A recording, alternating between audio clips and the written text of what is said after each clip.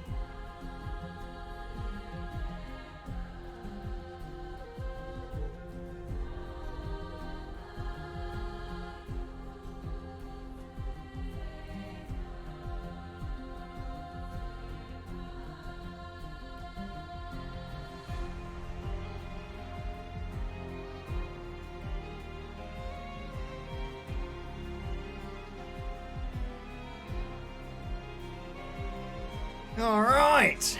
I think, ladies and gentlemen, we're good to go.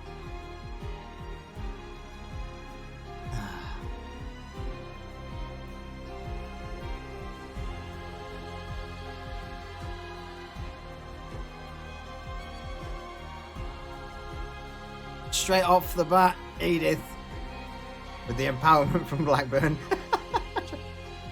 She might need it. She might need it.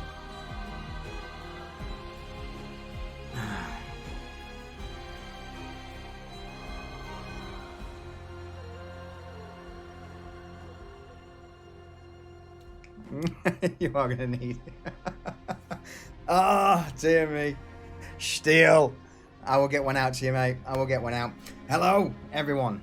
Welcome to episode 2 of the Ebon Order. It's going to be the memeiest postcard you'll ever receive, Steel, I assure you. Oh, man.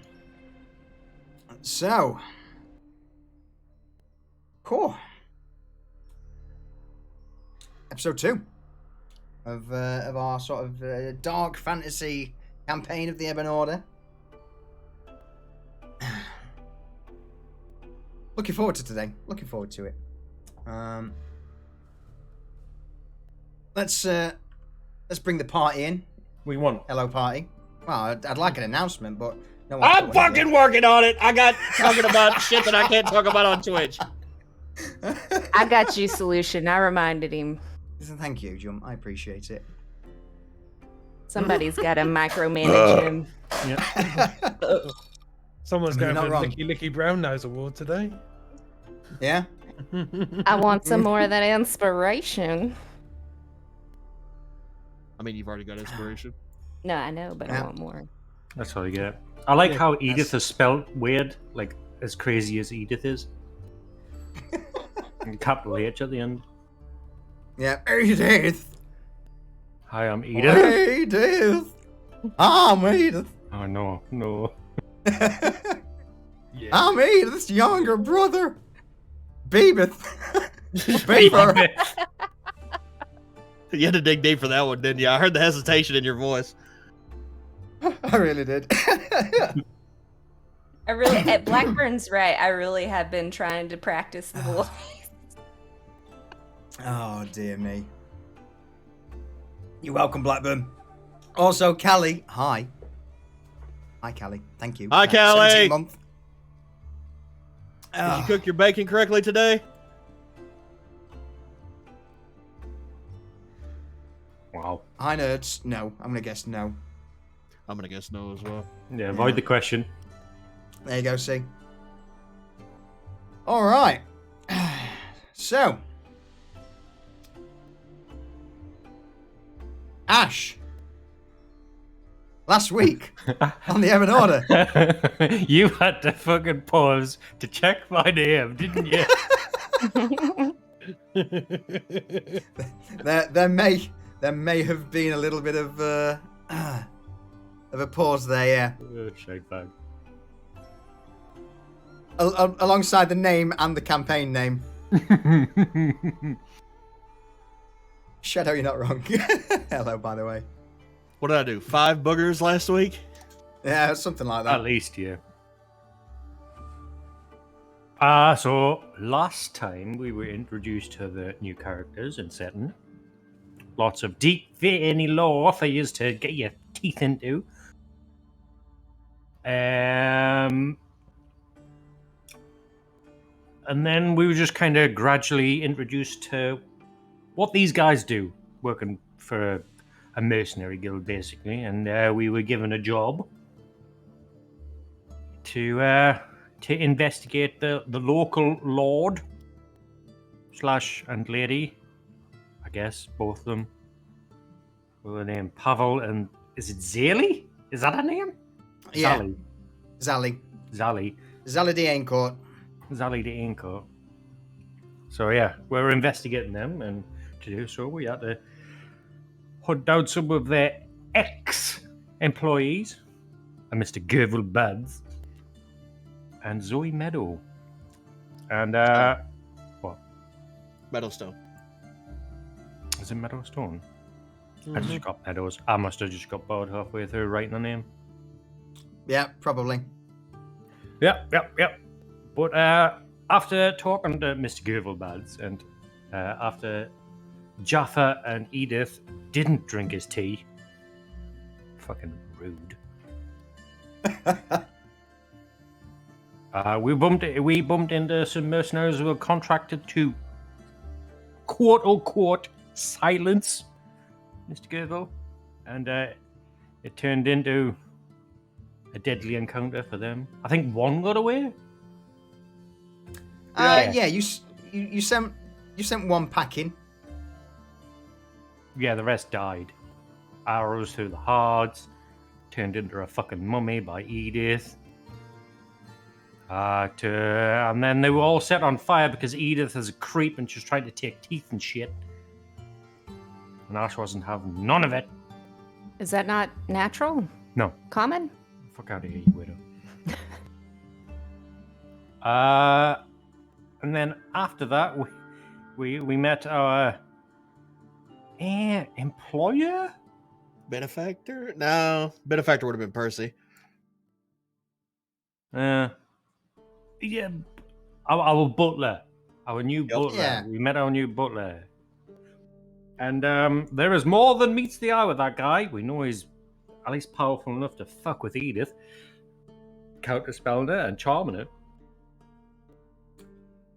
And the guild master was fucking scared as shit of him, so yeah. And he told us that he had a proposal for us to join the Ebon Order. And we all, for our own reasons, either be it money or, in Jaren's case, information, joined up willingly. And then after that, Jaffa, Edith, and Jaren set off to investigate the manor? Was it the manor of Dean Court? Yes, the manor of the Diane Court household. To which they found some probably very nasty things. Lots of blood by the sounds of it.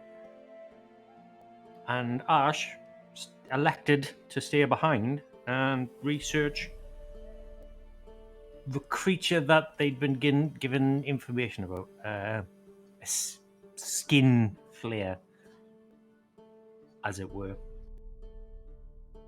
And that is where we left off, with everybody indeed. returning. And so, in that case, what we will do is I will pull everyone to the Mercenary Guild.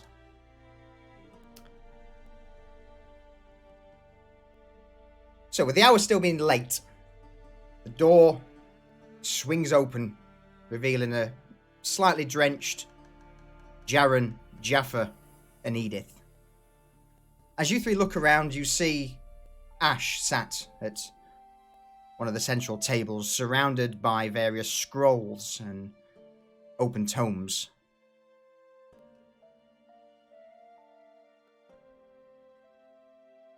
Welcome back.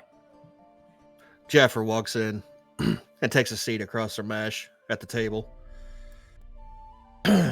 Yeah, welcome back. Did you find anything out?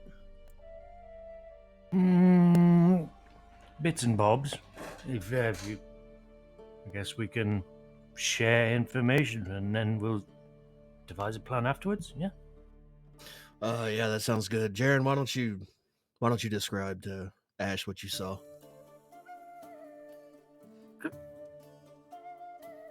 Underneath the house, there is a room full dead bodies, blood, and corpses without skeletons. It felt evil. Well,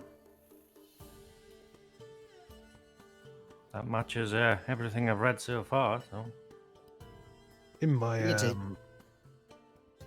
So go on. in my animal form, I could smell nothing but blood. It coated the walls, floors, everywhere. Also in the gardens there is a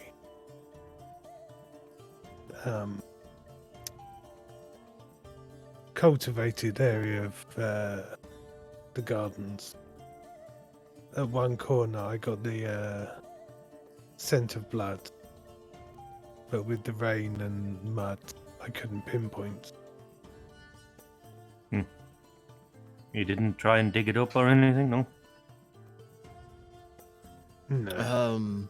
I stuck my hands in the freshly turned earth. I didn't feel anything necessarily, but definitely something going on there at the manor. Dumping ground, perhaps. That's what I'm thinking, but it's pretty deep. It's no shallow grave.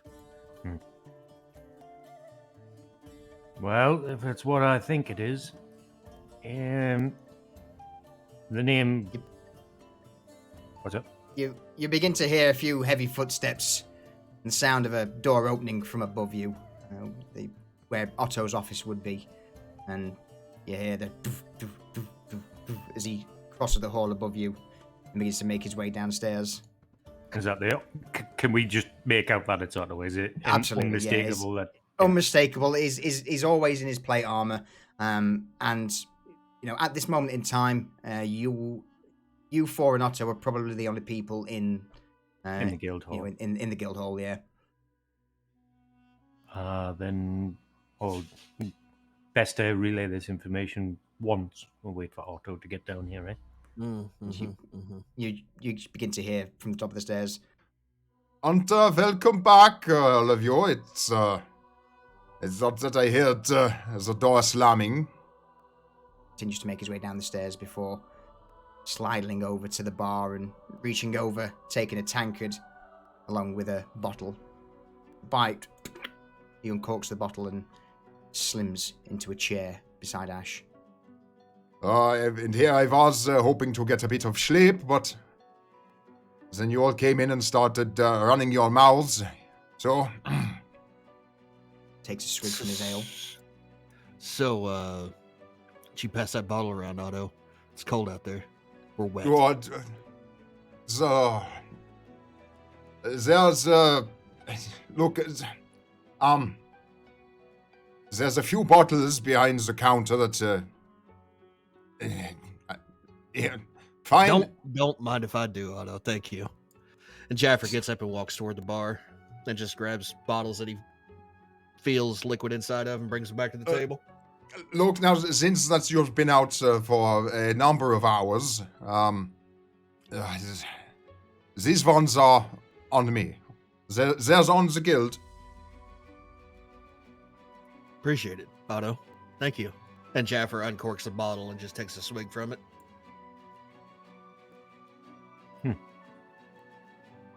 Everybody relatively comfortable now?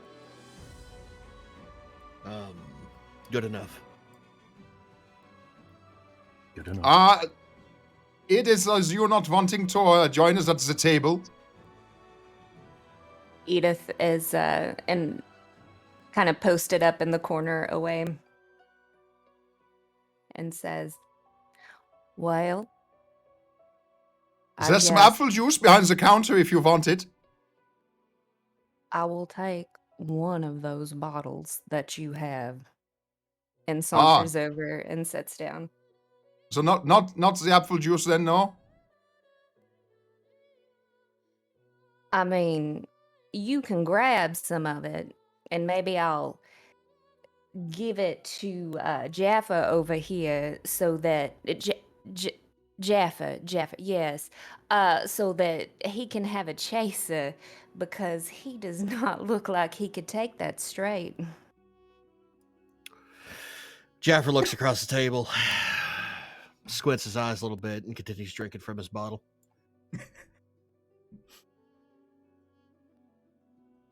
So the hour is late, but do you care to inform me of what you found? Absolutely, Otto. Jared, Edith, and I went out to Dayencourt Manor, and yeah, there's death out there, blood everywhere, corpses in the basement. Definitely something untoward happening out there. Otto nods slowly. Is that so? Well, it appears that this job is certainly one that would require a high payment. And I have no doubt that Sir Percival will no doubt offer a reward to fit the danger. What's the job, Otto? Are we talking elimination? Yeah, it would be, from the sounds of things, if there's goings on at the manor, then yeah, elimination would certainly be the main priority. It's not something that we can contain. And if left... And, well, Ash, what have you found? Is there any ideas if this skin flare is potentially the culprit? From everything they've said and everything I've read, I'd say so. Skin flare is kind of like the peasant name for it. It's called a kubot. Silly name. A kubot. A kubot. So, question, Ash, did you find anything about, like, are these monsters? Did they breed? Do they spread? What about witnesses at the compound? The fiends. Of some description. They are the typical female, often mistaken as vampires due to their teeth. Difference is, though, the hair is like a fifth appendage. It's an extension of the body, and they can manipulate it at will, I guess. Like movable rope. And they have sharp teeth and claws very strong, dexterous, can climb and adhere to most surfaces, including the ceiling. Their hair. Their hair. Although, from what I've read, typically female.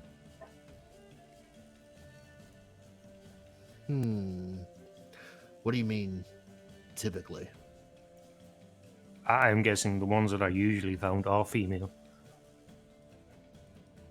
But not they also always. exist, right? How do they breed? How do they replicate? I assume they have male and female. The notes are sketchy, and then Mhm, some of it is mhm. in fucking ancient languages.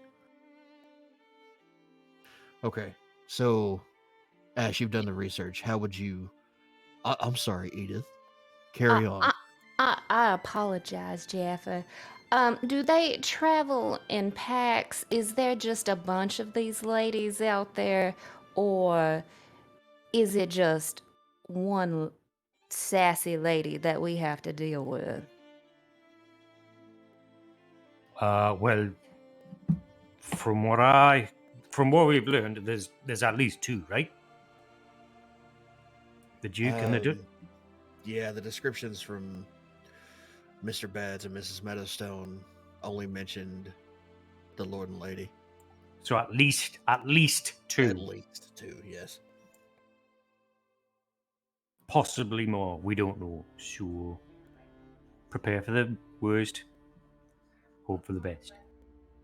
Now, there's rumors that speak that garlic and salt are effective against them in some way. I don't know, because they have really strong senses of smell and sight. I think they can see in the dark, probably. Be my guess with how they are. Okay. So we'll add that to our supply list. Anything else? What's fatal to these skin flares? I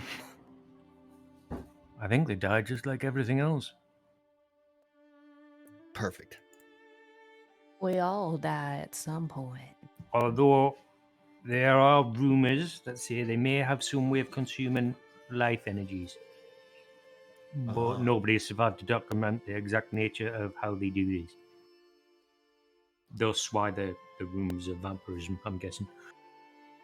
Well, I would think it would have to do something with skin and flaying, and yeah, so much blood. Mm-hmm.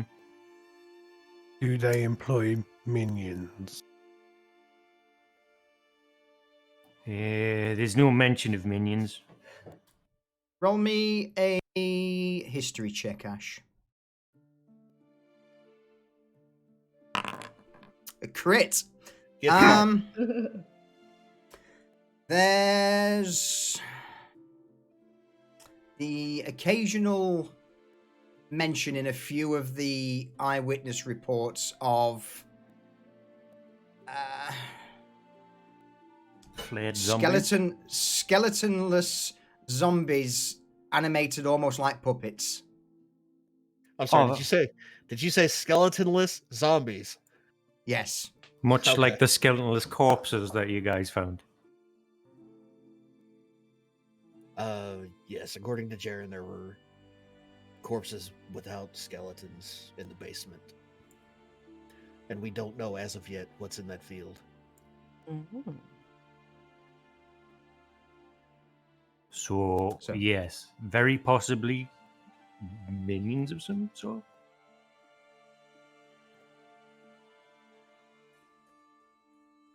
They would basically just be meat. Okay, so Ash, given what you've read, what do you think our best course of action is for assaulting, either assaulting the manor or taking out the Dane court nobles? Well, hopefully we can take one of them out. I wouldn't want to fight these two together. Mm-hmm. At the very least, I'd try and ambush one. But So it's a stalk then. Yeah. But how do we go about it? Like, Well, perhaps I may be of some assistance on that. I've had a few others currently working a few tasks for me out in the field, not on this case in particular, but on a few other things. Perhaps a few more able bodies may be useful.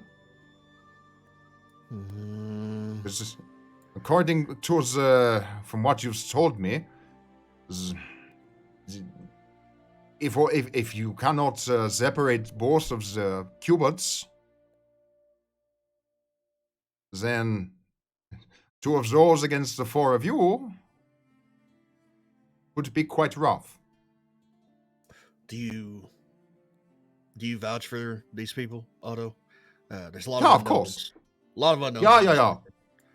Yeah, so I can speak as freely of this for now, but the two who I have in mind are also potential candidates to become contractors of the Order. Granted, they haven't brought as colorful results as you yet, but I certainly have high hopes for them both. Who you got in Okay. mind? Have we met them can before? can you tell us about them? I believe you may have met them in passing once or twice. One is a dwarf by the name of Galemor, and the other is sort of a somewhat well-built man by the name of Thomas. The blacksmith? More. Yeah, the blacksmith's man. I see that you know him. I've seen him. He always looks at me. Well, funny.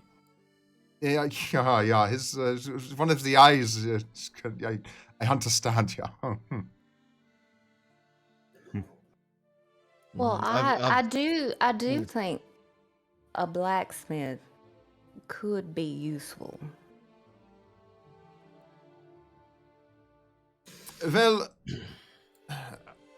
how about that? I will get into contact with them. We shall see about meeting here in the day or two, where we can sort a plan of action. And in the meantime, you all can gather whatever supplies, stoke out whatever information, or if you wish to investigate any further. Yeah, so why don't we assign somebody to go get some supplies? It sounds like we're gonna need salt and garlic. I will go post up around the manor and see if I can get a feel for their comings and goings and see if we can plan this out. Sounds good. I'll join you at the manor. I feel more comfortable outside. I'd appreciate the backup. Well, Ash, that just leaves you and I. Do you want to go get supplies with me? It would be my honor. That's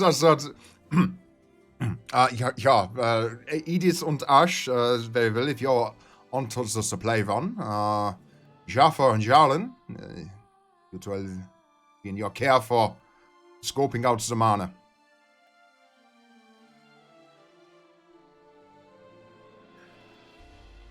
So it's still nighttime, right? Yeah, it's this is That wasn't in the last that I wasn't- checked. That wasn't in character. Okay. Yeah. It's probably at the moment like 4, 5 a.m. in the morning. When was the last time we had rest? We haven't yet. Yeah, you haven't. Okay. So you've got 2 days to prepare. 'Cause it's going to take roughly 2 days for Otto to get a message to Gremmer and Thomas to meet up at the Mercenary Guild. Okay, so Jared, I think what we do our best to get rest, sleep through the day, and then tonight you and I can head out to the manor and camp out. Not camp out, but hide out near where we can see what's going on and hear what's going on. I can influence a shrub or something to give us a bit of cover. Oh, that would be superb. Yes.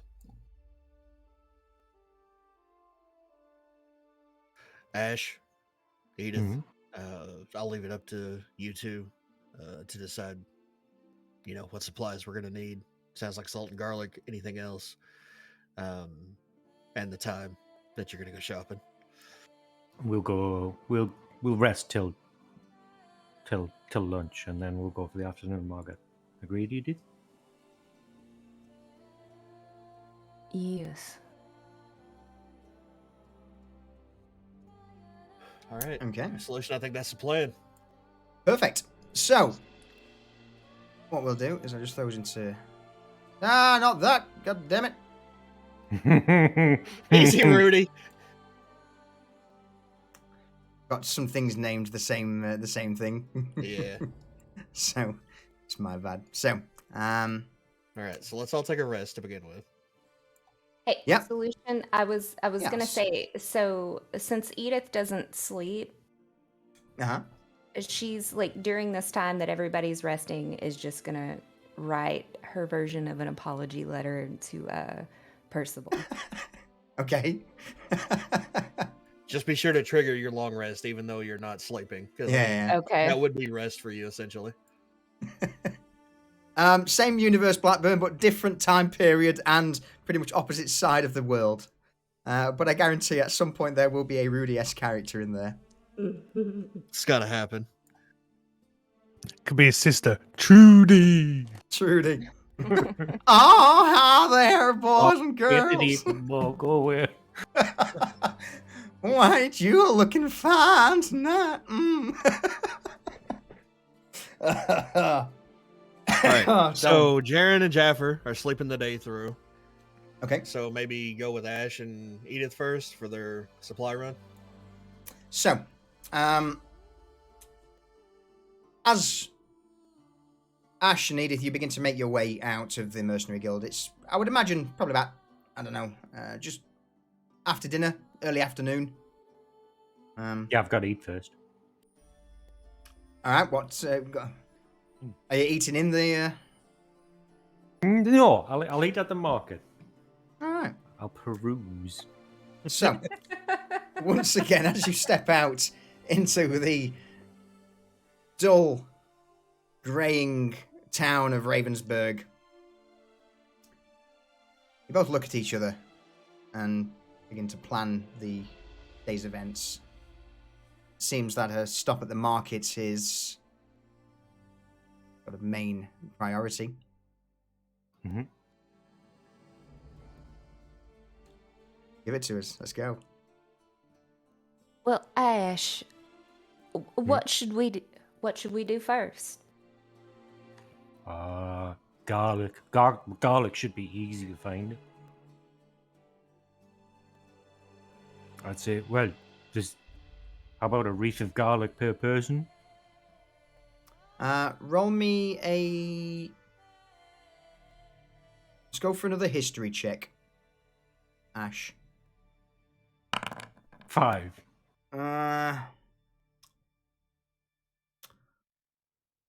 It's... The only thing that you managed to read in regards to garlic and salt was... It's toxic don't to know. them. Yeah, you don't know how much you'd need. Yeah. So that's why I was thinking just as much as I can carry. Well, for a pound of garlic... so as you begin to, flick through the market, the price of garlic for a pound is about a gold coin. Due to the shitty growing conditions of Damara, garlic's mostly imported. Salt, on the other hand, a hell of a lot cheaper. It's 5 copper per pound.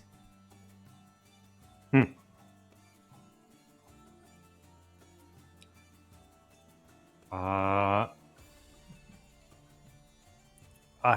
be like, I'll take a full sack of salt.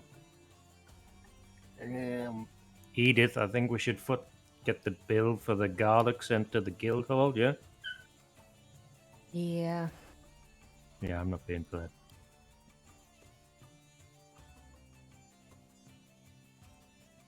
Do we just put it on their tab or? I'm not sure. This is the first time I haven't paid for something by Do myself. we just take it and then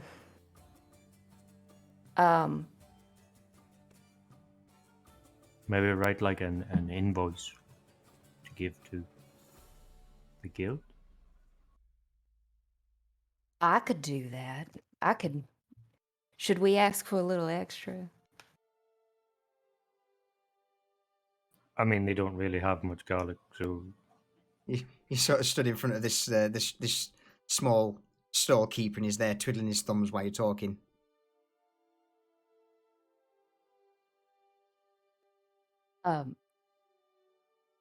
May I help you, sir? he just it's the other way around. I mean, that's not, yeah, exactly. It's the large gentleman. Can I help you at all? We're trying to figure out how the guild pays for this. I mean, the Mason Guild or the Farmers Guild or Mercenary guild. um Do we look like farmers?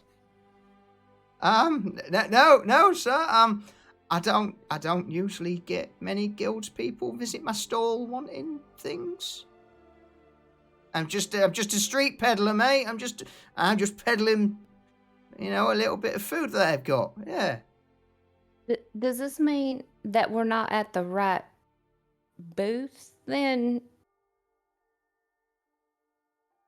No, They don't he come sells here? gold. Garlic, he did. I mean, I'm just a garlic seller. I just sell garlic. So do we? Can we take this garlic right here, and say, hey, they're good for it, and then you let them know, or? No. You want garlic?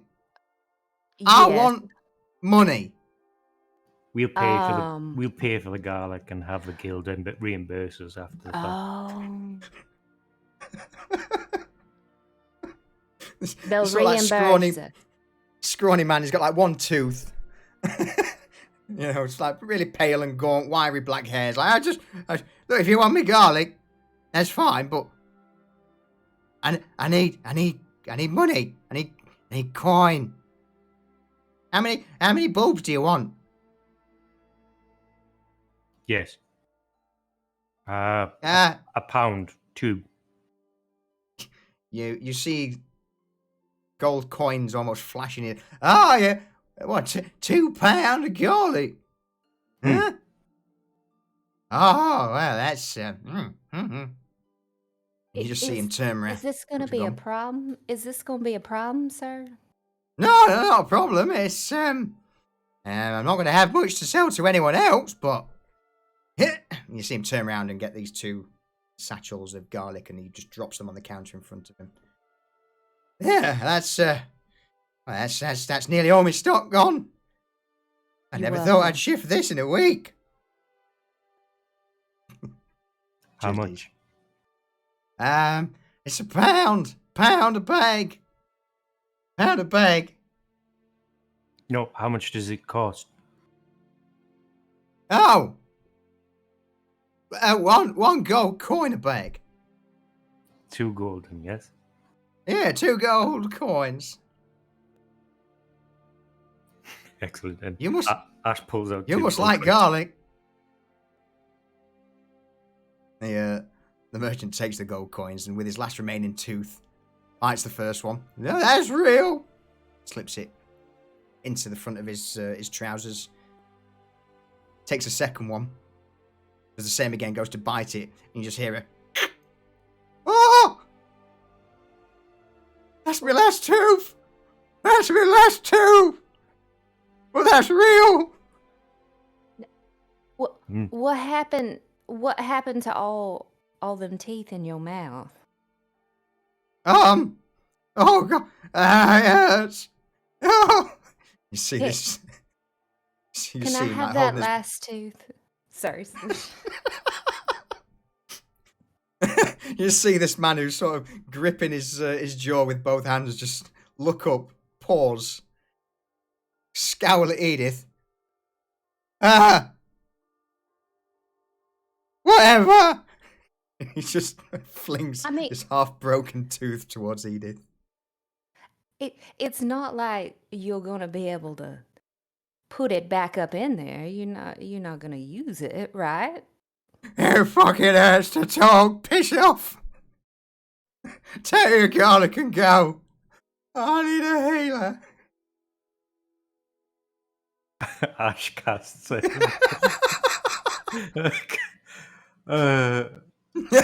Puts his hand on him and casts Cure Wounds. The man immediately recoils as this hand comes towards him. Oh, what are you doing? Just slowly, the meaty paw lands on his forehead. As he's just like up against the wall. And I cast Cure Wounds. It's trying to murder me. Don't crush my hair. Oh. For 7. And immediately, sort of a wave of energy just washes over the garlic seller, and he pauses. His eyes blink, and then he looks at Ash through the gaps between his fingers. I don't hurt no more. Ash just smiles.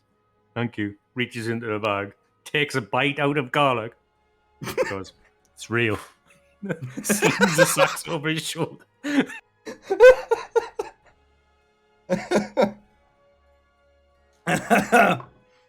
Oh, and who said that this campaign's not going to be entertaining?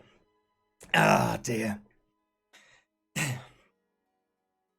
As you sort of leave the garlic stand, you just see the man there just sticking a finger in his mouth, rubbing the place where his last tooth used to be, and he offers a slow nod in satisfaction before waving towards Ash. Ash just casually eats his garlic. Saunters off. On the way back, he looks over to Edith, who's eyeballing this fucking half-broken, rotten tooth. What are you gonna do with it? This is my tooth now. Ash just blinks. What? Don't you worry about what I'm gonna do with this tooth. I'm gonna use it. I'm gonna utilize it. But my question to you is, sir, why are you eating the garlic that we can't get a lot of in this town? I mean, are we gonna eat garlic and that's what's gonna keep these things away from us? Are we gonna rub garlic on us? Are we gonna wear it? Like, how do you see us using this garlic but you're eating the garlic? I mean, not all the garlic. I had to test it was real, right? Like the gold. Besides, I haven't had breakfast yet. You tend to mindlessly eat. Next thing I know, you're gonna eat 2 bags full of garlic, and then we aren't gonna have any. Do you want to carry the garlic? I think I might need to. Because look in your other hand, you've already got another bulb of garlic. You didn't even know that you had grabbed it. Thought it was an apple. I will. Edith grabs the bags. Do you like salt too? Like when we get the salt bag, should I carry that as well? Should I keep all like edible things away from you? I don't know. Do you think you could carry both bags of garlic and a big sack of salt? I feel like if you start eating the salt, I I'm might not going to need eat the to. salt. Salt's Okay. what you put on food. It's not actually food. I just don't know the depths of your hunger. Food for the fire, I guess.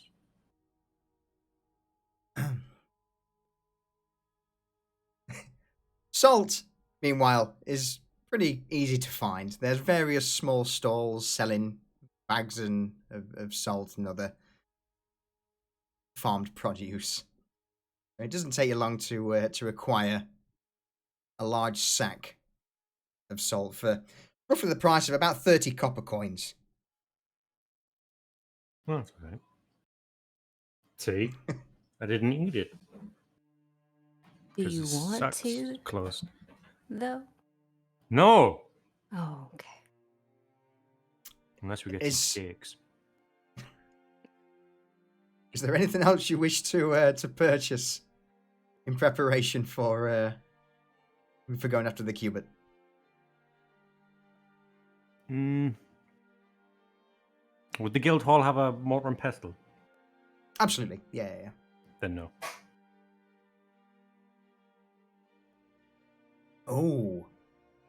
Oh, I like your thinking. Potentially, if it's what... Yeah, okay. Alright, so... Meanwhile, Jaffra and Jaren.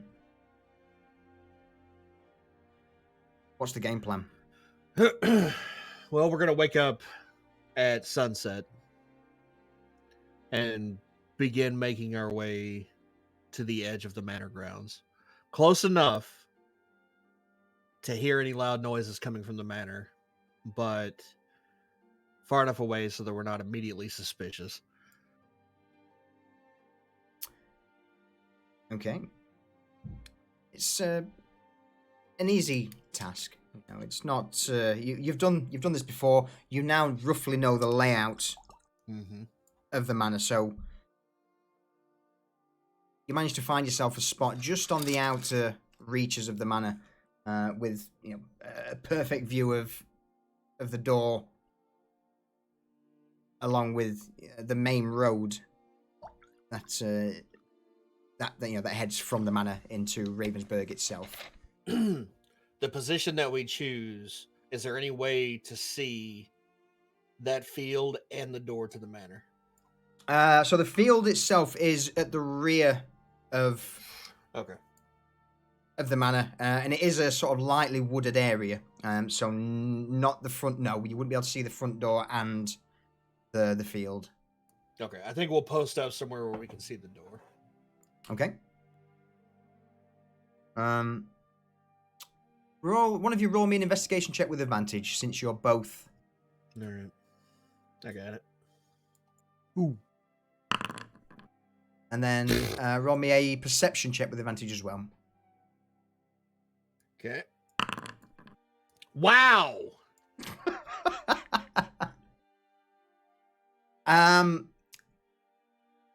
The only thing that you as the night goes on, you notice that there is a distinct lack of activity around the manor grounds. You don't see any servants coming or going, and also you notice that the lights or lanterns that are usually in the windows now haven't been turned on at all. Apart from the sound of a slight drizzle of rain, which is to be expected in Ravensburg, there's nothing really, no movement, and nothing that takes your attention. Jaren, are you in Furbolg form or are you in something else? I'm still Furbolg at the moment. Okay. Jafford leans over to Jaren. Do things seem a little quiet to you? I have seen no movement up until now. Would you like me to change form and have a closer inspection? Yeah, I think that's probably a good idea. I'll wait here in hiding. And we'll see what you see. Okay. I will take my weasel form Okay. since I find the button.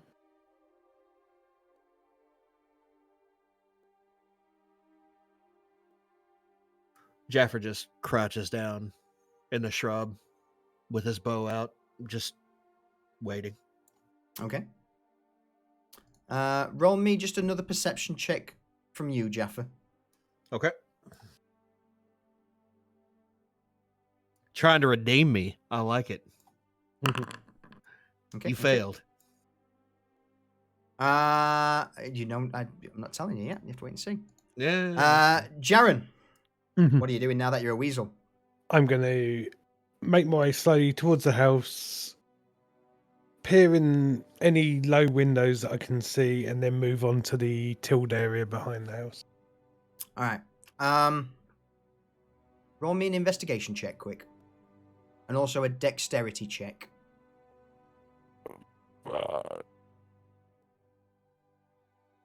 Hold. Actually, I need to unselect myself and then select myself. Yeah. Okay. Invest Okay. 14 and just a dexterity check, not a save. Just a dexterity check. Good night. Hey, ice cream, how you doing? 10. Okay, so as you begin to look round, you again approach the smaller windows to the dungeon, and you don't seem to hear anything. And as you begin to again just move around the side of the manor in the direction of the rear gardens,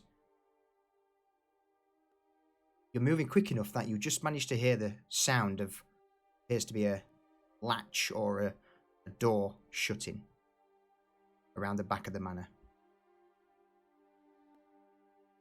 What do you like to do? What would you like to do? I'm going to proceed to the back of the manor, moving as close to the ground as possible, using any plants or natural cover to stay stealthy. Roll me a stealth check with advantage. Mm, Also, Ice Cream, thank you very much for that follow. I appreciate 17. it, and welcome into the Ebon Order. 17. So, as you begin to make your way using the various plants and rocks as cover in your weasel form, you poke your head around the wall to see what appears to be a double-doored trapdoor at the back of the manor. And out of it steps this grizzled, withered form with long hair trailing behind it. She steps out into the rain, into the mud, and the two doors slam behind her. And you see this, you can only imagine now, considering what you've heard, this Cubert. She looks around, your direction, left, right. And with that, she turns to her right, away from you, and on all fours sets off at a sprint into the darkness. You going towards the tilled area or just somewhere else? She's going so as the tilled area is sort of off to the northeast. Mhm. Sorry, to the northwest. She's heading straight east, which would Okay. probably be roughly towards the north part of Ravensburg town. I feel like the field was on the northeast side. That's what we said. Yeah, you're right. So she, instead of her heading northeast towards the tilled area, she would be heading east, southeast towards Ravensburg. Okay. But not using the road. She will be, going through the wooded area. Okay. I'm gonna go and inspect the tilled area, see if I can pick up anything there, and then report back to Jaffa about what's happened. Okay. Roll me a quick. In fact, to be honest with you, even in your current form, there wouldn't be anything you could do in weasel form that would. Again, the area is still pretty much the same as before. The mud's very thick.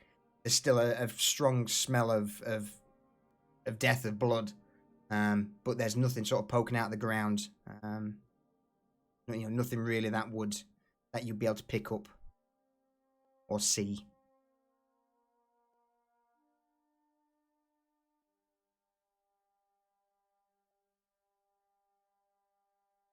Okay, I'm going to return to Jaffa. Okay.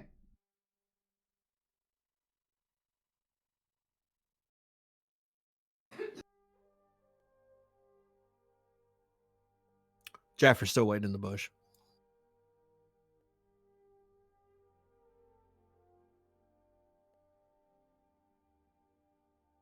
What's the plan?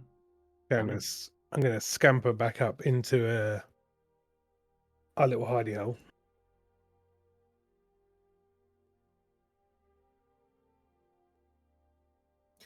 And Jaffer sees this weasel coming at him and kind of makes room in the bush and waits for him to come to him. I'm going to release Wild Shape and become Furbolg again. Jaffa, you just see. Yep. Jaffer, having seen this before, is not surprised. He looks over at Jaren and goes, What did you see, Jaren? At the back of the house, I saw a form I believe to be possibly female. I think it's the target we seek.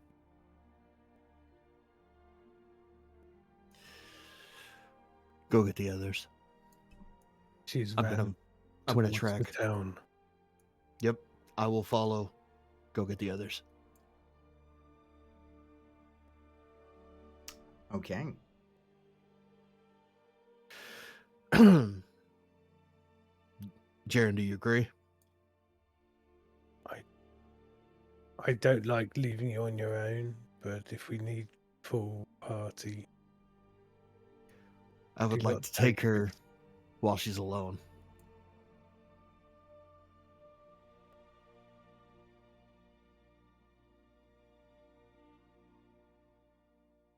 do not take unnecessary risks till we get back. I will not engage without you. And with that, Jaffer leaps out of the bush and heads toward the area where Jaren specified that she had run and Okay. begins attempting to track her movement. Okay. Roll me a survival check, Jaffa.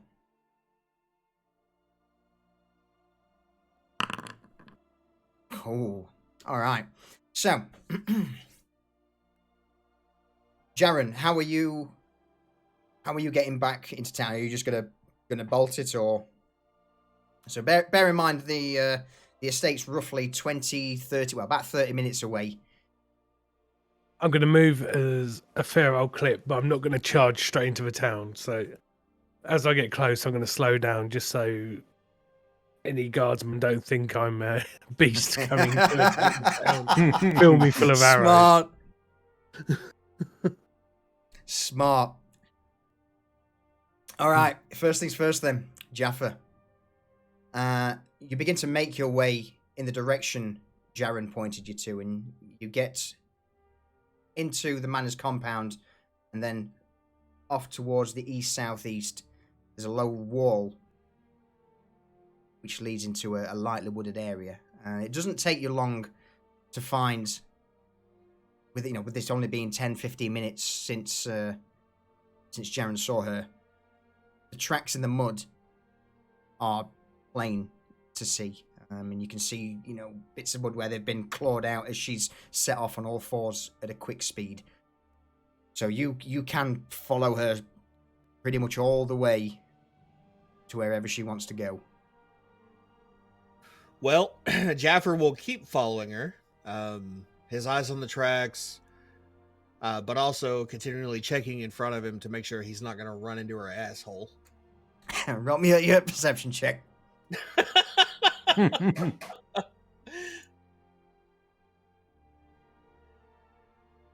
that didn't fire.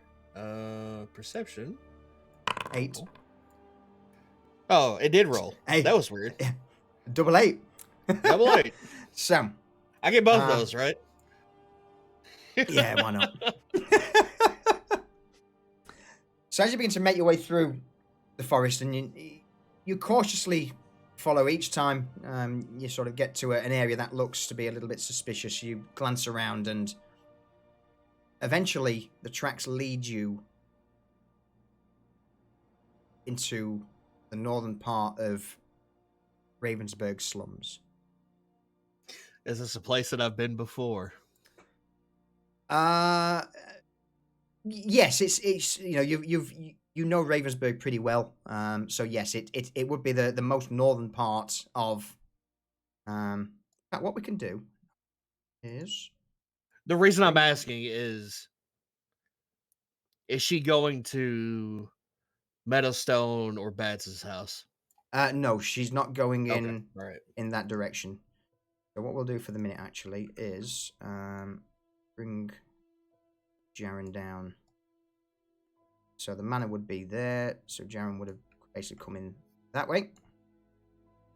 She would now be sort of over there. Why am I on a different map? Let me click over.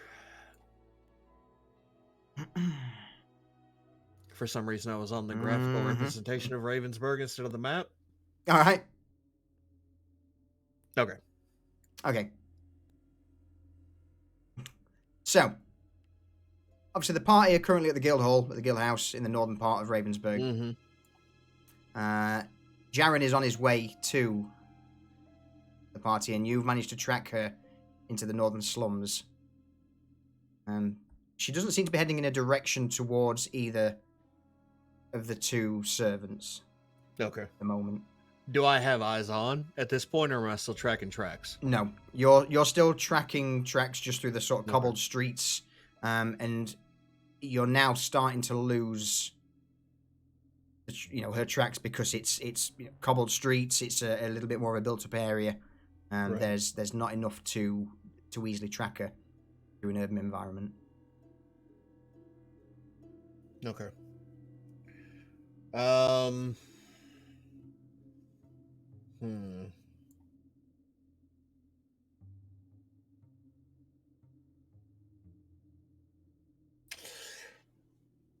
Okay, I'm gonna. How do I want to play this? I'm gonna continue tracking her, but occasionally, I'm going to cast Prestidigitation and leave a colored arrow with the direction I'm traveling on the walls of the houses and stuff as I pass. Okay. In that case, roll me an investigation check.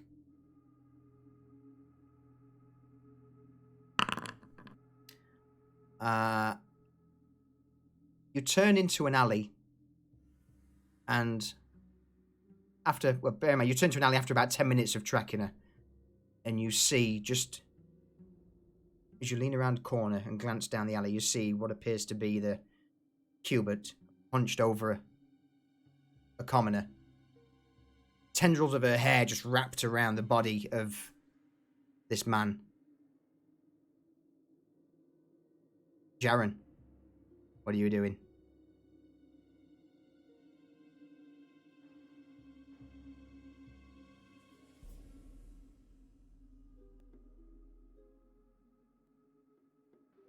Lee, you're muted if you're there, bud. Sorry, I thought I was talking to you. I'm just gonna keep. Keep going on. Yeah, I'm gonna keep going on. Okay, so luckily you managed to make it past the two guards who they see you approaching, but with your cautious manner and a slight exchange of words, they do let you pass into Ravensburg, giving you a free shot to head to the guild hall. I'm just gonna start jogging towards the guild hall.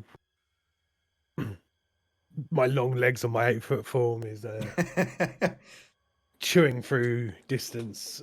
Yeah, you make it there in no time at all, and quickly kick open the door. By this point, Edith and Ash, at what time? I would say it's 1 a.m. in the morning. I'm resting. Edith is just sitting by the fire with her feet propped up. You see Jaren just burst in. What's the hurry, Jared? Where's Ash? He's resting. Get him for me. Edith pops up and goes to where Ash is resting.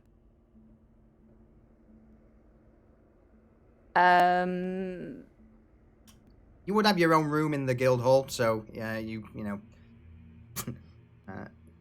His door, I would imagine, is probably locked. Probably. So Edith is gonna bang on the door as loud as she can with both of her hands. Ash! Ash! You just hear two heavy feet thud on the floor and the slow ponder. And he unlocks the door. And at the door, you see Ash stood in his night robe with his little snuff hat on to turn his hair off while he sleeps. Edith says, You don't die when your hair's not on fire? That's besides the point. Jared needs you downstairs, and he came in, he kicked the door open, and he's in some kind of animalistic panic, and I think we need to go down there to hear what he needs to say. Give me 60 seconds, I'll be right down. I don't think we have 60 seconds, but okay. As that, Edith runs Ash is like downstairs. undressing him. He's like, Flame shooting out of his dick. Edith turns away before she even sees this. Just as well it's dark. Does the carpet match the drapes? Yes. That would be fire. Pillar of fire, Ender says. Oh dear. So a minute passes, and you all now find yourself in the main chambers of the guild hall. Darren's just gulping down the apple juice that was behind the bar from earlier.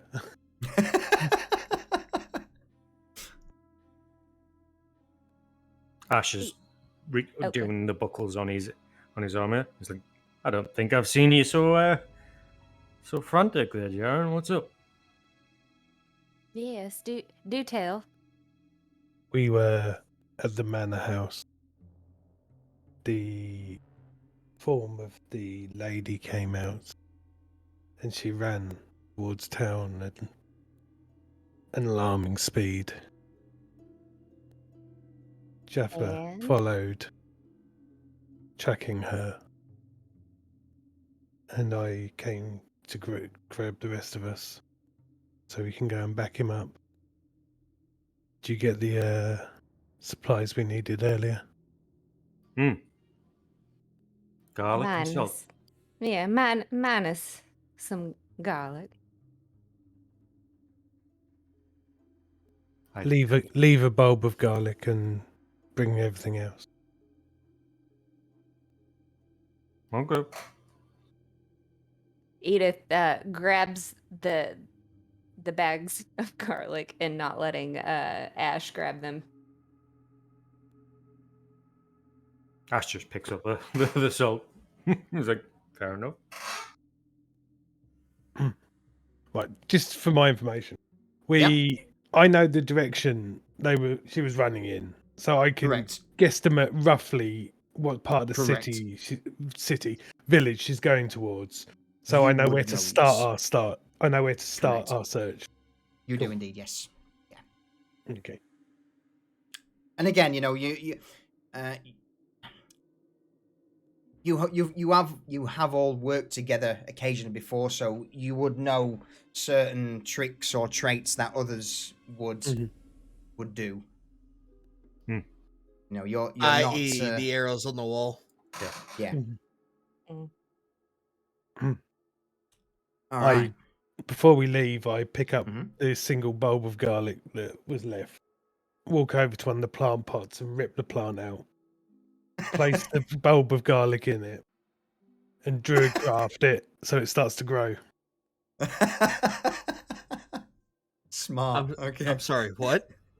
I'm Run druid, that by me one more time. I'm druid crafting the bulb of garlic to start to grow in one of the flower pots in the thing, in case we need more garlic. Oh, okay. So I make Better a make- vine of garlic go up and round. And with that, the market for garlic in Ravensburg crashed. Love it. I love it. All right. So, Jaren, what's the next move? We need to find Jaffa. I have a rough idea where he was headed. We'll start our search there. Okay. And as we go, in Edith's head, because of I know she needs to be able to see him, but she's using her telepathic link until trying to, as they get within range, just yelling, Jaffa, Jaffa, you there? In her head. Okay. Oh, to that's him. clever. That way you know when you're close. Mm-hmm.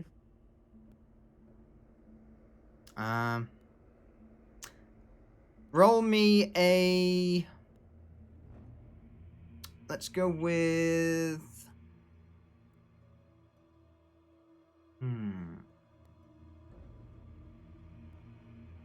Let's go with a survival check with advantage from one of you as a. Got this. Okay.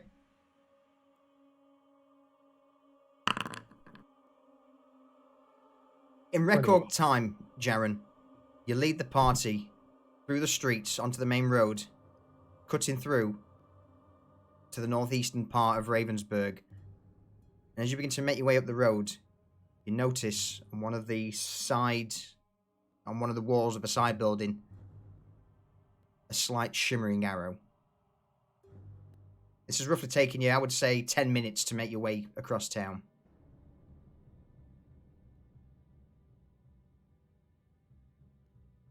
I believe I see one of Jaffa's marks on the wall here.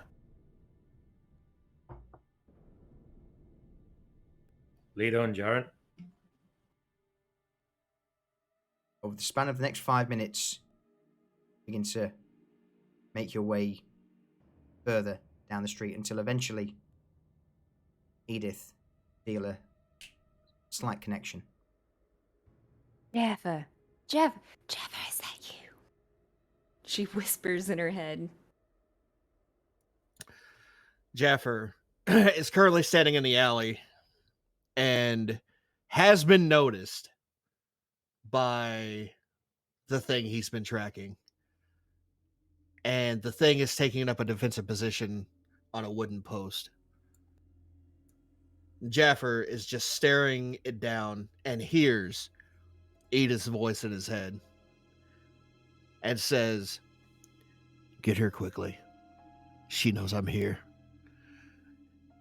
And Jaffer has an arrow knocked in his bow, just staring down the skin flare. So, hearing this, Edith is going to tell the guys, Jeff has been noticed and he needs our help. We need to get there as quickly as possible. Is this alleyway a dead end? No, the alley's not a dead end. It's you're, aware. At the moment, you would know, you would be able to start seeing Jaffa as you make your way down the street. And unless Edith says, that it's there, you wouldn't immediately spot it. The cubit itself is like hunched down on this wooden beam, really low and just glaring. All Jaffa can really see is these two glowing eyes, and the occasional torchlight flickering off the right-hand side of the creature. And can Edith ask him where she's located? Yeah. I mean, at the Okay. moment, it's a standoff. The cubits eyeing Jaffa up, and Jaffa's there, stood eyeing the cubit up. So, unless Jaffer will think telepathically to Edith. She's right in front of me. Jaffa, is that like straight in front of you or to the left? Like, can we Straight sneak up the fuck in front of me, staring at me in on the a middle? raised wooden post. In the middle of the road. Okay. So he turns to the guys, is like, she's basically like on a post lifted up in the middle of the street, right in front of Jaffa, giving him the eyes. Like she is staring him down. Would Jaffer hear the party coming? Yes. I'm basically wearing fucking jingly mail so you can hear me. And probably his crackling fire. Okay.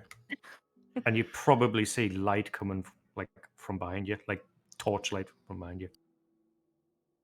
Okay, so given that he's established a telepathic link with Edith, he knows that they're fairly close. He can hear the jingle of Ash's mail.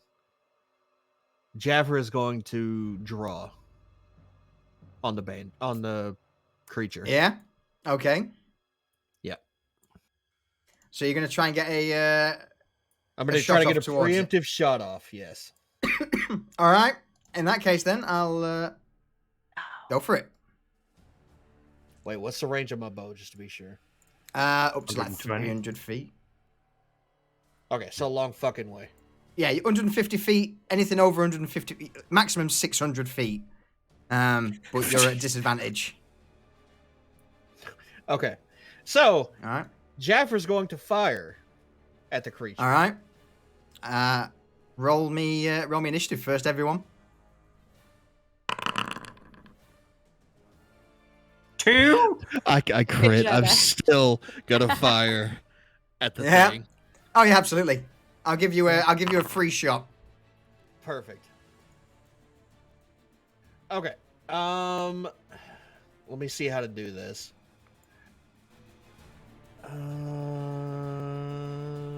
Okay, so I have to hit first. Yeah. So I'm going to attack the creature. 10. The arrow just smashes into the wooden beam directly in front of her. Okay. And I'll give that as your first free attack. Now it goes into initiative order. So Jaffa, no, hold on, I'm not done. Okay. I'm not done. All right, go on. I'm not done with my first attack. Okay. Okay. So I'm going to use an action surge. And I'm going to attack her again. Okay.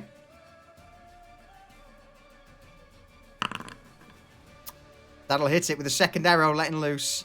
Okay. I'm going to turn that into a banishing arrow. Okay. And go ahead. As the arrow hits her, you see the crackle of the banishment spell begin to take effect. She immediately rips the arrow out. She uses a legendary resistance to automatically pass. No, you fucking cunt. All right. Well, that's the end of my actions for the first surprise action. Would you like my second round of actions? Yep. Back to initiative order now, so over to you. I'm going to shoot her in the fucking face. Okay. No, I'm not. Nope. The arrow just, once again, the third one now impacts into the wooden beam that she's currently pressed herself into. So, with the arrow missed, Jaffer in his frustration turns back to the party that he can hear coming up behind him. Mm-hmm. She's on that wooden post. I missed. Go take care of her. There is a dead body in front of her. Edith relays the message to the group. Okay. And with Jaffa's attention behind him calling, the cubit leaps forward. So, 40 feet forward, she launches herself off of the wooden beams and on all fours just begins to sprint up the cobbles towards Jaffa.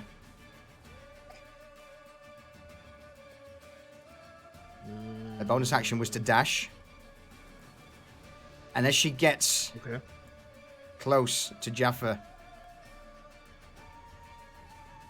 a claw swipes towards him. 19. I mean, I'm pretty sure that's a hit. I don't know my AC. Hold on. Yeah, it's definitely a hit. As the claw rips through,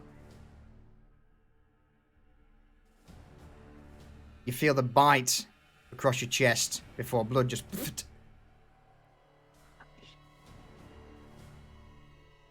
Edith, over to you. Edith is going to move. Let's see here, 20 feet forward. Okay. Make that, hold on, 19 feet. She's gonna move back one. Let me move her where she's facing. There we go. And she is going to target the creature and cast blindness. Okay. Where are you in my spells?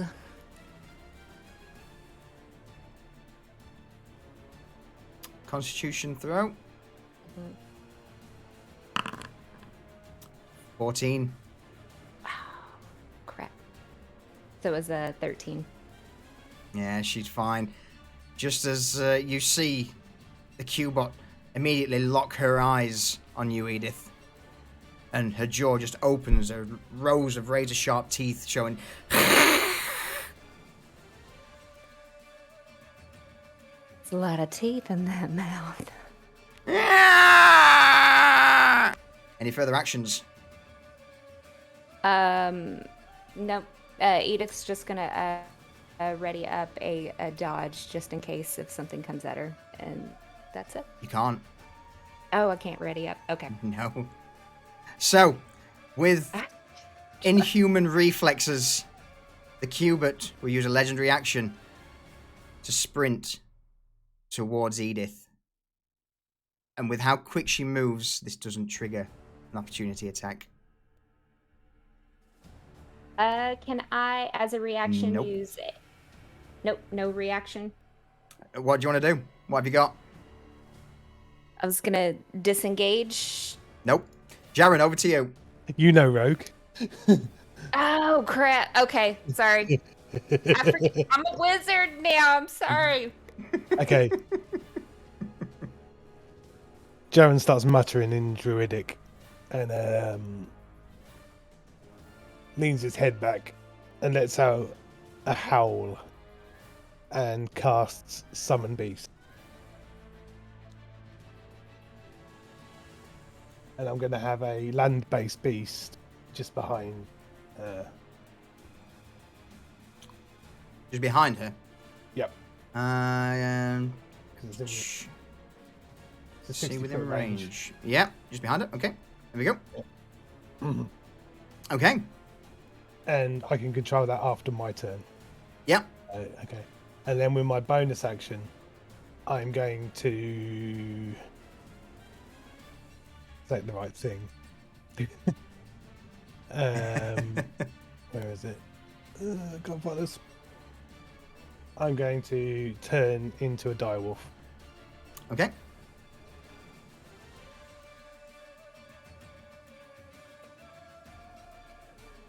And I'm going You are now a to... direwolf.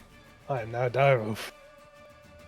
And now I'm going to run round to the side. Okay. And that's my turn. All right. And now I'm going to take control of my spirit beast because it works off the same Yeah. initiative order as I do. and Yeah, I'm going to maul it from behind, using pack Okay. tactics for advantage on the attack. Go for it. Hey, Solution, I'm going to use an arcane shot charge because I Yep. tried to banish arrow, and I forgot to click arcane shot first. That's so good, man. Yep. Go for it. 15. 15 is enough. Marvelous. For 9 damage. 9 damage. So, the summoned bear just rears up and slams its claws into the back of the cubit. And she howls as the claws slam into her spine. Any further actions? No, I'm good, thank you. Shall we use a secondary legendary action to quickly skitter over the floor and around to the back of Edith? Ash, over to you. As a bonus action, I'm going to cast Healing Word on Okay. Jaffa and be like, Yeah. Yep. Hey, all you'll hear is, "Don't worry, Jaffa, you're fine," and immediately he starts feeling better.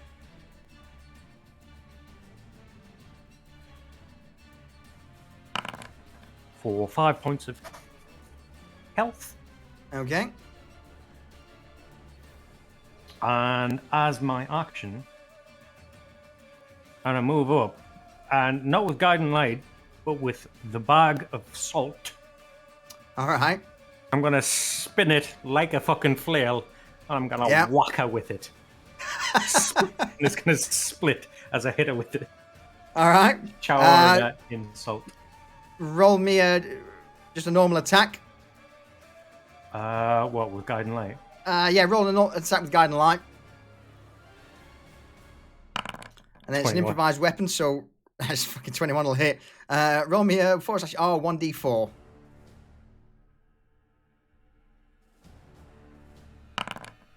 One. Well, the bag of salt itself doesn't actually harm the cubit, as it's not a magical weapon.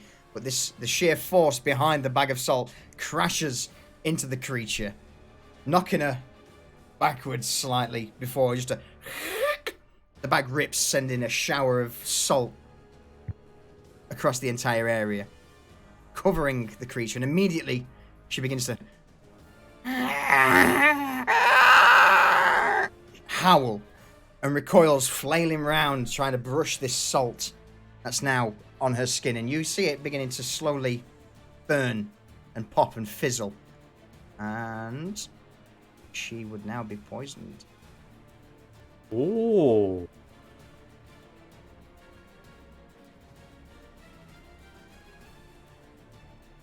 Do we have something that tells us what poison does? Poisoned is disadvantage on ability checks and attack rolls. Nice. Nice. So, yeah. Let me double check. Yeah, disadvantage on attack rolls and ability checks. Let me throw on that quick. All right, Jaffa, over to you.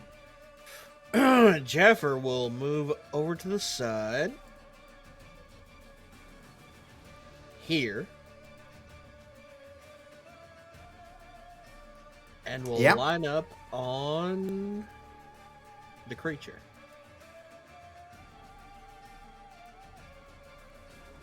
If I can click the right button.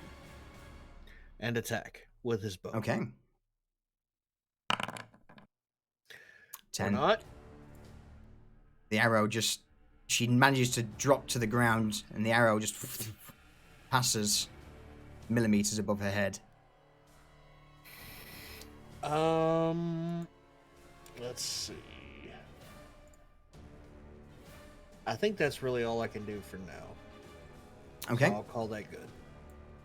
So, in retaliation, the cubit first slashes a claw out towards Ash. Disadvantage. 6, it's a miss. Second claw towards Edith for 13.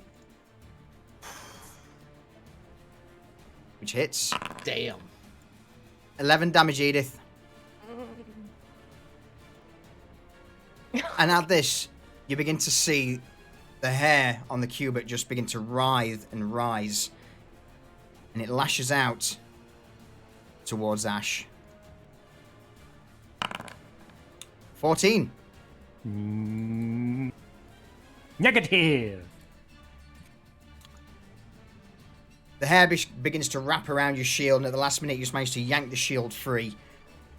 And these various tendrils just begin to coalesce in the air, almost as if, controlled independently of the creature itself.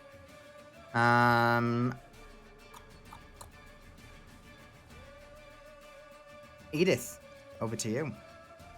Okay, so Edith is first going to cast Mold Earth and basically kind of try to trap it into the ground where it can't move.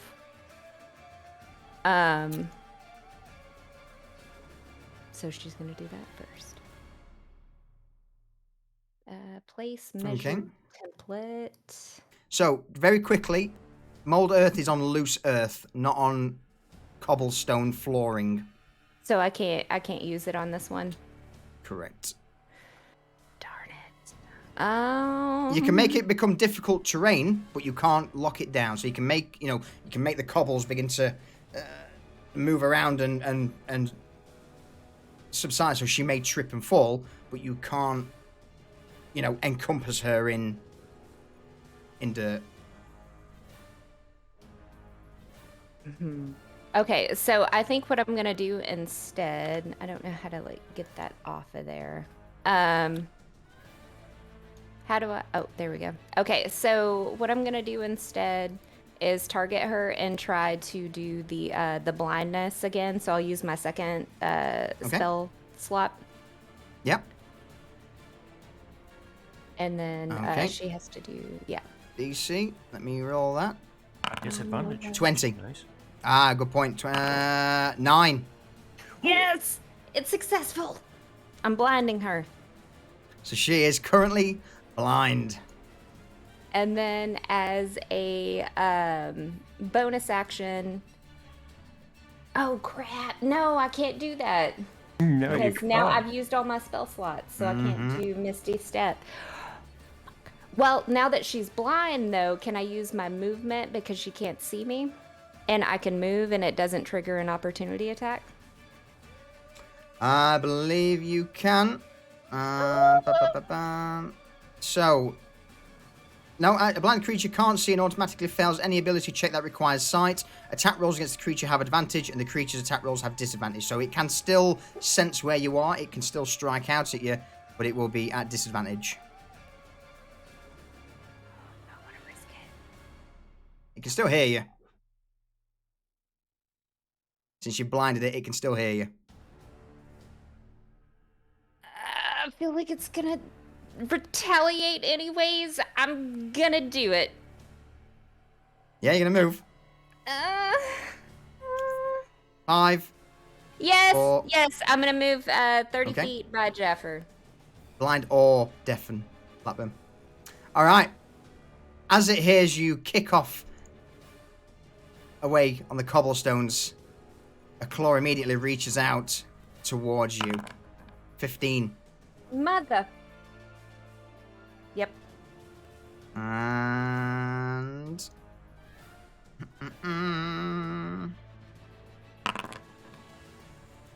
12 points of damage. Alright, I'm unconscious. So as you God damn! sprint forwards, -6. I'm going to drag you back half your movement and say that as you begin to sprint away, the claws of the cubit just slice through your back. And you make it, sort of 15 feet away before dropping into the muddy, wet ground below. Actually, bear with me. That was 15. I didn't do a disadvantage. No, it still would have been 15.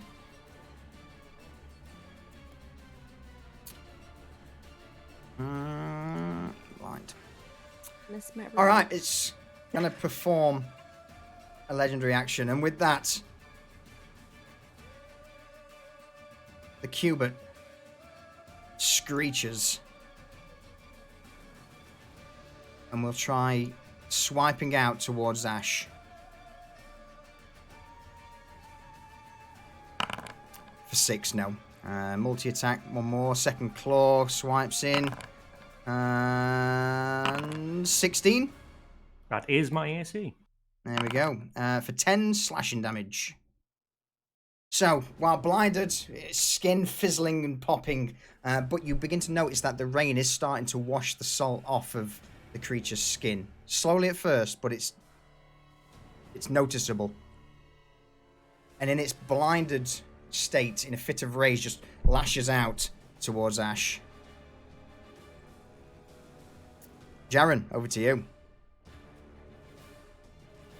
Jaren fixes his eyes on the form ahead of him, charges straight in.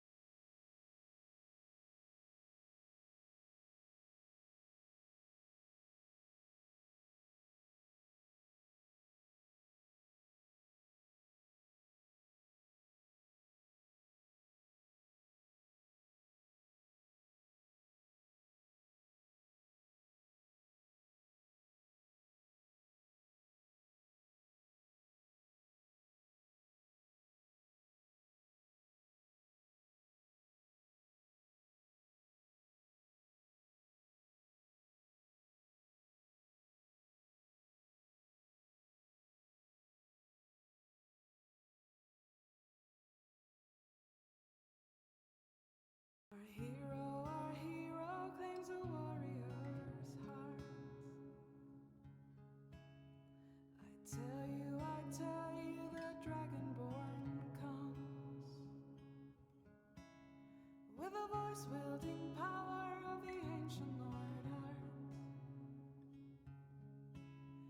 Believe, the dragonborn comes. It's an end to the evil of all Skyrim's foes. Beware, the dragonborn comes. For the darkness has passed and the legend yet grows. Silly thing. You'll know the Yeah. You alright, mate? Yeah, I'm back. So, bear with me while we just get all this sorted out.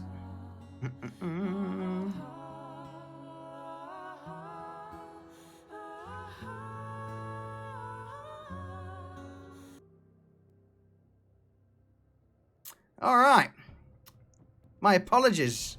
We should be good on that one. Jaren. Okay. I don't know how far when you cut out, Yeah. but I've charged up Yep. using proximity to Ash to trigger pack tactics. And I'm going to make a bite attack against the cubit with Okay. advantage. Yep, she's blinded. She can't see it coming. I get advantage because I'm next to an ally. Yeah. Oh, that was shocking. Not enough. Okay, got no bonus actions I can use. So, my summoned beast now Yeah. is going to mirror my movements, Okay. come charging up, attack, and make a maul attack. Okay. Also using pack tactics, Mm-hmm. That'll do it. and that'll hit. For 9. 9. All right. There we go. So as the summoned bear just roars and slices at the cubit. Both claws find their mark. Roll me a quick perception check, Jaren. Yeah, hang on. Need to reselect myself again. Perceptions. Somewhere. 20. You immediately notice that the attacks from the spirit beast, with them not being magical, aren't actually leaving any lasting damage on the cubit. Yeah.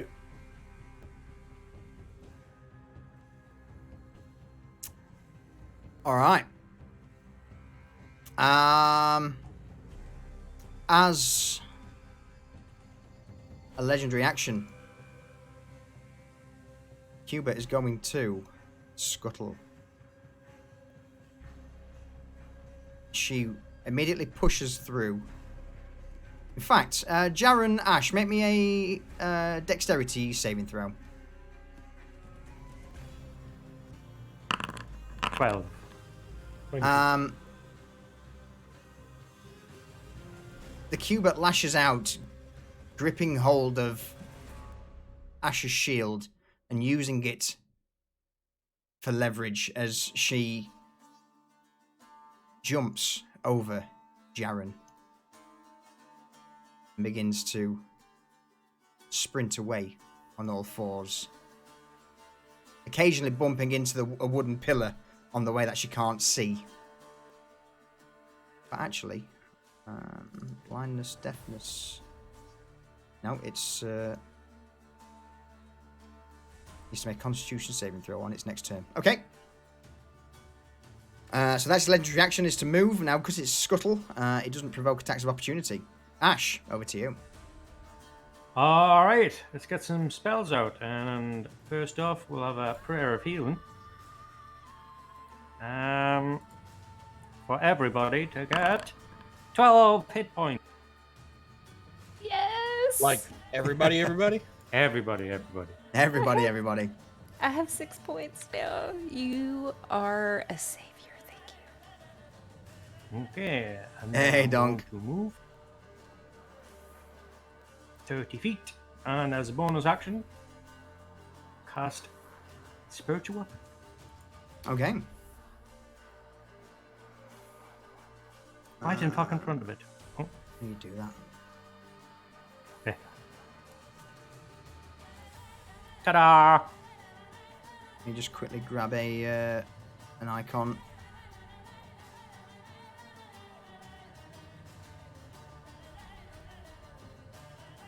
Okay, update. Spiritual weapon there. And let me give that. Oh, hang on.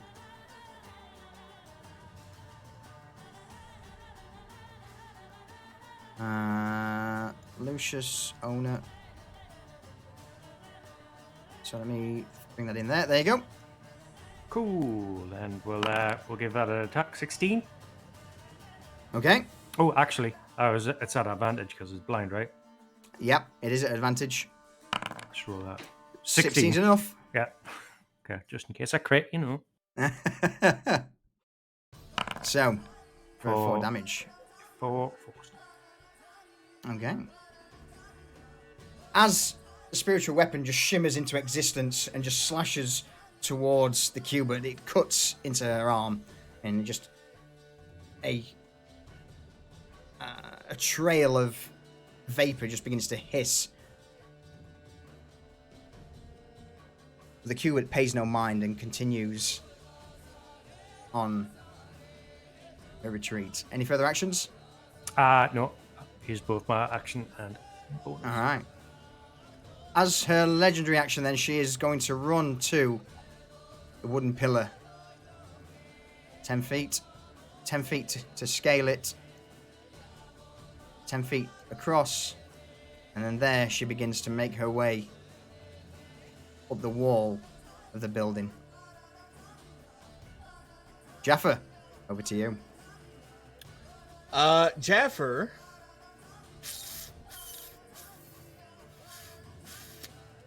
Can I see? Do I still have line of sight from where I'm at? Oh yeah, she's from where you are.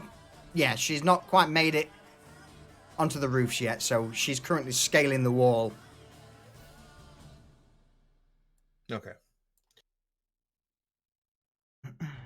Jaffer's going to shoot at her from where he's at.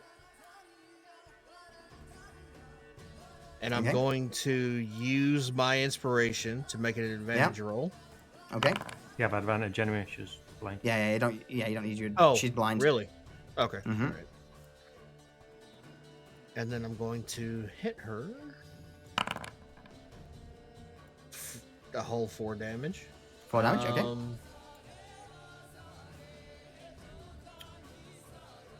And then, as a bonus action, I'm gonna Misty Step. Okay.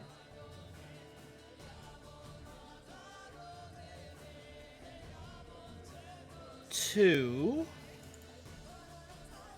You can just left click where you want to go. Here, like on the rail. You don't have to move yourself. You're Really? no, you've got a big circle telling you where you can go. So Well, if it's you 30 left feet. clicking, yeah, if you left clicking that,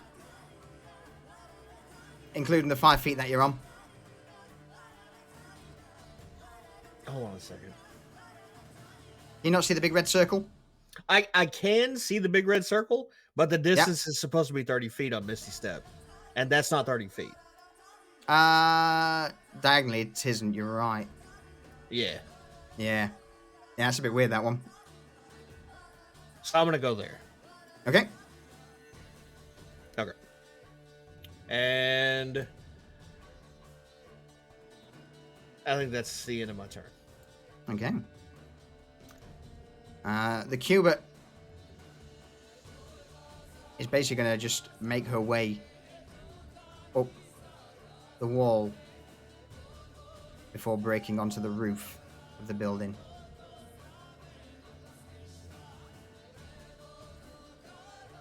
Where you lose sight of her.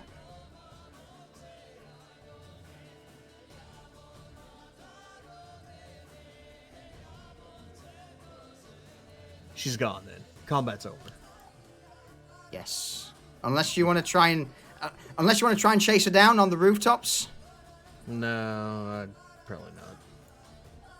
I don't know if I can climb like that. Roll me a quick insight check, someone. I got it. Yeah, that straight up fight, she wasn't injured. Not very much. So chasing her while she's got the advantage. You're welcome to if you want, but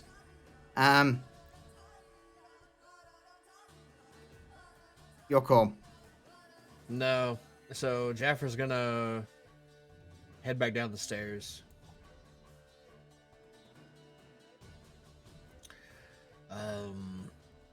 Ash, I don't think that battle went our way exactly. Well, I'll say. We're gonna need more hands. Agreed. Ash leans over to help Edith up off the ground and casts Cure Wounds on her. Wait, As he helps her. why did that just happen? Because you left clicked. That's how it should work. When you left click it, it'll do the animation. Ooh, 5. I am now. Oh, wait. No, that's too Oh. many. Yeah. Crap. Jaffer walks over to Ash.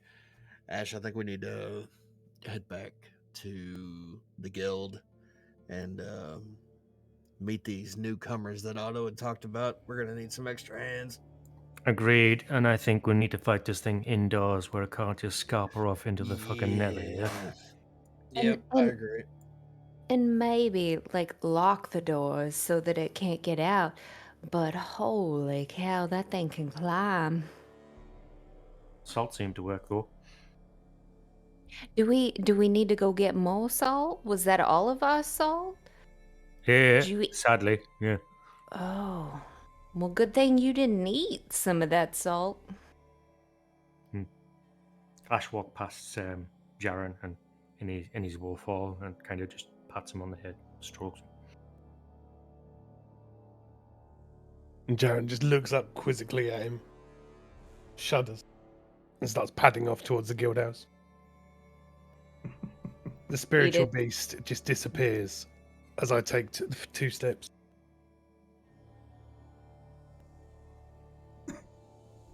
Edith is somewhat going to say thank you to Ash as following behind, but more like, well, it's a good thing that you healed me because I feel like if that battle would have kept on, you guys would have needed me.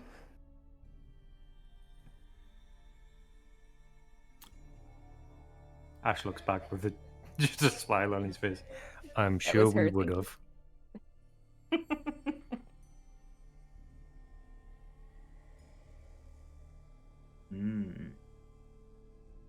All right. You heading back to the guild hall? Mm-hmm. I think so, yeah. Can we sense like if it's following us or any Actually, of that? first off, I want to go tell the guards about the body and the. Yeah. Mm-hmm. All right. Doesn't take long for you to find a few guards who are loitering around one of the junctions in the slum district, and you let them know that the cubits claimed a victim and point out the general direction and roughly where the body is. And with that, you're all beginning to slowly make your way back the mercenary guild.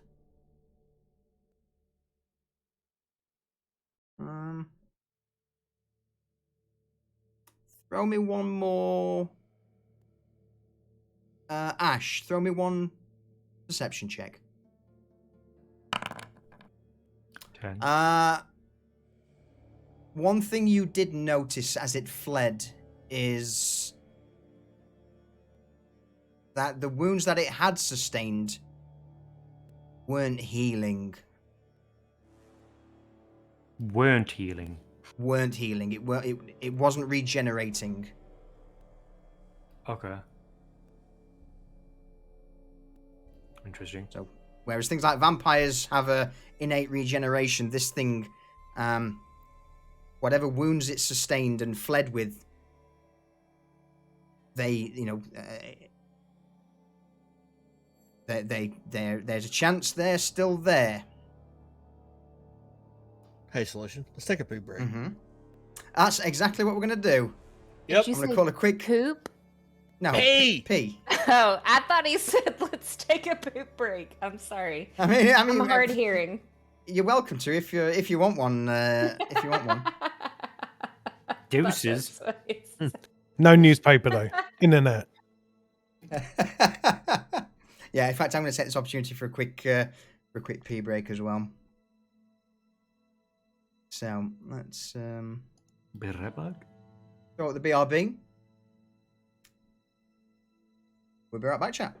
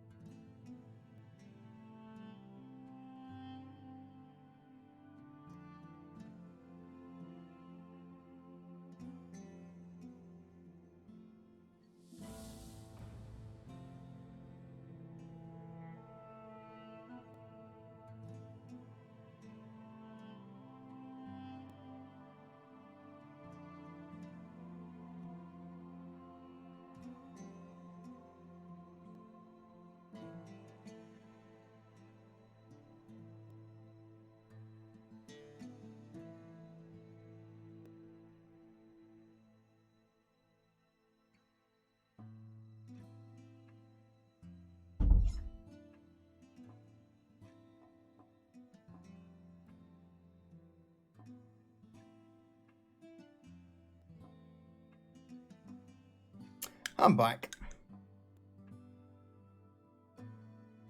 Welcome back. Thank you. Welcome back. Thank you, Sneeze. Thank you, Deez. I'm back. Welcome back, Jump. I learned a lot from that fight. Yeah? Yeah, it's gonna change my entire Yeah. fighting dynamic after that. Goodness I mean, sakes. two things you've learned. One, you're not a rogue not a anymore. rogue. I'm not a rogue Two. anymore. Two, you're about 7 levels below what you used to be. Yeah, exactly. Holy cow. I definitely got to get out of that mind frame.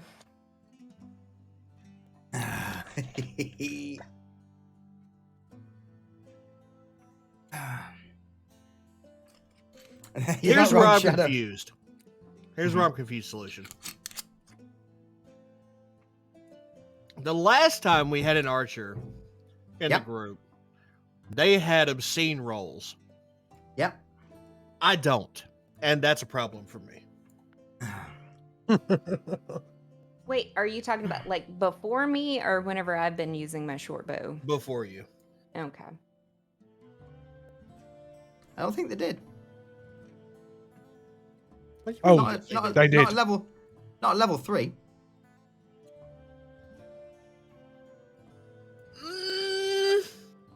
Come on, they didn't get much past level 3.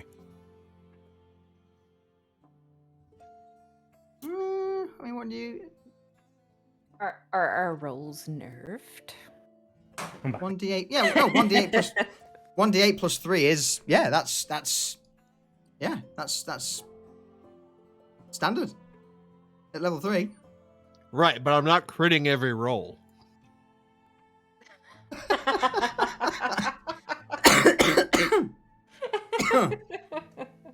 There was a lot of crits going on at that point in time.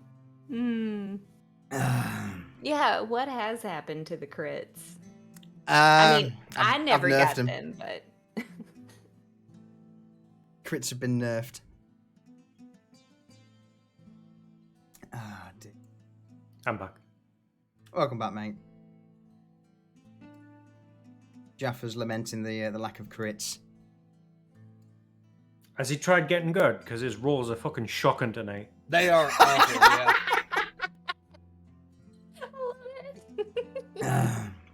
And then you got Jump over there, thinks she's a fucking rogue. I know. I forgot who it was. I will use uncanny dodge to do nothing. Get stabbed in the back for all of I'm it. gonna disengage as a bonus action. No, bitch, you're not. You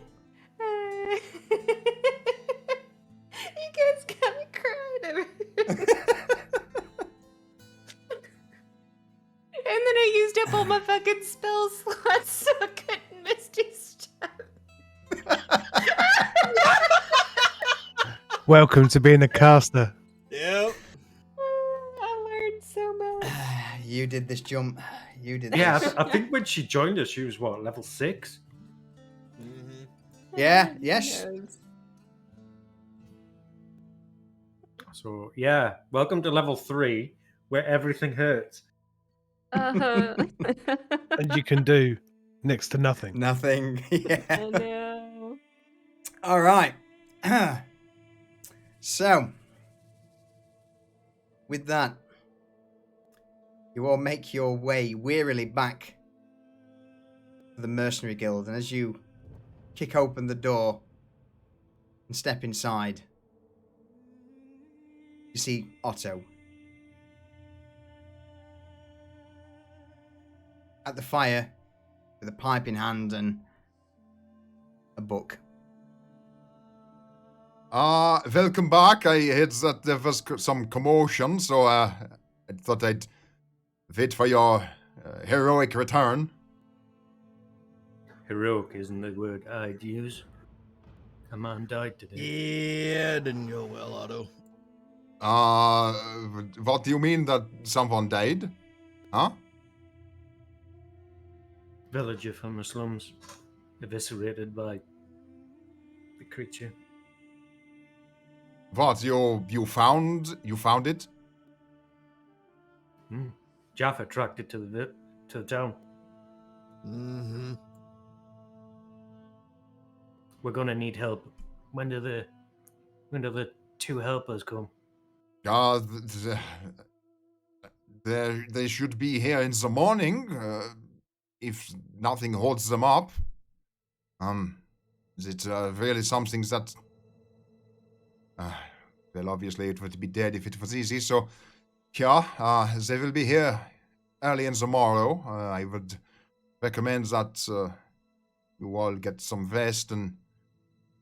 well... see what the morning brings. Agreed. Yep, sounds like an idea to me. And, well, look, before you go, there's three...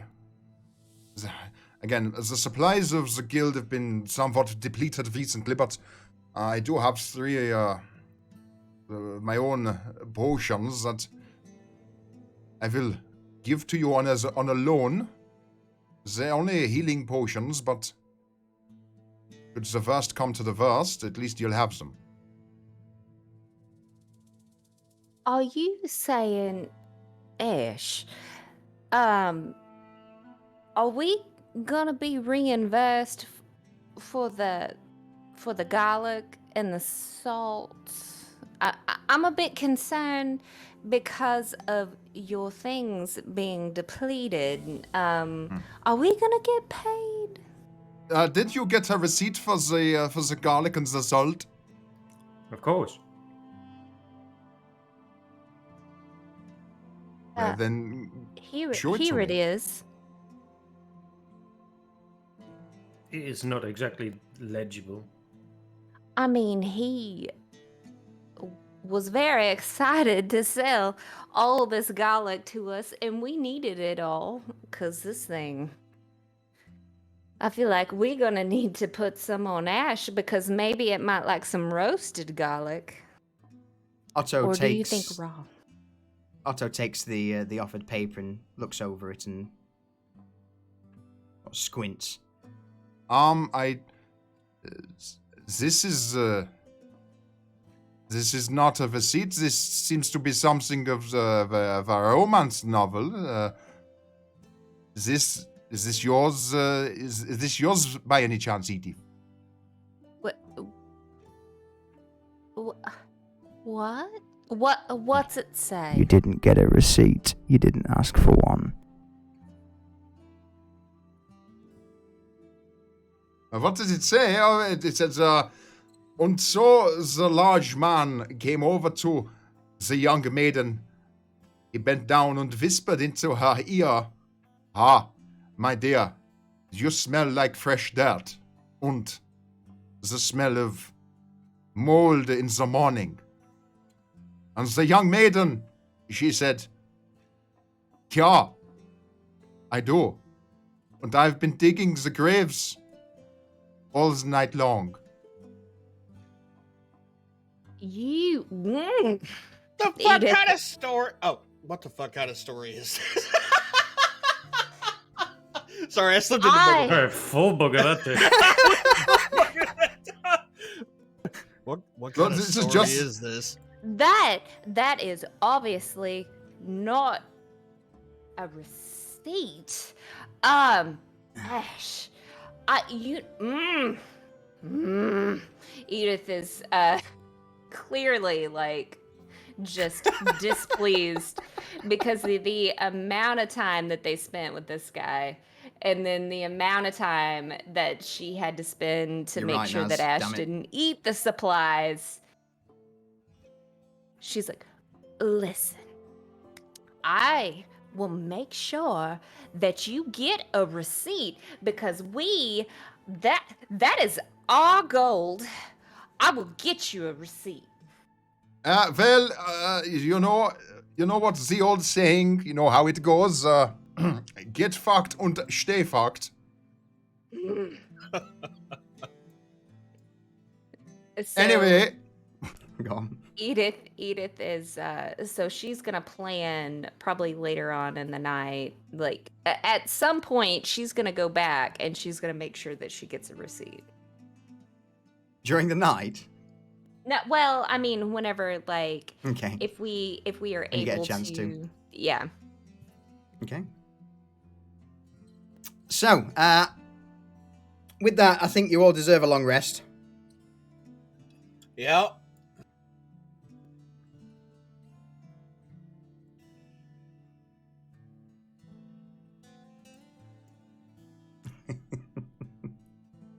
And since Edith doesn't sleep the entire night, she's just gonna she will do half the night and then sit by the fire like stewing on how she is gonna get this receipt. So you're not writing any more stories? No, oh, she's already sent that letter on to Percival. Fair She enough. don't have any more apologies to give out. You know what? No. She might write a strongly this is worded her letter. thing. No, a not quite a thank you, but a letter to Ash about healing her. During my long rest, I'm going to change one of my spells. Okay. What are you changing? I'm going to unprepare, create, or destroy water, and I'm going to prepare Moonbeam. Okay. I think you can do that yourself in Foundry, mate. I've just done it. Legend. But I'm just telling you that I've done it. Nice one. Yeah, no worries, buddy. Thank you. All right. As morning breaks, you all, over the span of an hour or two, your way down into main guild hall. Otto was, per the norms, sat at the head of one of the tables, just armored boots, resting on the edge of the table as he flicks through a bestiary book that Ash was previously investigating. And after a moment passes, you all hear the sound of approaching footsteps at the door of the guild hall.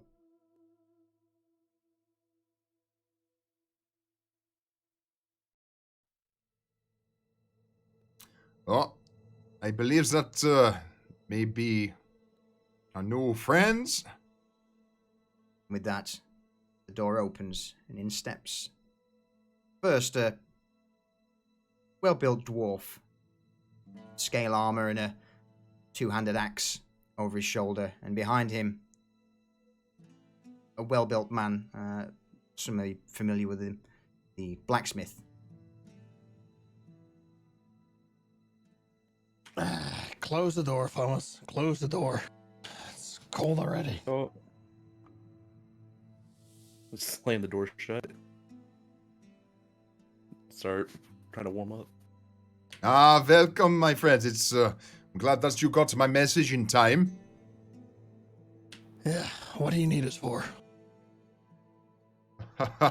Glamour, Thomas. I believe that you are you're well acquainted with the rest of the crew here.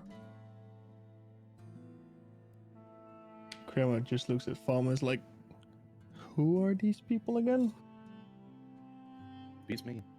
Jaffer, sitting by the fire, just waves and continues staring into the fire. Ah, a friendly familiar. Ah, I like you. We're gonna be best friends. Well, look, in that I'm case, back then, it seems that you're not as familiar as I well thought. Glamour, grab yourself a tankard of ale and, well, at Don't least have let to them say know that who to you me are. twice. Hi, I'm Grammar. As I uncork one of the bottles and just fill it to the brim with ale. I am Grammar Duffdelm. born in a mining colony in the Galena Mountains. I've seen Ah, some you're one of shit. the locals. I've seen some shit. I'm no longer a miner. I want to be the greatest warrior people have ever That known. there ever was, yeah.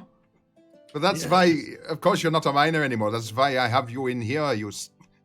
Anyway, look, a slight joy. How do you feel about lending your axe into to helping a few of our mutual acquaintances?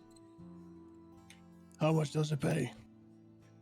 Well, that's Otto looks towards Ash and Jaffa.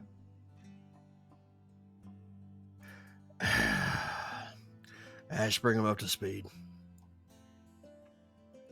Well, what we're fighting is something nasty. Payment, I'm guessing that's up for negotiation, yeah? Fair. Depends on As the long fight. as I get some recognition. And coin would be nice, but mainly the recognition. Well, if you help us destroy this thing, then you'll definitely have some recognition after killing the skin flare. I'm in. and Thomas, blacksmith. What about you? Well, I know Rope and that go. you my you and Ash have a little bit of. I know that you've gone out on a few missions before, but I believe the rest might need to know who you are.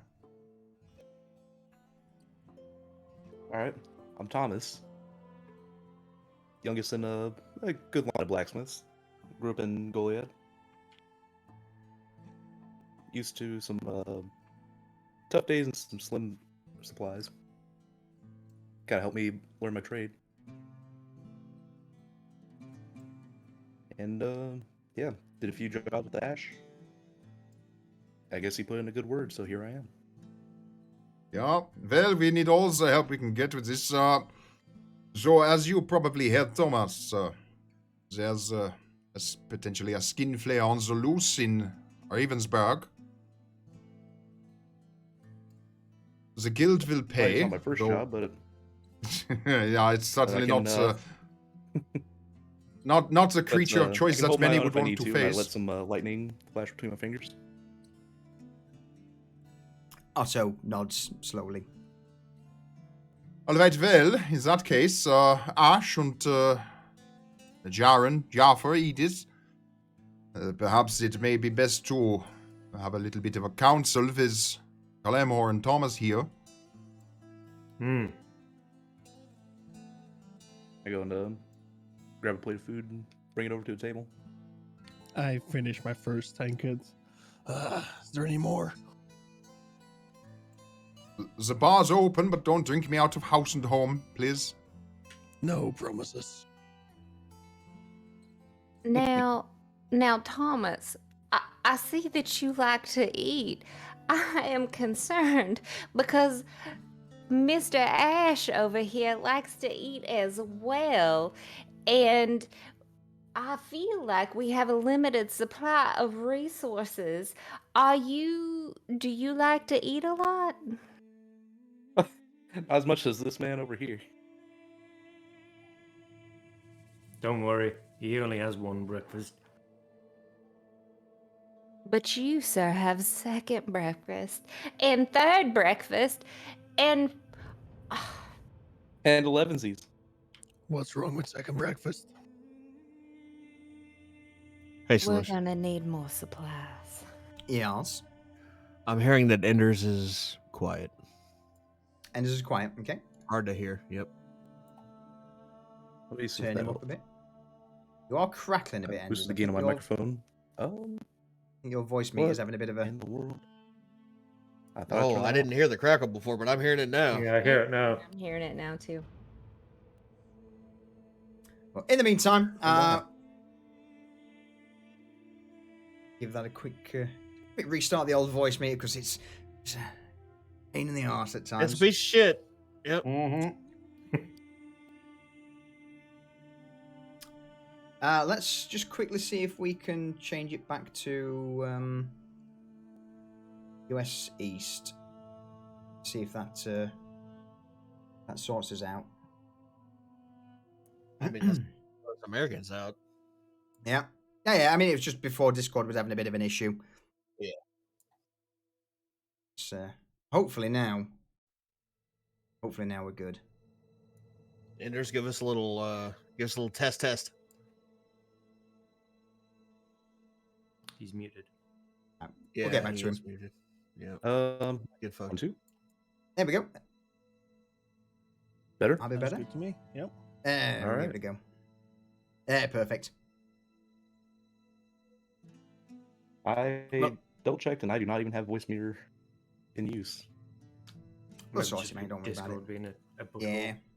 Maybe Change just back need to to US East. put your cable out and in your microphone. That's exactly what I did.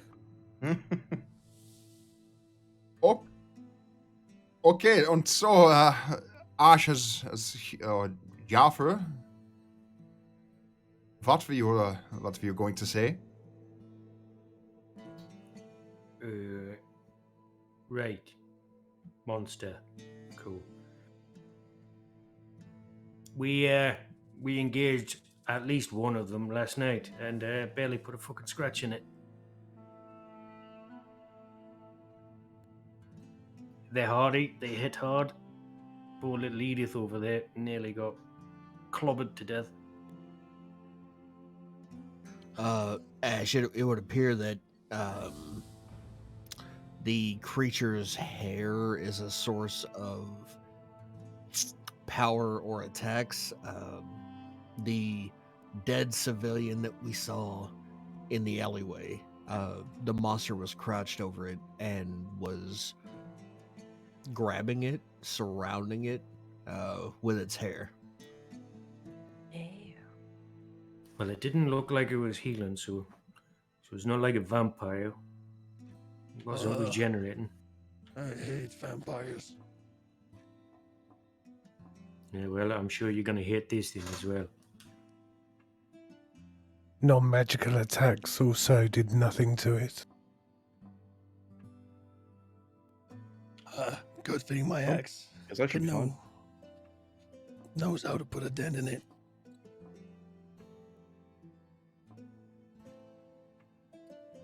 It was responsive to like poison and blindness, right, guys? It very much didn't like that salt. Maybe you could rub some salt or some garlic on your big weapons. And we'll What give about it a if we get poke. some sort of garlic butter? That might work. Rub it down with garlic butter. Do we have any butter? Because I feel like with the oils, it may keep it on your weapon a little bit longer than just straight putting the garlic on there. Like it could be like porous, and we could like rub it in. Solution, if you weren't streaming, I'd kick you the fuck out of Discord right now.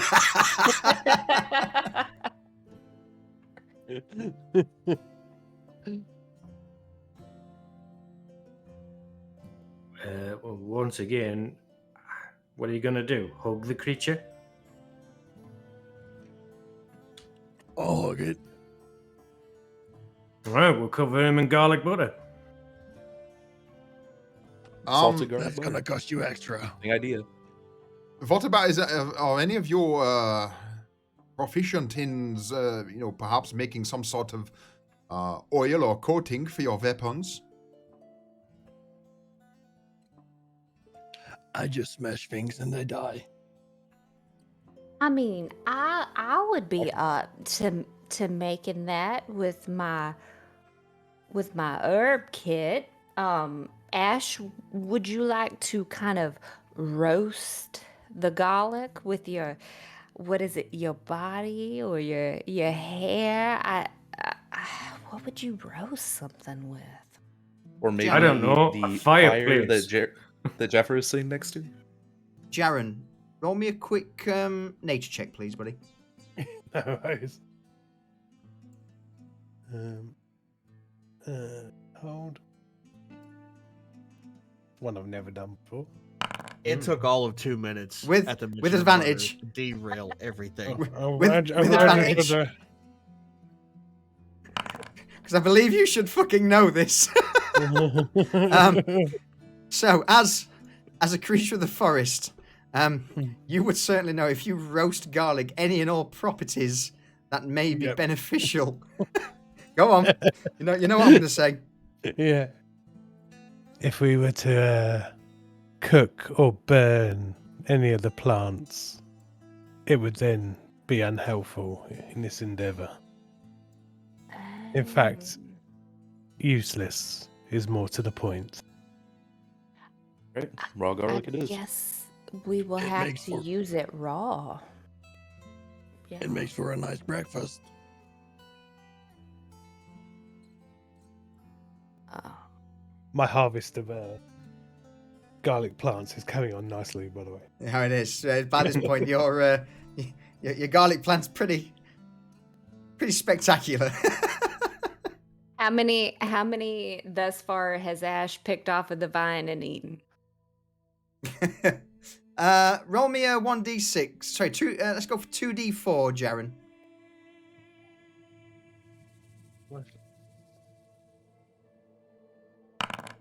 Fucking hell, you've managed to grow 8 bulbs of garlic out of this plant. Nice.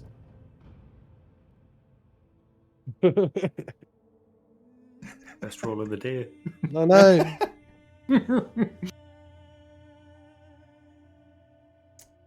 All right. So then, sorry, go on. What were you saying, Jaren? If we could get some more of the salt and cut the garlic, almost puree it, mix it with the salt, it should then be able to stick for a limited amount of time.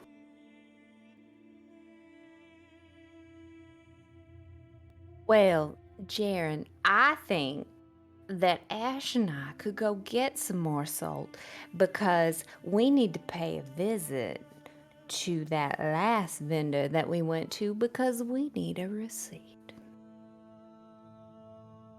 Agreed.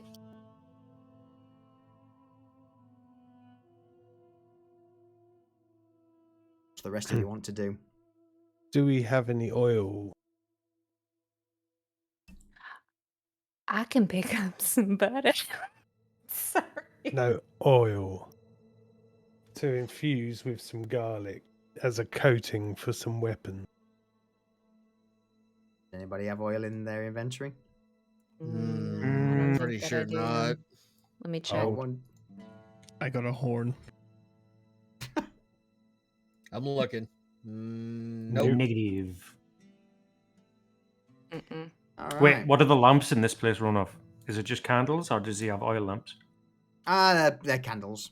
There's a lot of large wax candles in the chandelier. Yeah, there's no lanterns. If on your travels you should see some oil, maybe we could brew a coating using the garlic. We have We an will- animal with a good amount of fat. We can probably make some oil out of the fat. I know of an animal in this room. I could just buy some oil. Yeah, we're not harvesting Jaren for fat. How dare you assume that I was talking about Jaren? Also, if anyone needs any tools made or maybe a weapon worked on, I can handle that as well.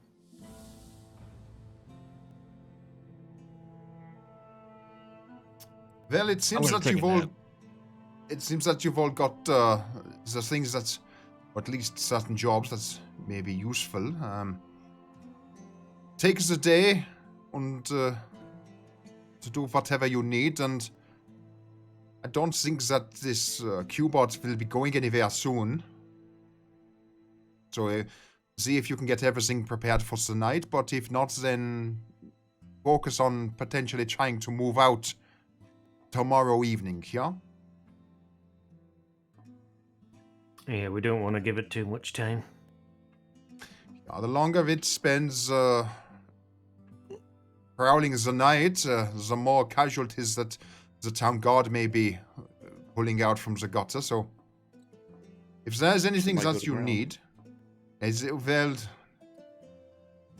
you certainly have, it's May, and we've only seen one of them and not the second, so Oh, there's two of them. At least. This is from going to be what great. from what we've been told, there is certainly, or potentially at least two of the damn things that are stalking the manor, but yeah, make your preparations, and if there's anything that I need, or that you need from me, come and let me know, and I shall do my best to get it sorted for you. Yeah? Edith turns to Ash while making plans. Ash, do you think maybe we should take someone with us? Because we might have difficulties with this individual, and maybe a new face might get this receipt that we need. I could just ask for one. I mean, we could. But what if I need to break an arm to get the receipt? By this point, Otto is making his way up the stairs towards his chamber, and he just stops on the stairs, backtracks 2 or 3 steps, leans down to look under the banister, and shouts, Don't you be breaking none of the locals' arms, please. Thank you. Good night. he makes his way back up the stairs to his office. Well, I Yeah. guess that was answered. Mm-hmm. He really needs to fix his sleep schedule. Going to bed in the morning. Oh, He was up most of the night.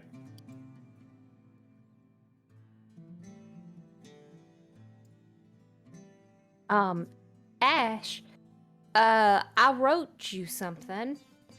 Here you go. Ash takes a letter. Just with a what? What's this?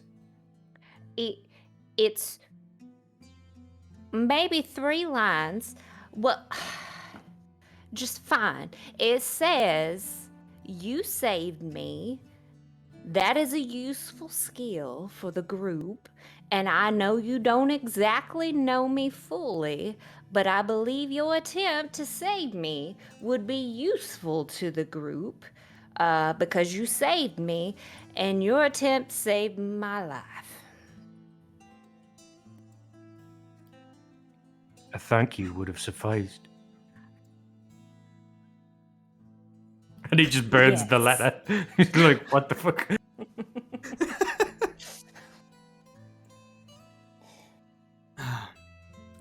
All right. She doesn't know those words. right. Breakfast, anyone? And Grandma just walks off behind the bar to find any food that he can find. Or to Roman finish mine. investigation check. Good luck. Yeah, I'm about to say Roman investigation check. You literally find like 3 eggs, a cabbage, and probably a few scraps or bags of nuts. The vast majority of the lard has been fucking raided by Ash over the last few days, and no one's restocked the guild hall just yet. Grandma just takes a bite of the cabbage. Anyone else? No, thank you. More for me. Ah, dear. All right, so who's doing what then? You got a day or two. Depends on whether you want to spend 2 days getting stuff or whether you want to try and rush it through in a day. I kind of want to rush it through in a day, right? Yeah. Yep. Oh, headset's going. Oh, No worries, mate.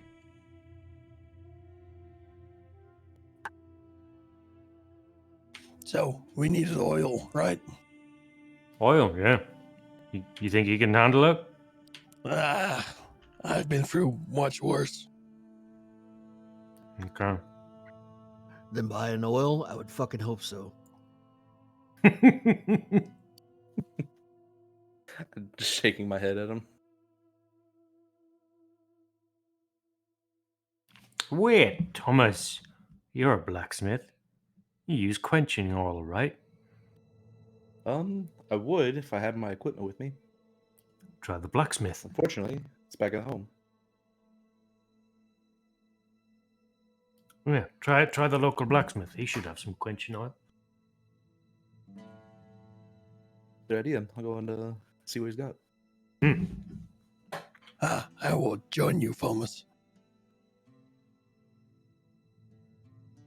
All right. So far then Alright, we've anyone got else?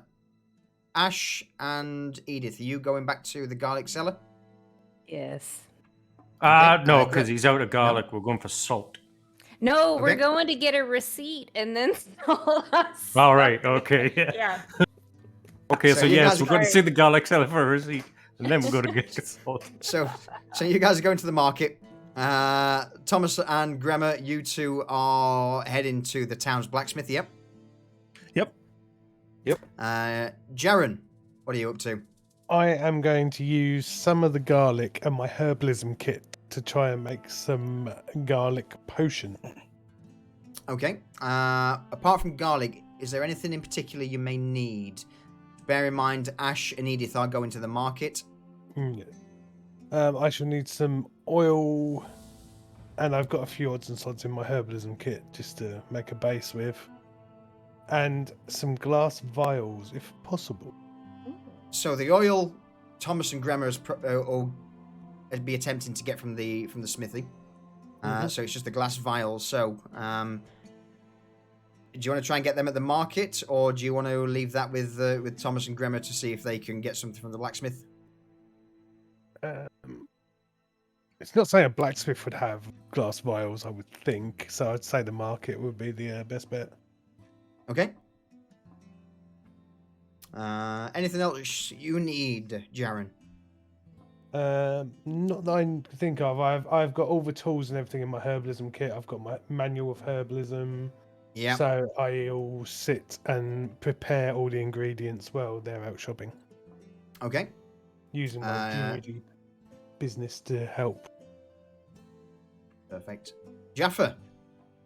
Well, Jaffer has spectral arrows, so you can't exactly put garlic on that shit.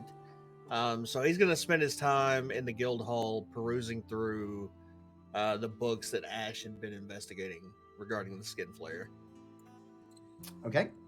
to see if there's any other information that might or might not have been uncovered based on Ash's report. Do you want me to send him the information that you sent me? Yeah. Yeah. And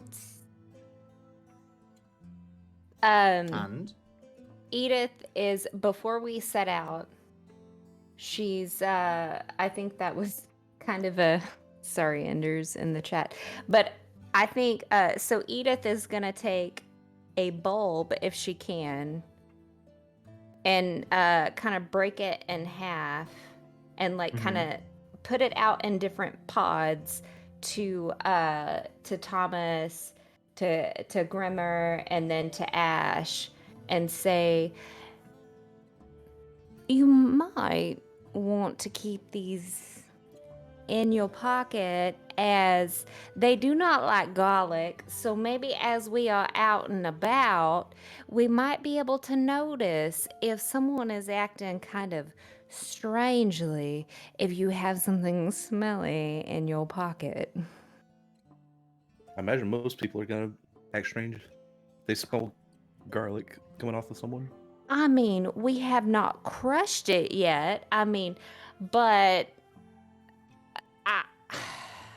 It's just an idea. What do you guys think? I'm not asking you to rub it on Plus, your they're not- skin. Plus, these things only hunt at night, right? But I think they're out and mainly about in the nocturnal? day, right? During the day, they take a human Actually, form, right? Yeah, human interesting. form. They might be selling where you guys. It could be the blacksmith. Or it could be, you know, It the could two be people you, were but I still put investigating, garlic on this right? person. Well, it could be. I'm just saying, like, how often do they multiply? I mean, what's already it have people gonna hurt investigating, if you then put it's probably these not in gonna your help. pocket? It's gonna hurt my Fine. chances of buying some oil. Listen, you guys do what you want to do, but I'm gonna put these garlic pieces in my pocket. All right. So, with that, you all begin to set out on your designated tasks. We'll go with Ash and Edith first as they make their way back to the market district of Ravensburg. And once again, hello, welcome back to. Not got much garlic. I can't sell you much garlic. Yes. Me You and bought my, all my garlic. I've got like 3 Yeah. bulbs left. Do you want my 3 Uh, bulbs of garlic? no. 5. I mean, it's rare now, so they're like for you, 12 silver per bulb. Listen, 18 silver per bulb. you know, Fine, you you're, twisted my arm. 15. Ash. 12. Can shh, What? for just a second.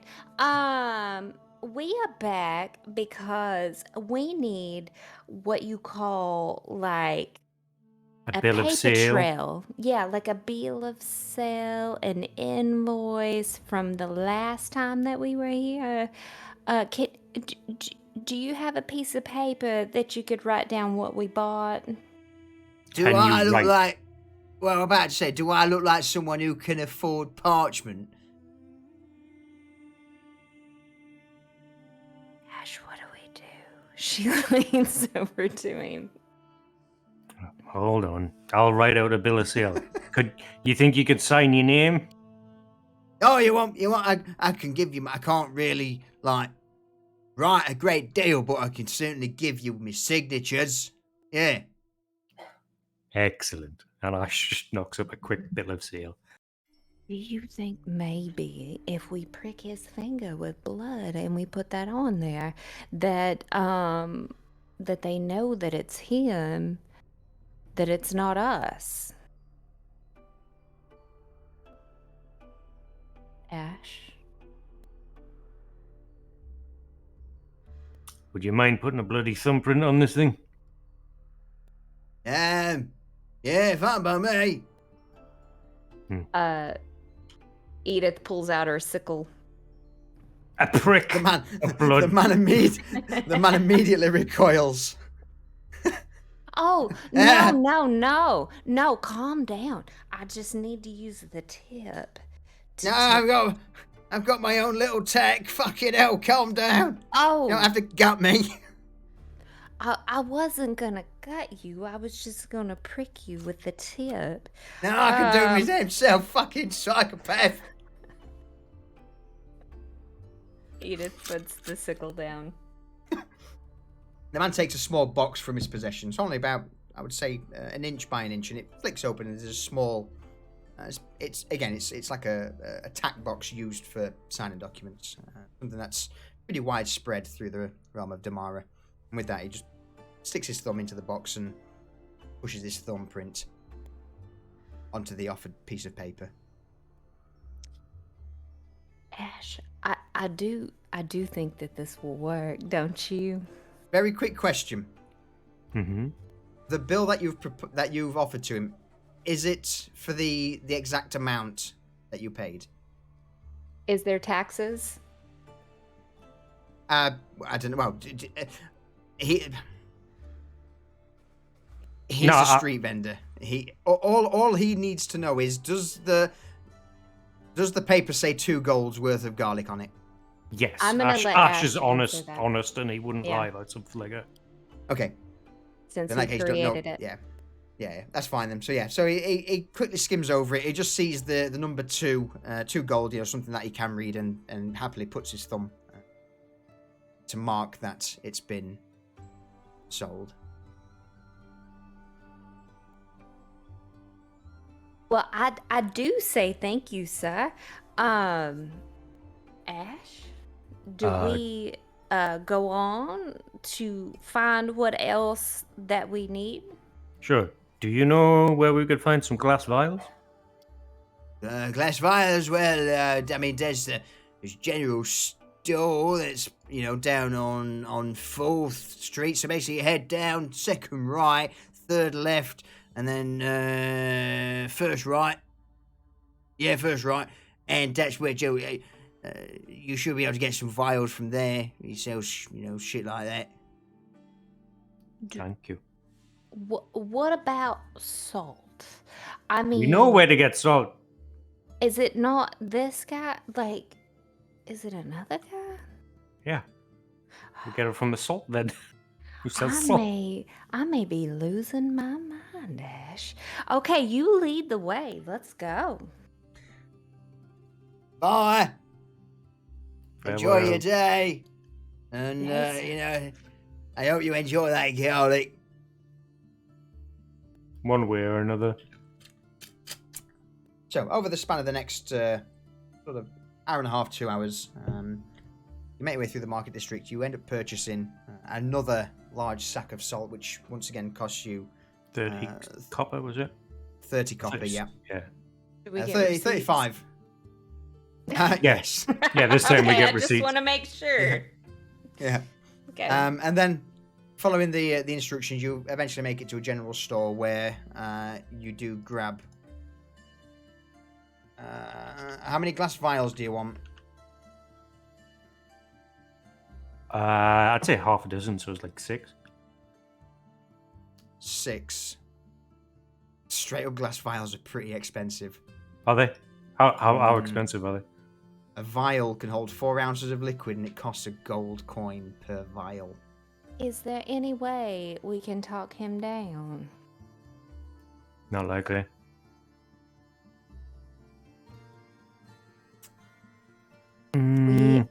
We might need to not get as many, but make sure that the individuals that are using these vials are very, have good precision with what they're doing.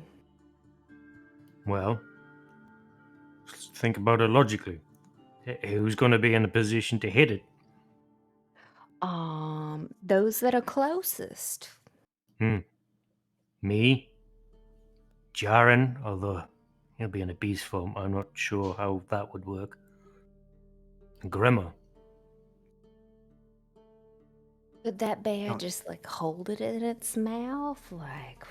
Quick out of character comment. Mhm. Edith, don't you hate that you didn't choose the fucking scholarship backpack to start with? Yes. I was thinking, because I don't have an undead yet, Do Yeah. continue.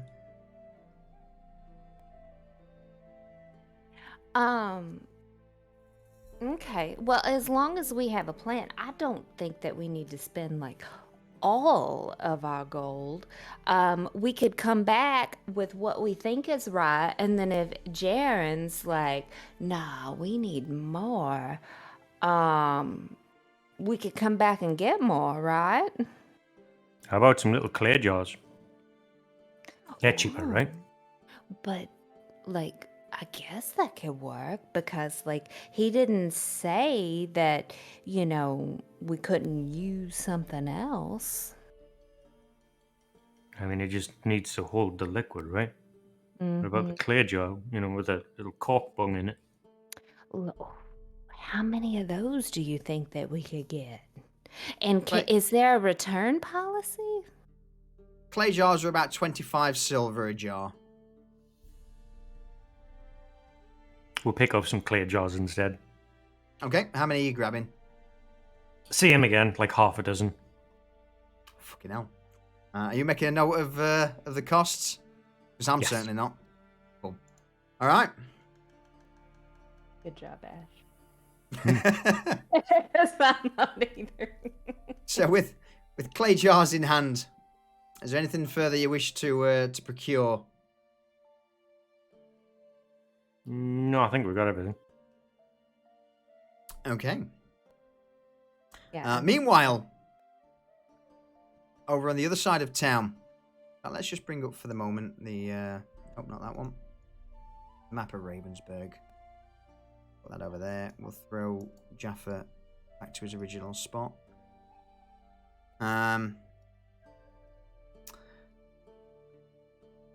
Meanwhile, over in the southern part of town, the blacksmith, Bremer and Thomas. What are you up to? All right, Thomas. Let's play good card, bad card, okay? Who's gonna be the good guard? You. And All right. as Grandma walks in with his axe out, are you a skin Oh. flayer? Are you a skin flayer? Immediately, Wait. you just see Sir, all of put the there's axe away. There's like 3 or 4 people in the blacksmith's like, oh shit, no! What the fuck? Oh, he's a murderer. He's here to kill us all. I Roll me an heard you were a intimidation skin check. flayer. I Grandma, roll me an tried to intimidation check. grab his shoulder. Go on, Thomas, what are you doing? Trying to grab his shoulder, put that axe away. It doesn't.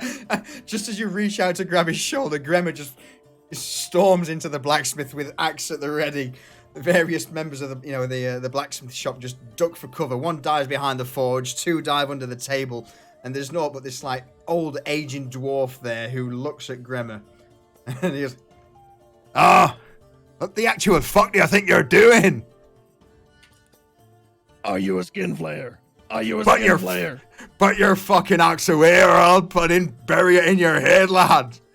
You wee bastard. This old dwarf, the smithy's owner, just grabs a warhammer off the counter and starts making his way towards Gremmer. Coming in here with that attitude, you wee piece of shit, I'll fucking show you the damn door. Thomas! Smack him in the back of the head and go, "What the fuck do you think you're doing?" Good God, bad God, what are you doing?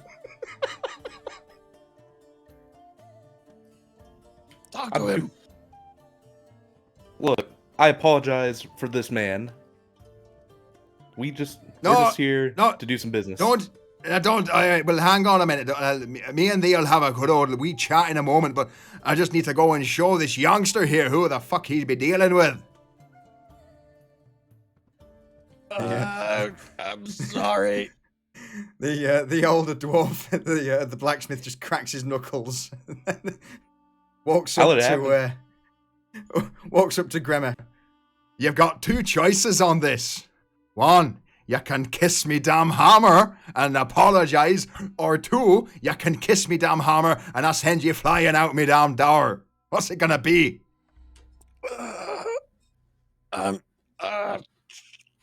Thomas, I'm sorry.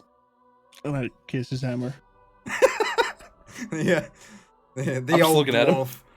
The old dwarf just glares at Gremmer and then slowly nods. Be a good dog. Yeah, that'd be a good choice. Look, I don't know what. Yeah, what can I do wrong for with him. you? I think he's still feeling. The ale. We're just here to ask. Do you have any spare quenching oil? Quenching oil, I've got a fair bit. That's. Are you wanting fresh stuff, or are you wanting some of the old gunky shite stuff? We'll take some of the old stuff. It'd probably be better for what we need. Well, I mean, normally I can sell. Well, yes. Well, are you wanting like a barrel's Probably worth just or few, something? Oh, probably not that much. Just a No, we'll get the maybe half barrel. barrel. I got a few buckets that you can have. Barrel. We'll take the Yeah. whole barrel. You want a barrel of it? All right. Well, in that How case, much for then, the how much for the barrel? throw me 10 silver and you can have the damn old fucking oil barrel. All right, In fact, hang on. Bang. done. Bear with me. And I'll also gonna look around and see if there's anything any stuff for sale. So yeah, you can have a good old barrel of the old 10 silver would certainly be enough. That sounds What good. else are you looking for? Um.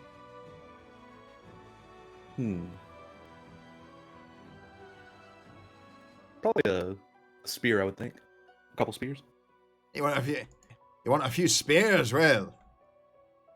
Yeah, the old dwarf just begins to look at a few of the weapon racks and slowly nods. I mean, we'll be looking at like gold a piece for a spear, you know. These are finely crafted things. I'll pay for the spears. You pay for the oil. Sounds good. Oh yeah, that's because you're apologizing. So you know that. I mean, The old dwarf looks towards Thomas. you've certainly got the air of a blacksmith about you. Yeah, I did a fair bit of smithing back home. That's so. Well, in that case, give me a silver coin for the actual barrel, and you can have the damn oil for free. How's that sound?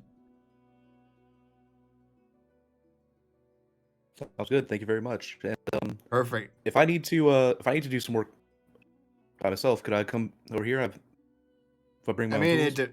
if you're wanting to use me forge, as long as I'm not busy, you can use it. But there'll be a little bit of a fee involved, depending on how All right. how busy I be and how long And, you're wanting to use it for. I'll make sure to come back alone or in better company. I don't bring this piece of shite over here again. In fact, those spears for you have just gone up in price to 1 gold and 10 silver. How many spears do you want? How many do you need, Thomas? I'd say 2. We'll take 2, please. Perfect. You're going to take 3 spears, aren't you, wee lad? I'm just starting chuckling off to the side. We'll take 3, sure. And you're going to throw in a nice little apology, aren't you? And you're going to round it out. Instead of it being 3 gold and 30 silver, you're going to make it 3 gold and 50 silver, aren't you? Because you're such a good boy. Sure. As he pulls out the money and gives it to him. The old dwarf just clasps Gremmer on the shoulder and squeezes really hard while just flashing him a massive shit-eating grin.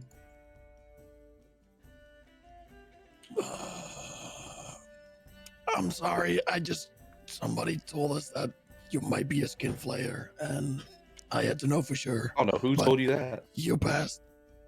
Fucking if I was some sort of skin flare, let me tell you. And the dwarf leans into Gremmer. You'd be the first one that I fucking skin alive. Gulp. So, make a note of that. It cost you a silver coin for the barrel, Enders. Thomas. And Gremmer, it's just cost you 3 gold, 50 silver to purchase 3 spears. How do I deduct money from my currency? Just make a note of it for now. I guess we'll account for it afterwards. Yeah, do it sort of end the stream. All right, is there anything else I can do for you both since I've got your attention? I don't think so. Just thank you for your business, and I know who to come back to if I need anything else. Aye, it's been an absolute pleasure. And you can fuck off. take your pointy sticks and get the fuck out of my store, you bastard. Kremmer walks away with his head down, just looking at the floor like, fuck. And he will say to Thomas, This never happened.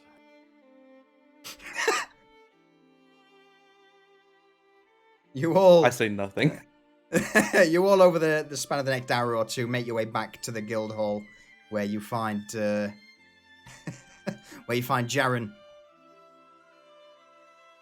in front of the fireplace.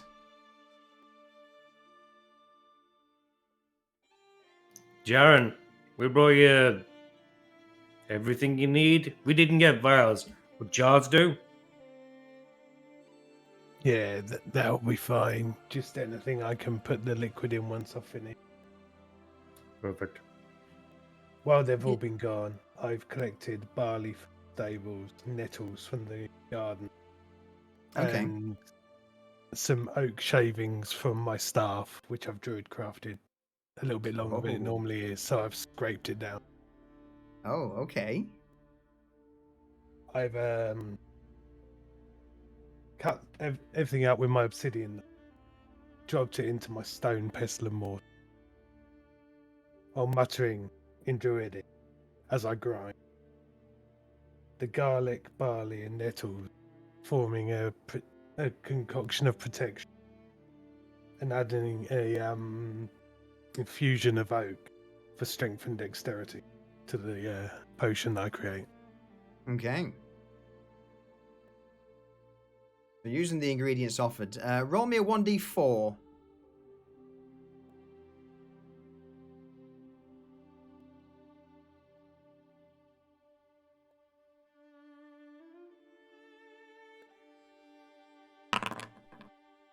Two. So,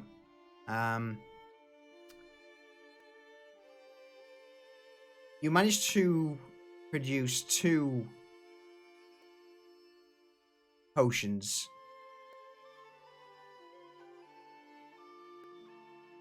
The effects, when drank, you estimate the effects won't last too long. But in this instance, it would be something you would probably drink before, you go into combat, and we'll go over exactly what happens when someone drinks one. How does that sound? Sounds good to me. The only thing that you're aware of is that I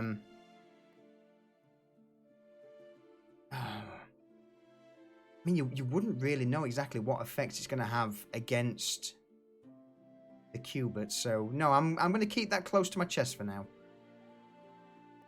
I'd have an idea what it would do to myself, but not to Yeah, to yourself. So, I'll DM you. Yep.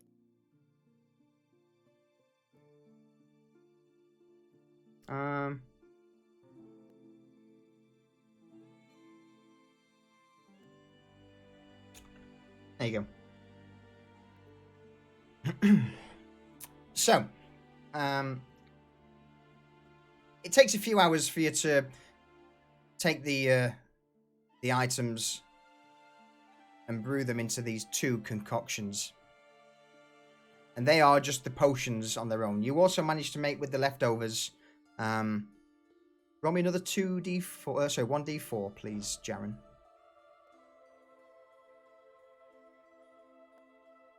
Then we'll plus 2 on whatever you've got. 2. So you also then, with the remaining ingredients, managed to make 4 sort of garlic and oil based coatings for weapons, or for combat.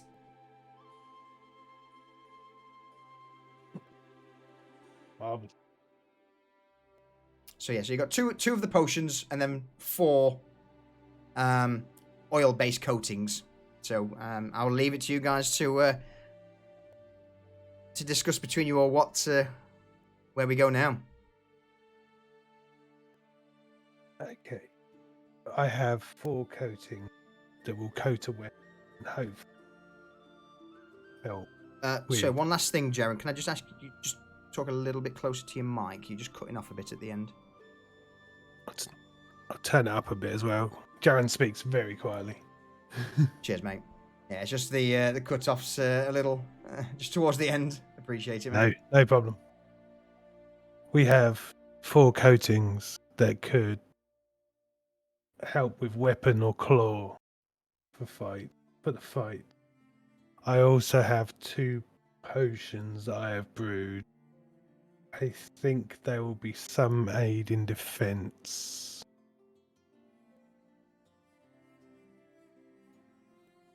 I can change shape, so the potions are of little use to me. But the coatings for my claws would probably be beneficial. Agreed. So, Jaren, when you say in defense, like what's the range on that? Because I feel like the other ones are within like close proximity, so I would not be there. But when you're saying defense, like, please do explain. They're bolstering concoctions, right? They are something that I've created. They've never been made before. I believe in combat they will help, but until someone is to drink one, the exact effects I would not know. I would probably suggest anyone that's less resilient to damage would benefit from one.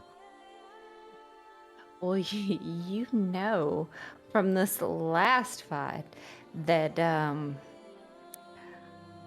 I take quite a bit of damage. And so I don't know if you kind of recommend one of the two for me, but I will leave it at your discretion. The concoction took a lot of garlic, and if this creature is adverse to garlic,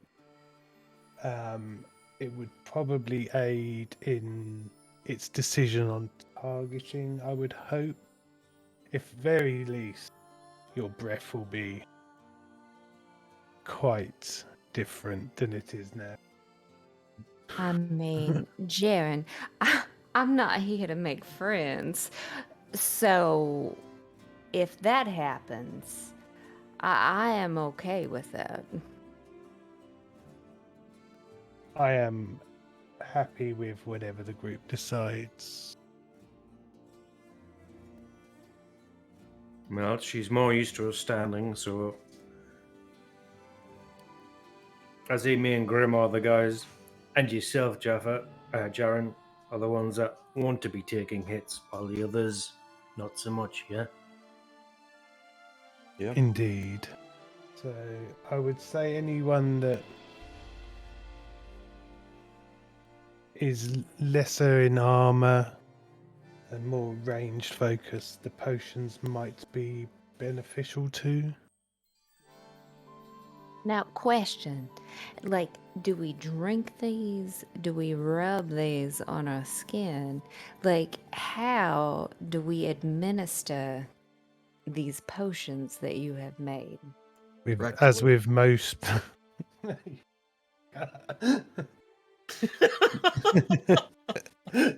I'm sorry, guys. That It tone. would be a needed question. That tone makes it so much more awkward. Yeah. Okay. You're welcome. I would suggest, because it's made with a base of oils, that 5 to 10 minutes before the fights, before we go into combat, would probably be best. But how do you administer it? How It- would it's you a- normally take a potion? You fucking drink it. It's a potion. I mean, it could be like a cream that you rub on yourself. Then it would be a like, salve or a cream. Oh, good point. You kept saying oil, and I'm used to rubbing oil on the skin of my um I also said it was a potion. I do apologize. Sometimes I have trouble listening. Okay, duly noted. Jaffa, did you have something to say? I heard you kind of. May I help you? No, you may not. Ash, while you were Mhm. gone, I was perusing through this book that you had left. It would appear that they turn into their monstrous form At night. Yeah. Yes. So why don't we listen? We've seen that if we attack them in an open area, they can easily get away. So why don't we corner them in the manor? Agreed. Uh, Before they turn? During the Jaffa, day? roll me a quick history check. Mm-hmm. Jaren, also roll me the same. Too many J's. Jaffa and Jaren's, yeah. Yeah. Or Jaws, roll me a history. The only thing you remember, Jaren, is that you saw her exit, the basement at night. And Jaffa, you also get the impression that there's a good chance, having spent the night reading through the various literature, there's a good chance you'll be able to, or you'd expect her to be in her lair during the daylight hours, which would be where Jaren noticed her emerge from the previous night. Okay. So Ash, regardless of when we attack, whether it's during the day when they're in their human form or at night when they're potentially in their monstrous form, we should probably concentrate on the basement. That seems to be where all the corpses were. So I don't know if we want to get there at dusk, when they're kind of in between the change. Maybe catch them off guard that way instead of full blown night. Yeah. One other thing that you would understand is that while ever they're in their chambers or in shade, they can also be in their normal form. It's just at night, if they're in daylight and they reveal their true form, that's, they don't usually reveal their true form during daylight. It's only they reveal they're forced into their form at night. But if they're in the confines of shade or, not normal darkness, they can be either or.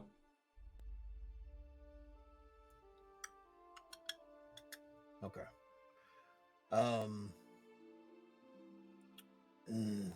Ash, it would appear that as long as they're not under moonlight, that they can appear human. I'll leave it up to your discretion on when we should assault the manor.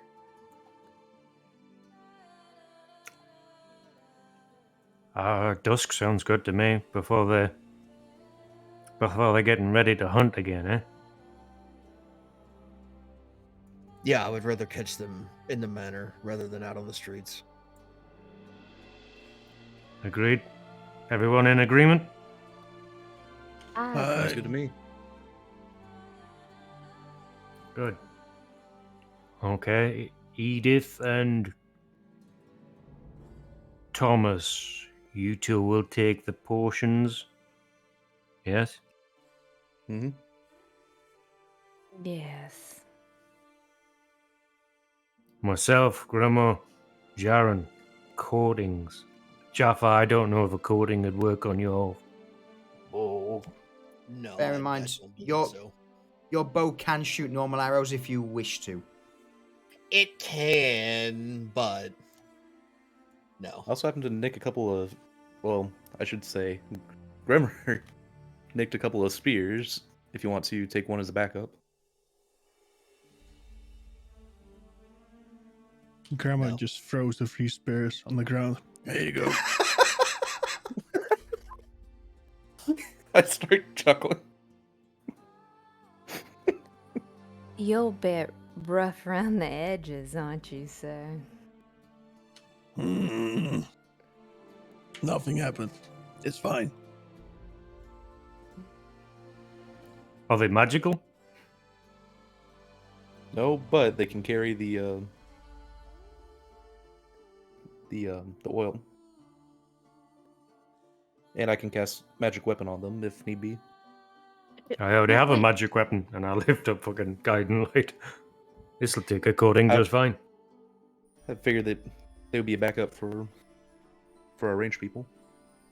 A weapon would only slow me down. Edith, Jaffer. Are we rubbing stuff on things right now? Like, or are we No. waiting right before? All I will say, someone roll me an insight check. 19. Ash, I have advanced. think outside of the box. What else could spears be used for? Not just for stabbing stuff. Yeet. Eating. Bear in mind, you've probably got a little bit of time of preparation. Even Ash, you understand that entering the basement, there's a chance that you've got a bit of time to set up something outside of the gates or the doors.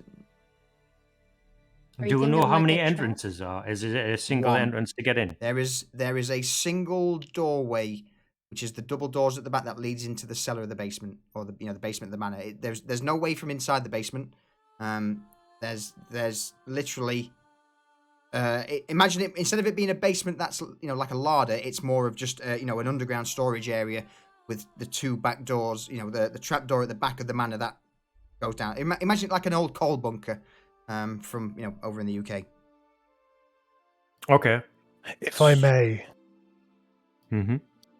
we could take the spears and place them outside of the cellar doors So if anything tries to into the escape, ground. Anything Hmm. that would try to escape would impale themselves on the fear. Are you saying that we kind of That's a good plan.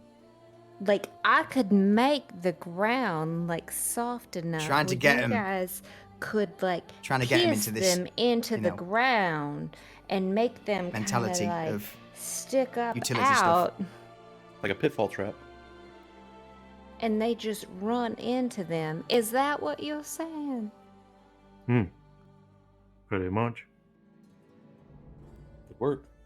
So Thomas, you can enchant these? It would be it wouldn't be for very long, but I could enchant one of them.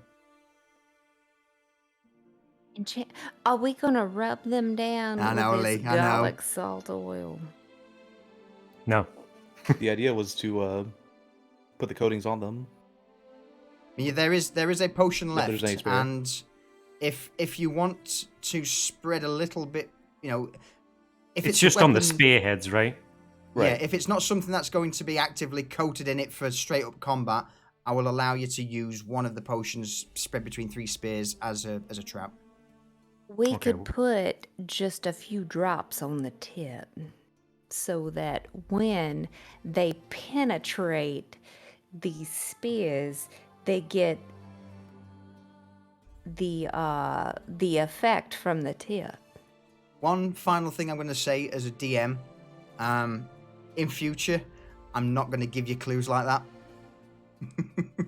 I mean, I'm trying to- I was going to do something similar, actually. Yeah, cool. Yeah, I just want to sort of get into that mindset of Gotta not be just creative with what we got. not just foreheading every fight, because as that one proved earlier, This campaign's not about just going straight in, balls to the wall. But I'm impressed. Carry on. I was going to go more predator style with something that Yeah. falls and impales. By all means, I mean, again, you'll have time. You'll have time. So I just wanted to sort of, with it being episode 2, just give you a nudge in a direction, but that's probably the first and last time that I'm going to do it. I mean, I think essentially they'll both work the same way. And Love since it. it's All right. spears, we'll just have a spear wall at the door. Absolutely. Well, I'll leave it to you guys to do. As I say, that is literally, with it being episode 2, the first and last time I will say, think outside of the box. It's not like Black Mark. Are we going to wait to put this on the tip until later, or will we do it now? Like, what's the longevity of this? Well, more than longevity, it's probably going to fall off if we do it now. I'd say wait until we actually put the spears down as a trap, Mm-hmm. then code them. Good point. I would not use anything until just before we need it. We wouldn't want it to lose any potency, being left out to the elements. Agreed. I feel like we have a plan, guys. And that's more drink. Yeah. As Grandma crawls behind the bar looking for more ale. We have an opening strategy. Do we need a middle and a closing strategy? Like, Probably best to stay flexible instead of Agreed.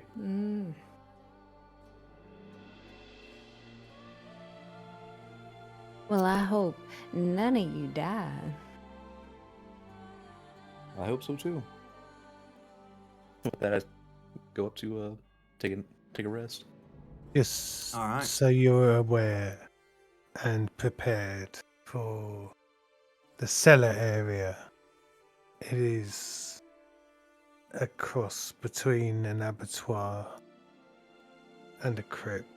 There are bodies, blood, and an evil pall hangs over the whole area. Well, can I just say, Jaren, that doesn't scare me. I mean, I'm very comfortable with bodies and the whole heebie-jeebies. That's where I excel. Blood makes flagstones wet and slippery. Your footing will not be as true as it normally is. Oh, The smell will attack your nostrils. I just want everyone to be forewarned and forearmed. Mask up Slippery before we when go wet. in. Is there any garlic left? There's Ash. Could do.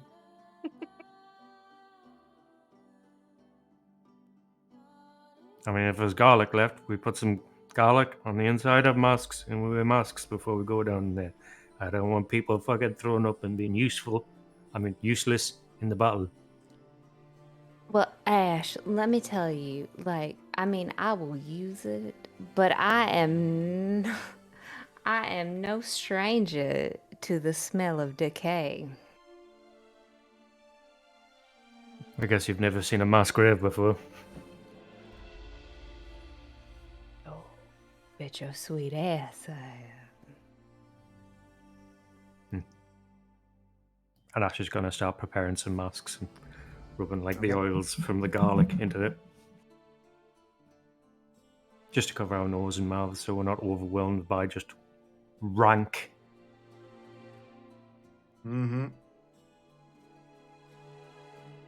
All right. So just to sort of confirm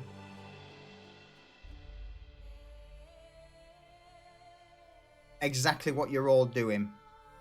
Mm-hmm. Ash, you're getting masks for everyone.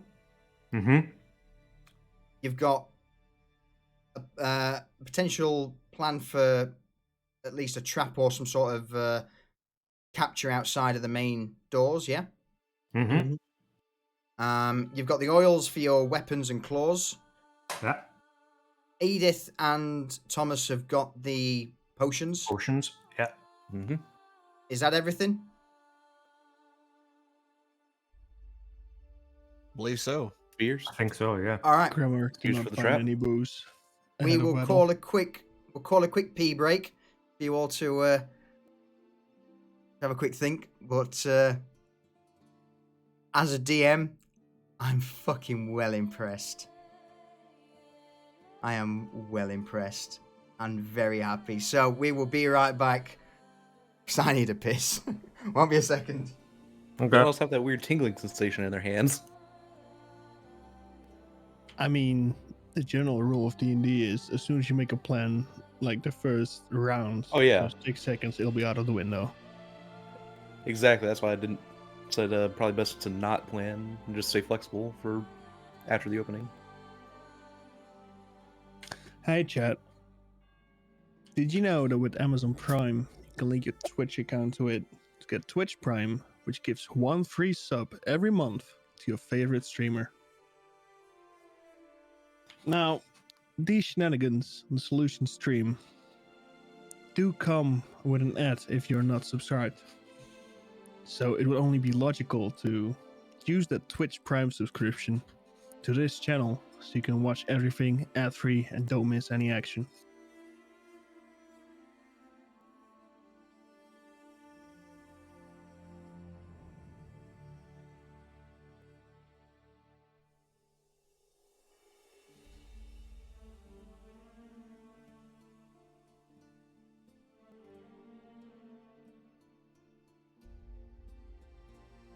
Bro, you're so full of shit.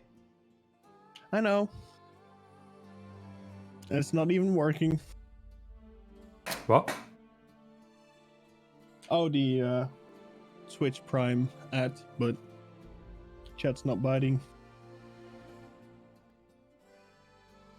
It's because all of chat are legends are already subscribed, right? Isn't that right, chat?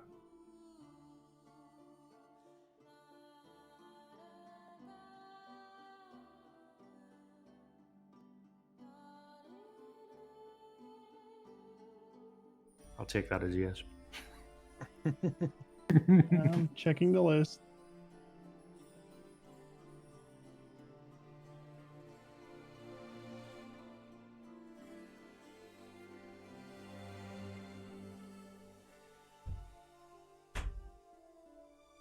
So, I've run out of mixer for the rum, and I don't want to start drinking rum straight because I'll get fucking wasted. So, we are on. Pussy. Mm-hmm. I There mean, goes we're 3.5 hours in. Yeah. there goes our level up tonight then, if he's not drunk. Well, I don't know. I'm on the Baileys now, so But is it in a shoe? Bailey's. it's not in a shoe. I'm ever so sorry. For me, it's the other way around. I'm out of rum, and I still have mixer. Oh dear. But I did order a new one earlier. 2 bottles. All right. Half the bottle of Kraken has disappeared already this evening. Oh mate. Now welcome back, Jump. I've got the big full liter of Kraken. I'm a third down it. Only for it? Only mate. I'm pacing myself tonight. Good job. Man's at work tomorrow. Man's at He's got work a lot tomorrow. of things about it as well. Yeah. All right. This isn't Happy Pirate Friends. Yeah. This requires a lot more fucking less fly by the seat of my pants, more actual fucking thinking. All right. So, unless there's anything further.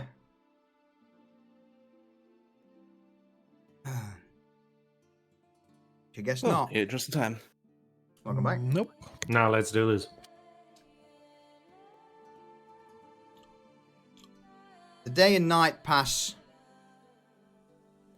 Well, I mean, by now, with all of this done, it would probably be about 6-7 p.m. in the evening, so you would have time to go out on on the day rather than waiting overnight, if you so wish. Yeah, what time's sunset? Sunset tends to be around about at the moment, due to the time of year, it's about spring, so I would say 6-7 o'clock. So roughly about now, and it takes about half an hour to get to the Diane Court grounds. Ash, let's go get this done. I don't want to think about them killing other civilians. Agreed. Let's go. Let's get a shimmy on. Grandma rolls off the bar. All right, here we go then. So, in the meantime, you all depart the mercenary guild and make your way to the Diane Court Manor. As before, sneaking your way through the lightly wooded area, you come to the outside. Notice, as before, that no lights are on, no movement, and you slowly all begin to make your way around the rear of the manor.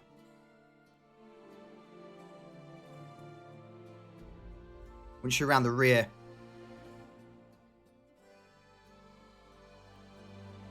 you position yourself at a point where there's, say, like a wooden shanty that overhangs the cellar entrance.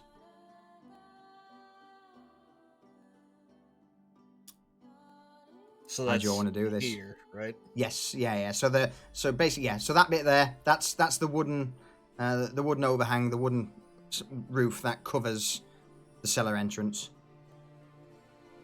Okay, so this is where we want to plant the stakes, facing the door. So is this ground soft enough to be moved by either?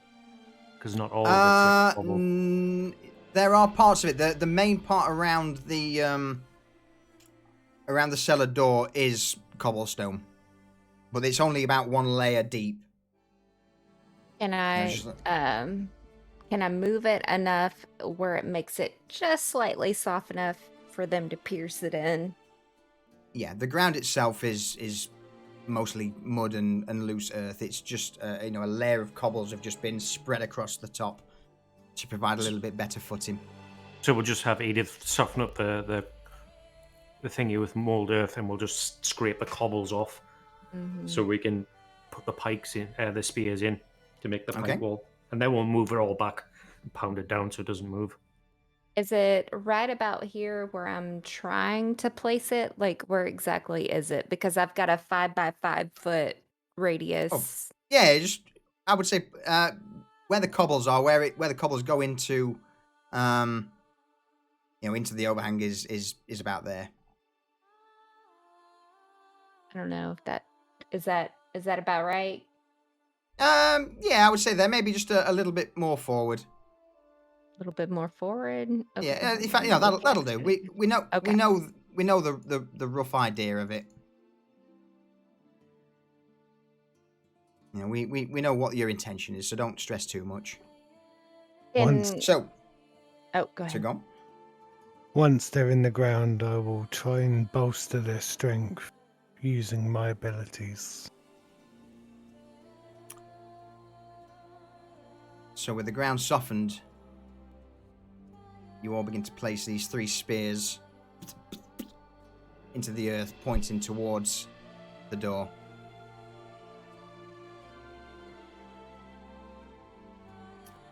Jared.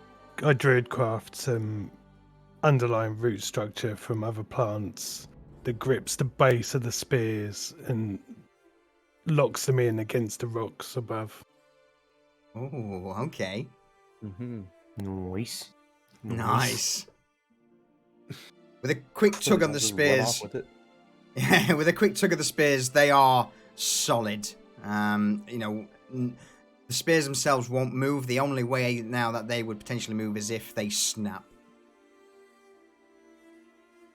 Okay, Thomas, you enchant the central one, and we'll coat the The spear tip head. I cast. I am gonna need some assistance after.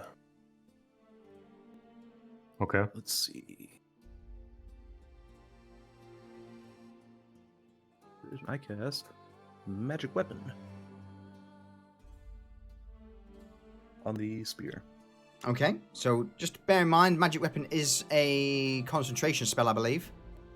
Not with my sorcerer's origin. Is it not? Fantastic.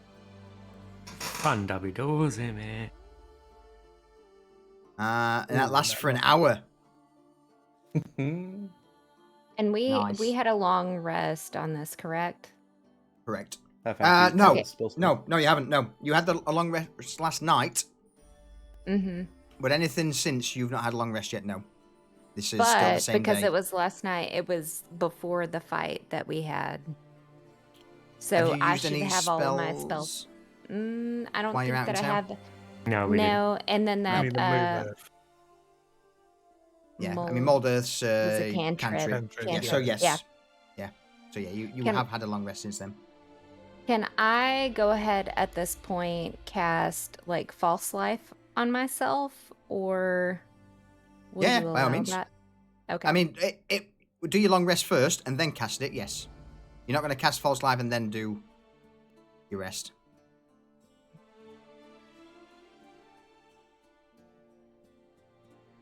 I have to target myself and then false life.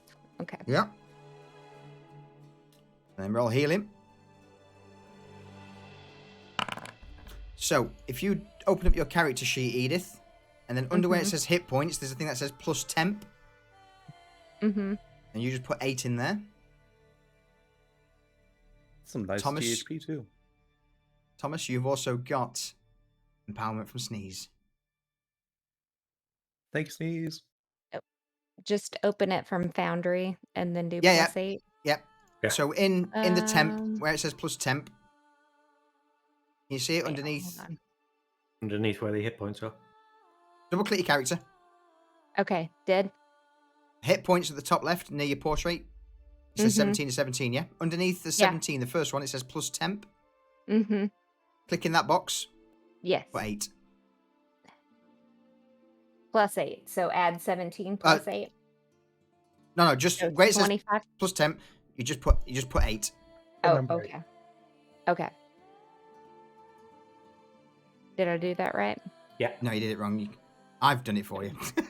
Thank So- you.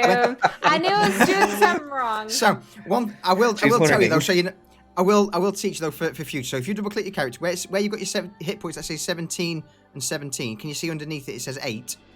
Mm-hmm. That's where you put your temporary hit points. I was clicking above it instead of You were. underneath it. Yeah. Yes, you were. That's exactly what I was doing. Mhm. I apologize. Don't worry So about you basically almost died instead. it. Yeah. I did. All right, I was so- like, I was going in with 8 points. Okay. So, with the spears now in place that have not only been enhanced with magic, rooted into the ground, and now coated with this garlic tincture, any other preparations you want to make? Portion. How long do the portions for Edith and Thomas to be drunk, and coatings on weapons, right? Yeah, potions will last about an hour once drank, Okay. and they take about 5 to 10 minutes before the effects kick in. I guess I'll go ahead and drink mine now. Okay. And everybody. So the first- I was gonna ask, like, Mhm. so let's say I cast. This is just a question. Okay. Unseen servant. Yep. Is there a way to send them within and not being seen to be able to come back out to tell us what they see? They can see. They can't be seen. They're unseen, but Mhm. they also can't can't talk. talk. It's Um, not an intelligent thing. It's just It does Um, menial tasks. it's an invisible, mindless, shapeless force, basically, like There's a no spirit. way So to mm, telepathy Can't a communicate with it. useless, see what it a sees. useless spell. it's that not I have. useless. It's not just useless. really useful in the right places. It Okay. has its niche Mhm. uses. Okay, Like but not here. opening doors, but not here, no. Okay.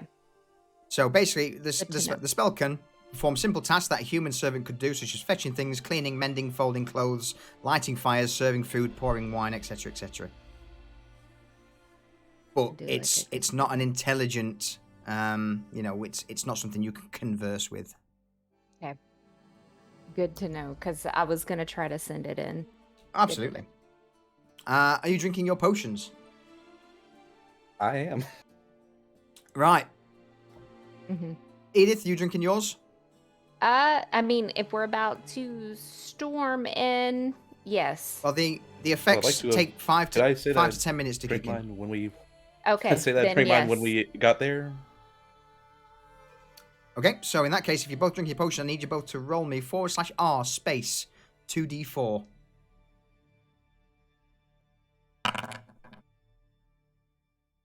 Nice. Right, you both gain an additional. Thomas, you gain 4 HP, temporary hit points. Edith, you gain an additional 2 temporary hit points. And as an added effect, you both absolutely reek strongly of garlic. I'm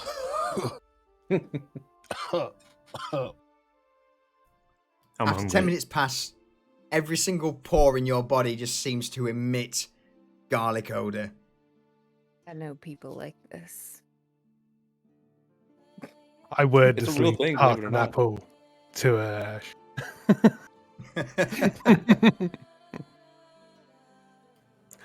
Start shining it and eat it. When I change forms, I'm going to need someone to sprinkle the oil on my claws and mouth, if possible. Oh, Edith is all over this. Edith will be in the back. Ash will do it. I'm not going to change form until we get inside, because I don't want to break the trap that we've just built. And you don't want to get stuck in the hallway as a bear. That as well. All right. Me and Grimmer, on the other hand, will put the curtains on just as we're going in. Mm-hmm. So you all now begin to step forward into making your way around the spears into the basement. Now I will turn I- into a bear. Can I just say, these? Yep. This is a bespoke map made for this encounter.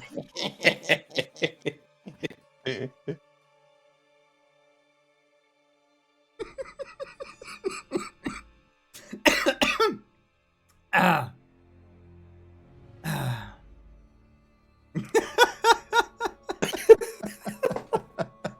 What a dick. This map has been Kick made by the yours DM. truly, The specifically. big bold strategy cotton. Mm-hmm. So as you make your way down, you open the wooden doors and slowly begin to descend into the cellar. There are various stockpiles of what you would expect there to be in a noble cellar. A few crates of foodstuffs, various casks of waters, wines, and ales. A stockpile of wood burning, and just off the right-hand side, a door.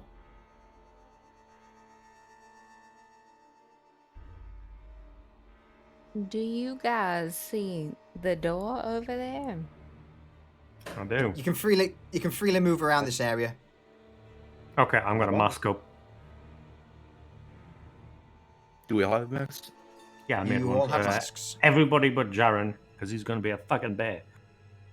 Are you bear forming now, Jaren? I will mask up as well. Yeah, I'll bear up now. Brown? Yeah.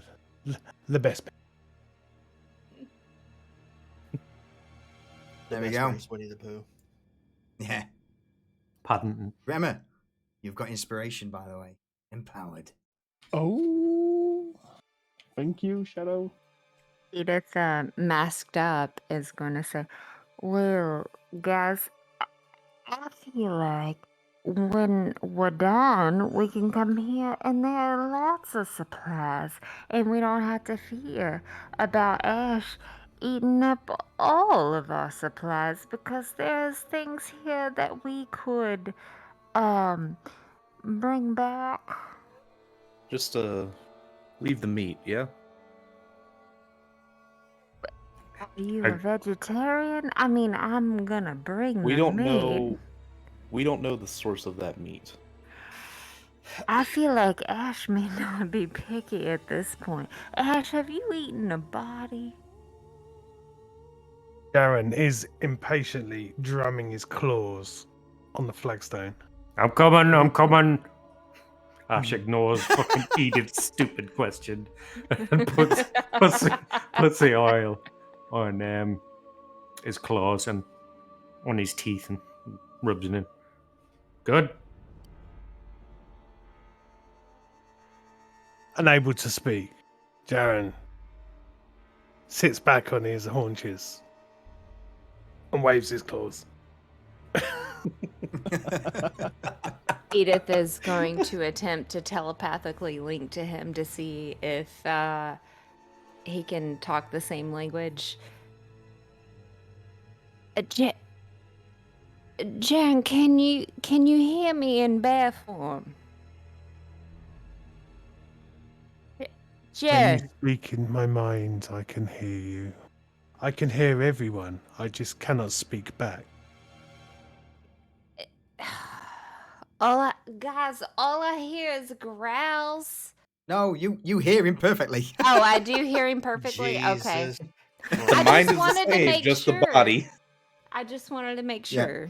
So Okay. yes, you can hear him. You can hear him perfectly, but probably you're the only person who can understand him at the moment.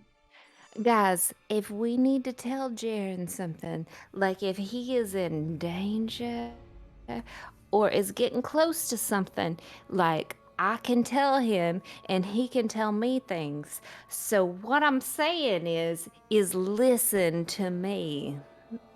Does he Foolish understand what you're elf, saying? I can understand everyone. I just cannot speak. Edith, But why does the I bear can look tell fucking them- exasperated with you? But I can tell them what you're saying, right, Jaren? I can only speak to you, but I can Ex- understand everything going on around me. Oh, this is gonna be fucking brilliant. Exactly. Jared, that's what I'm saying is why they need to listen to me if you say something. Is that not what I said?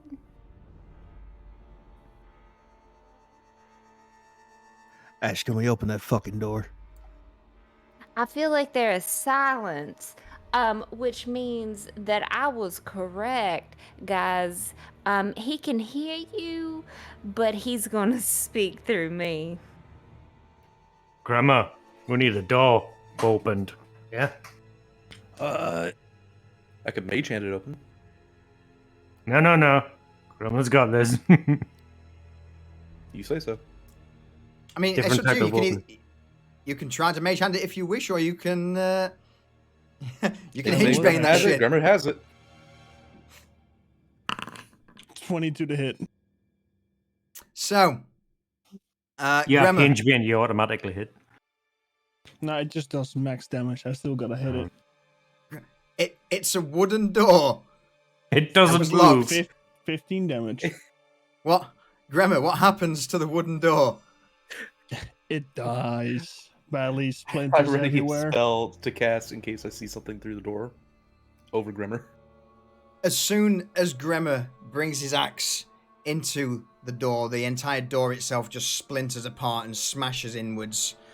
You are all who is currently in the path of the door, so that would be Gremmer, Ash, Jaffa, and Thomas. I need you all to make me a Constitution saving throw, but due to the fact you're wearing masks, roll it with advantage. 17.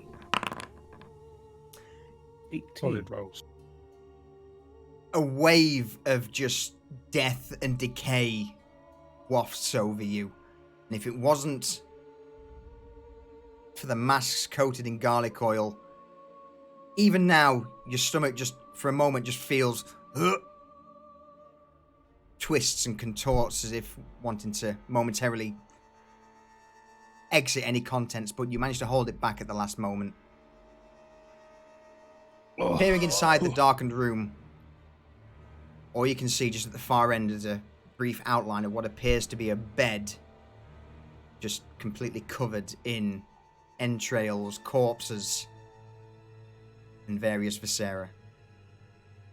Kinky. I need you all to roll me initiative. Step into the room.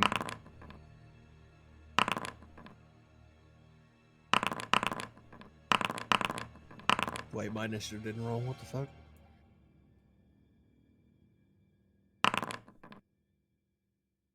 Wow. Goddamn.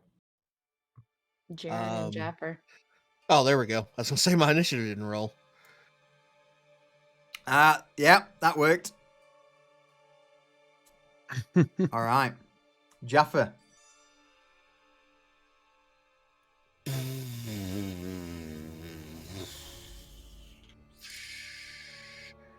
Well,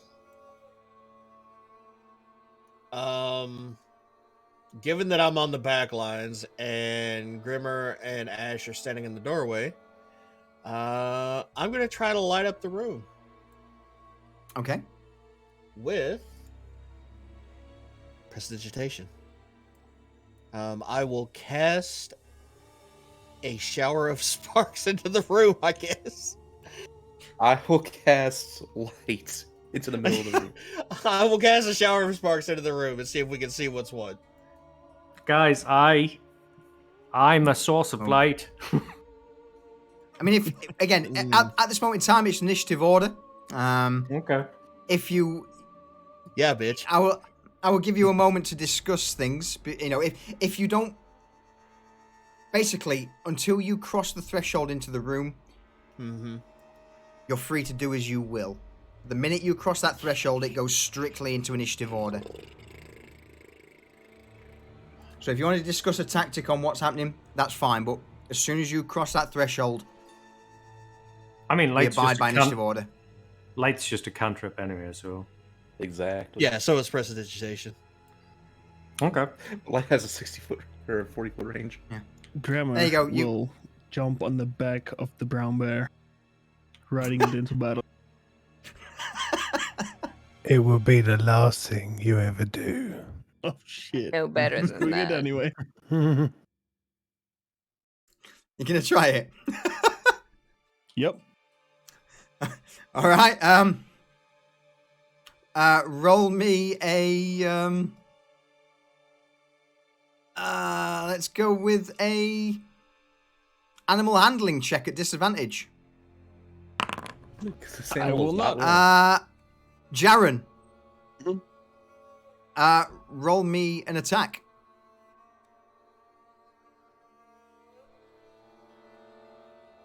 Hey, perfect. How you doing?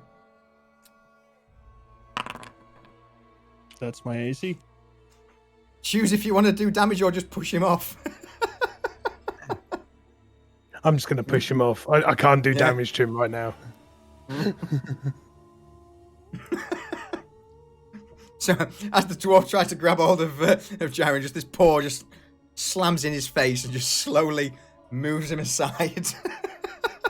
Edith, tell that idiot never to do that again. Edith, not verbally, but telepathically links to Grimoire and says, "Are you stupid, Sam? Because that bear could have eaten you alive. Like, no one rides the bear." Chroma just thinks, We're doing good, perfect. We're doing good.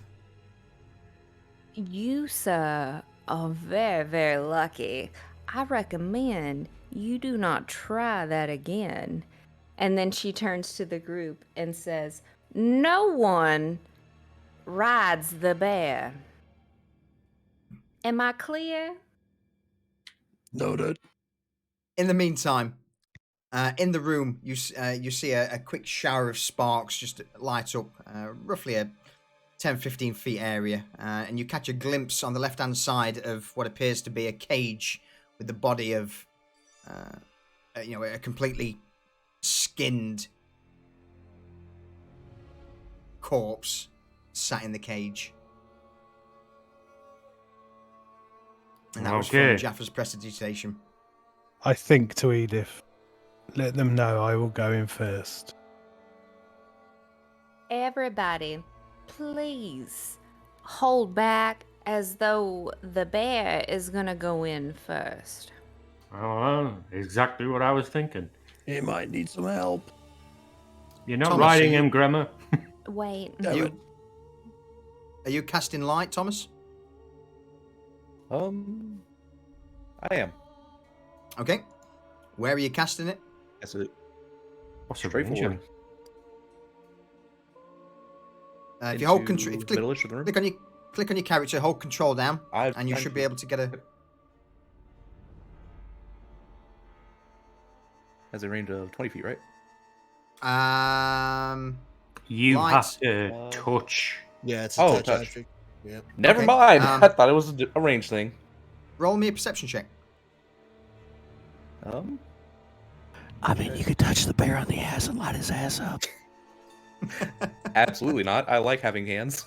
He Yep. does like a hot touch. I'm trying to Thomas, roll. find It's in checks. Sorry, no, it's in skills. Skills Skills. perception. perception. I'm gonna go with advantage on this. Okay. Or if you use my inspiration. You notice there are lots and lots of old bricks scattered around the floor that could be used.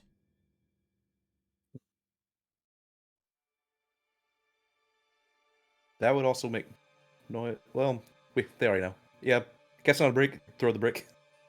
I mean, the door just got smashed to I was pieces. about- yeah, I was I saying think noise isn't a that makes problem. noise, but then so is breaking open a door. Mm-hmm. So yeah, So you, I will cast on a loose brick and then throw the brick into the room.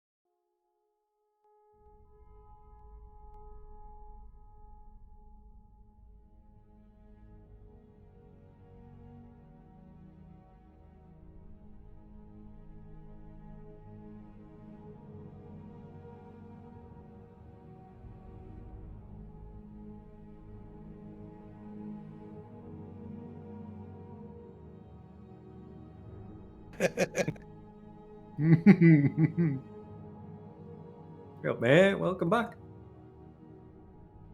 Well, Mother. yeah, I'm thinking I'm getting close to reinstalling a few Mhm. things. Might not be a bad idea. Probably No. for the best. Yeah. So, bear with me. Let's just get things back up and running. It's alright. so- Lee's got you. He's bearing with you all the time. I see what you did there. Literally, yeah. Bloody thing, honestly. There's going to be a All lot right. of airbag plans right now. Oh, there's gonna be loads of bear Look, puns. It's gonna be unbearable. Oh, but All right. Yeah, for some reason I can't my help my audio myself. driver keeps failing because I'm pushing so much shit through to my stream PC. All right. So, apologies. You've just thrown the brick into the room and the light begins to illuminate the dark confines of the inner chamber. You now see directly ahead of you this massive organs, old rotten flesh, and just decaying body parts.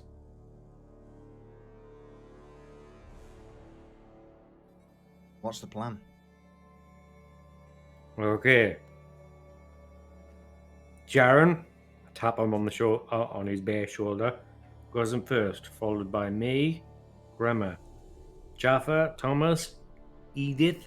You take up angles so you can see through the door, and you follow us through. Yeah. Sounds like a plan. Grimmer, get close to the door, but don't touch the bear. I don't think he likes you. Okay. I'll give you all one free movement in the order that you choose to enter the room.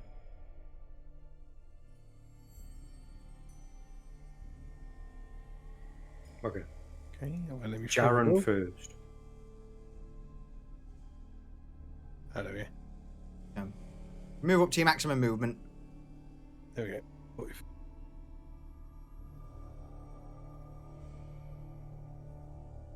Yeah, I've got 40 foot this fall. Fast as fuck, boy! A whole 25 foot for me.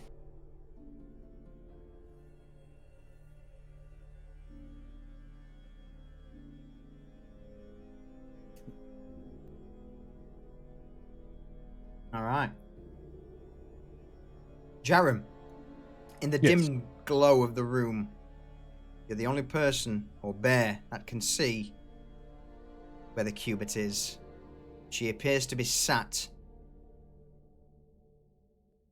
on a cage to the north, well, to the sort of the top side of the room, just scowling at you. And those with like dark vision, they can't see it. No, No, you're- because she's around the corner. she's round the corner from you. Okay. Unless you have X-ray vision. I mean, it's dark in Edith here, is but special.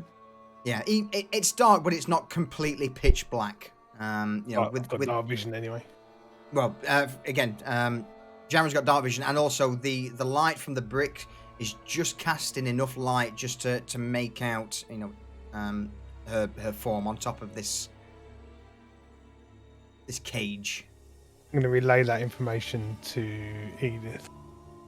I can see the female and the female only. And she kind of whispers. Well, so what she's going to do, because she's afraid that they can hear, is she's going to telepathically link to the other guys. Each one at a time, and saying,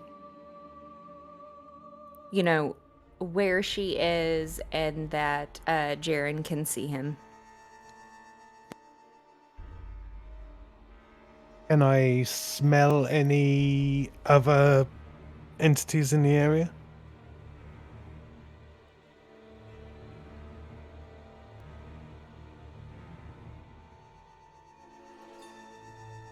Are you muted? I am. The only thing you can smell in this entire room is the overpowering stench of rotten flesh and death. Well, that might be the case.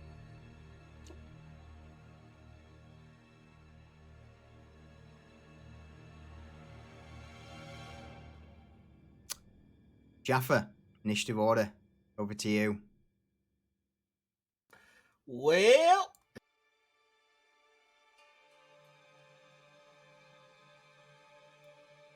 Jaffer's gonna move up, and would I be able to see her from this location? She's You way the would. fuck She's. back there. Oh yeah. okay. You still will be able to see just the the outline with the glowing brick. How long's light last for, Thomas? Let me double check. I believe 1 hour. All right, so you're Yeah. fine. Nope. So yeah, there's enough light in the room to, again, not make her out perfectly, but you'd know where she is. Okay.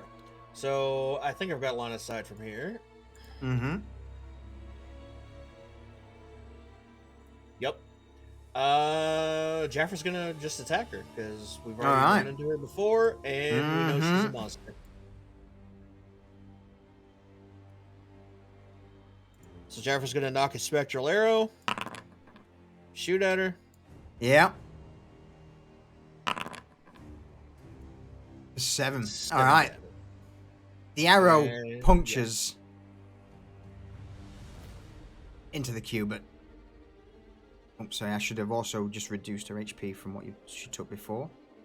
Okay, there we go. And there we go. Yep. Okay. And So, yeah. just go as a quick FYI, she already is wounded from your last engagement. ahead. Okay, that's gonna be the end of my turn for now. Okay. And with that, and a loud, piercing screech, she begins to jump, leap from the top Rope. of the cage towards you all. What is And this, with her bonus- WWE? Say that again, sorry? So what is this, WWE? Yeah. From the top bar.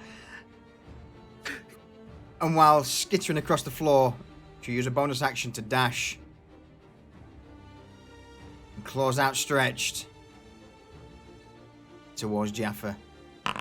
She critical fails. Jaffa, Free attack. what do you want to do? Free attack or free movement, your choice. Oh, free movement, huh? Your choice. I will use a free movement as long as there's no attack of opportunity. There won't be. Nope. She crit failed. Alright, Jaffer So you is going to go here. You see her just sprinting towards you, and as she leaps, her foot catches on the blood-slicked stones, causing her momentarily to stumble, giving you the chance to just dip out of the way. Yep. Jaren. Seeing her stumble, the bare form of Jaren just lunges forward and goes in for a swipe with his anointed claws. Okay. 15. 15 is enough. No. For 8 damage. And she needs to make a constitution saving throw. Which she passes. So as the claws bite into her, at the last moment she just manages to dip back momentarily before too much of the corrosive garlic coating enters the bloodstream. Any further actions? Oh yeah. Bears have multi-attack. Ah, So as his swipe hits, Yeah. he leans forward and goes for a bite. 13. 13. She manages to, just at the last minute, just grab hold of the incoming snout and just pushes the head aside. I breathe some evil garlic breath over her.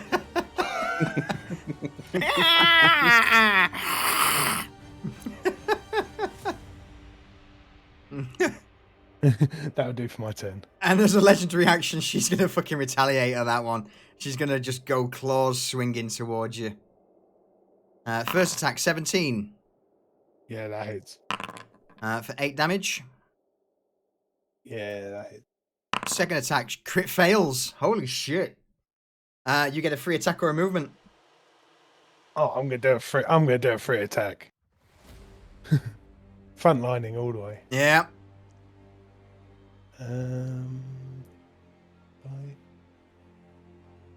I'm going to do another slash at her. For 18. 18 will do. Ooh. Ooh. That's a good one. That's more like it. Yeah. So as the claws just rip into her, just blackened blood splatters across the cobbles beneath, and she just glares towards the bear. Any further actions? If a bear could smile, he would. No, No. that's me. All right. Bum. So that was her legendary action. Ash, over to you. Ash is gonna move. Hey, Chuggy. Anyone No. need empowerment? Yes, please. All right, there you go. Congratulations, Chuggy. Served. Cheers, Chuggy. Right, I'll turn myself. As a bonus action, I'm gonna cast the spell. Spiritual weapon, because why wouldn't I? Of course you are. Fuck that guy.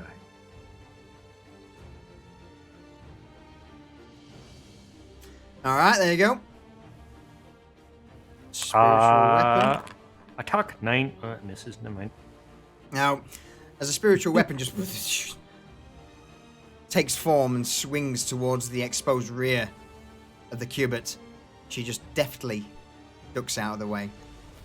Any further actions? Yeah, I use my action to smash her in the face with guiding light. All right. 4. Wow. No, you don't. That is. No, you don't. That is terrible. Careful, Icarus. As a response, Pish. she's going to use a legendary action, and you see the hair on the cubit just begin to rise and lash towards you. 19. That's a hit. Yeah. So the hair begins to entangle all around you, and you're immediately grappled. But it also causes 8 points of bludgeoning damage. So you are currently grappled by the hair. Okay.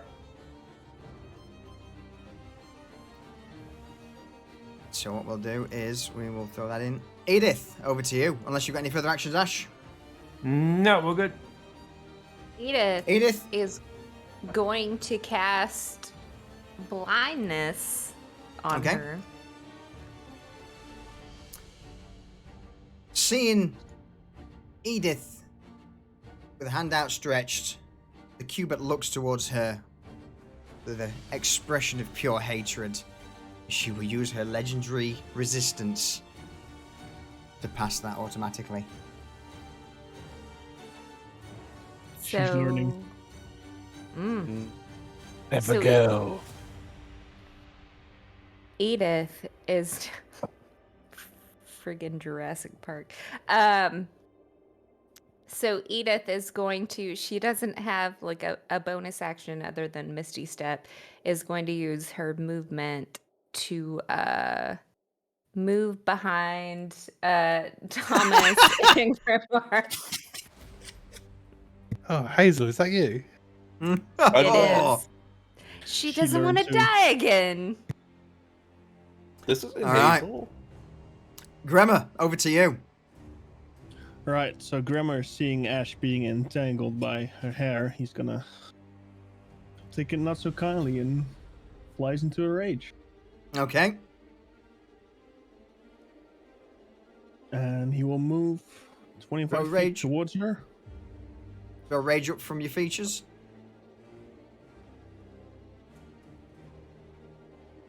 There we go. And smack her in the face. All right. Arenmir, giant battle axe, just crashes down on the cubit. 21's a hit. 21. for 6. That is it. What is this rolls today? Yeah, Tonk. it is tongue. All right. The axe bites down, just superficially cutting through her arm as she begins to weave her way around. Any further actions?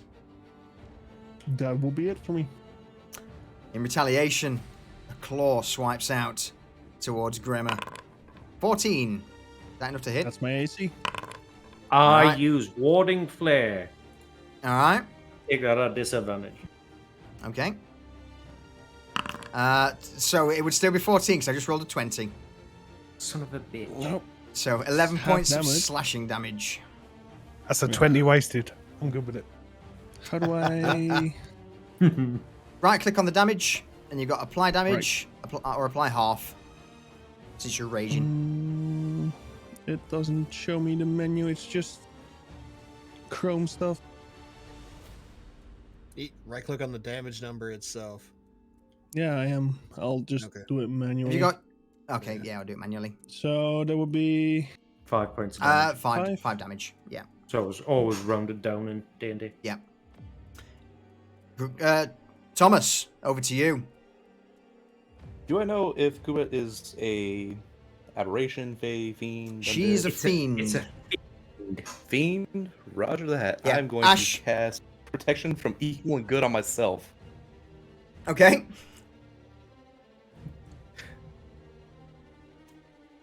Go it up. Yep. So, creatures of these types have disadvantage on attack rolls against the target. All right. Okay. And on top of that, I'm going to spend, if I can find it, a sorcery point to quicken a spell. Yeah. And I'm going to, if I can, browser's lagging on me. It's all right. I'm going to cast a firebolt as a bonus action. Okay. So with the hand outstretched. Oh! Jesus. Oh! Go for it. That's a crit. And Yeah. yeah. With hand outstretched. So would that by chance ignite her hair? I will roll a Constitution saving throw.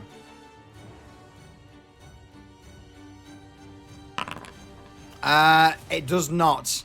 It hits a square in the chest. Yeah, that All right. roll I couldn't allow that. I'm fine with the not at damage. 17. So I was hoping the maybe firebolt hits her. Lucius as well. The firebolt hits her squarely in the chest and just the cubit just screeches, howling before turning her attention with the last legendary action towards Ash. Ash, I need you to make me a Constitution saving throw. I will use my inspiration from Chuggy to have advantage and a 19. 19. So immediately, with the hair wrapped around you, you begin to feel necrotic energies just wash over you. 16 damage halved from consume life. You begin to feel your life essence just sap away, and the various injuries done to the cubit just slowly begin to heal. So 16 half will be 8. Oof. Oh, Shadow's coming with the empowerment again, Ash. Ya boy! Yeah, boy. All right. Jaffa, over to you. Okay. Jaffer will continue to shoot at the skin flare. I'll take this one with advantage. Okay. 13's not enough.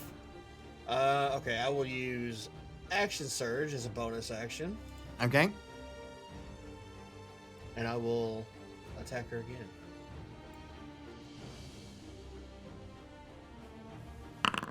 17 though, that is enough. 7, okay. And I think that's it for me. Yeah? Yep. Alright. So the cubit is going to swipe out towards the bear first. One of her claws. 15. Oh yeah, that totally hits. Okay. For 10 damage. The second claw will be towards Gremmer. 15. Hits. For also 10 damage.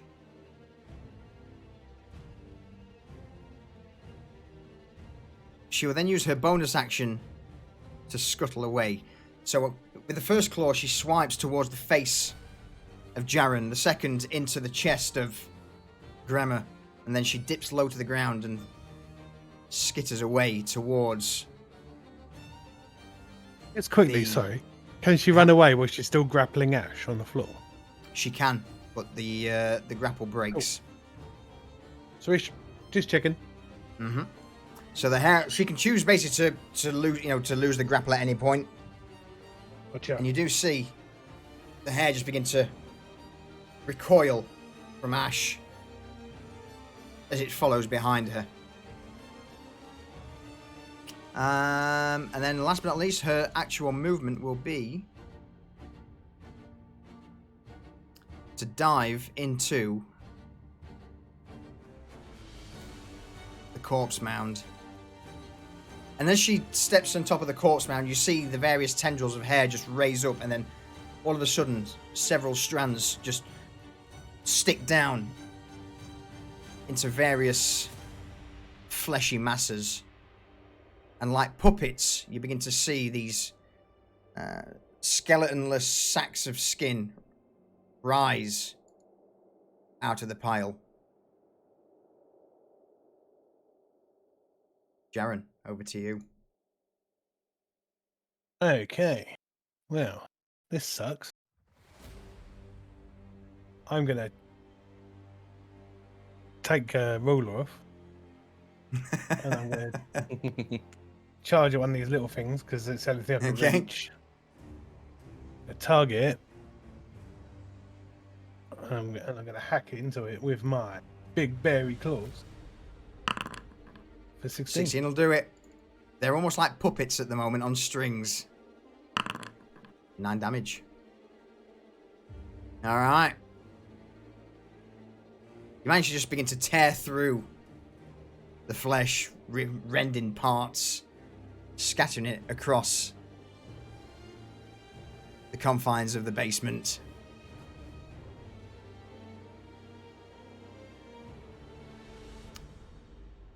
I'm gonna further follow up with a actions? bite. Okay. Fucking hell. 10's enough. Really? Yep, they're not exactly mobile. They're basically like puppets. They don't exactly move very well. They're you see strands of hair just coiled around, around the neck, around the arms, around the legs, and the waist of these flayed bodies. Hang on, I just need to look something up real quick Mm-hmm. because there's an ability I think I've got.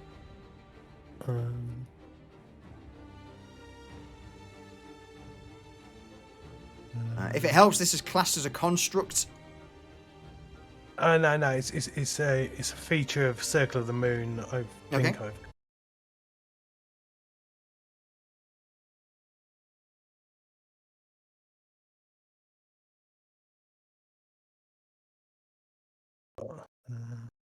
Okay, as a bonus action, I'm going to use a level 1 spell slot to give myself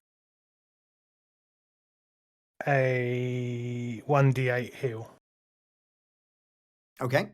Sounds It's like a a plan. combat. It's a combat world shaper thing. If I can't do it in bear form. I can't press the button in Yeah. bear form, but it is there. Yeah, just roll what you need to.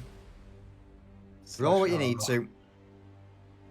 1d8. Ah, 3 points of healing. Oh, 3 healing. Could be All right. life and death for that. Better than on.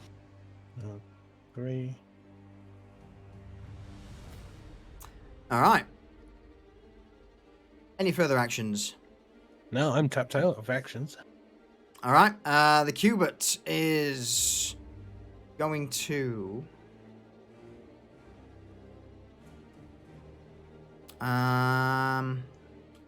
She has to stay within 30.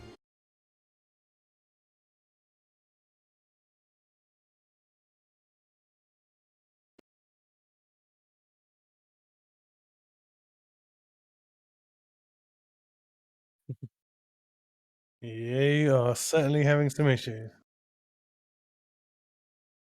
Maybe kill the background music for the time being.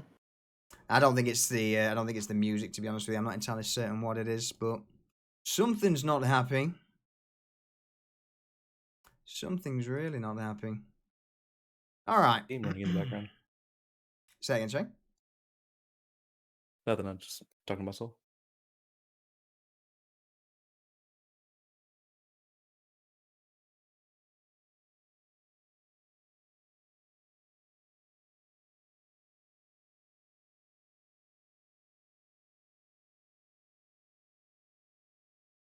There we go.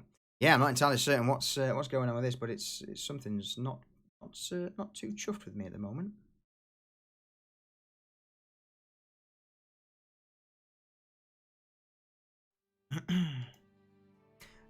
All right then. Let's carry on. So she will move 20 feet to there, 5 feet to there. Okay, that's all she can really do at the moment. Ash, over to you. Well, as a bonus action, I can move my sword of fire and death 20 feet toward the bad man. Yeah. I'm gonna move behind my sword, Okay. and then, as my racial trait, because I can cast Burning Hands once a day, I cast Burning Hands Okay. on her fucking face. Go for it. So she needs to make a dexterity saving throw, which she fails. For 14 damage. Ugh. Oh. So immediately she's caught up in this blaze as you cast a hand out and incinerate her. Again, does that ignite her hair? On a 15, The no, it area doesn't. Fire. Okay. Figure it's worth asking on an area fire attack. Absolutely, no. I like it, but it's not enough. I'm gonna say basically it's a straight up DC 12. All right. Bear in mind she's currently slick with the blood of an ichor of the dead, so it's not exactly dry hair that's gonna go up immediately. You gotta dry it out first with a little extra heat. Yeah. And I shall end my turn there. All right. Puke. She's going to use a legendary action to close the distance and leap behind the back of Ash and claw towards him. First attack, 13. No. Second attack, 23. That's a hit. That is actually one shy of a crit. All right. 11 damage. Ash is down. So as the cubit leaps behind Ash, she digs first claw cutting through the cape, and the second one she just punctures all 4 fingers and thumb into his back and just twists before pushing him forward to the ground.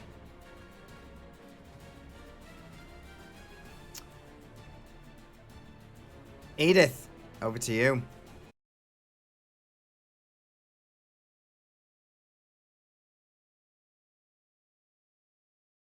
To the side of Thomas. behind him and target this abomination and is going to cast a Ray of Sickness.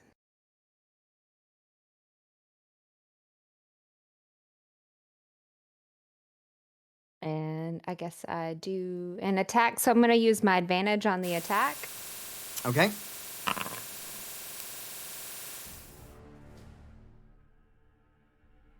$23 will hit it.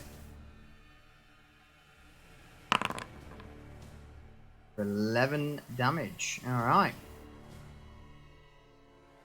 Constitution saving throw, see if it's poisoned. Mm-hmm. Yeah. 14. And that was a 13, so I passed it. All right. She is not going to use a bonus action because she is using Thomas's meat shield, so she is going to stay right there. Using my And what? All right. Exactly. She'll use a legendary action to dip back there into there, where she will then use her tendrils to stick back into the furthest corpse. All right, Thomas, over to you. I'm going to first let's click off of the. Skipping Oh wait, me? no. Oh, sorry, no, Grimmer's sorry, next. I'm lying. Grimmer's Grimmer's next. next. My bad. I almost went with Well, it. it's not a whole lot Yeah. I can do. So I guess I'll just move 25 feet. And that will be my action. Because that's all I can do Is it? right now. Are you sure? Who's next to you? I don't have a healing potion. We never distributed them. Don't. Is there nothing else you could possibly do to try and stabilize someone? Like the help action? Yeah. Okay. I'll. Roll me a medicine check. Uh,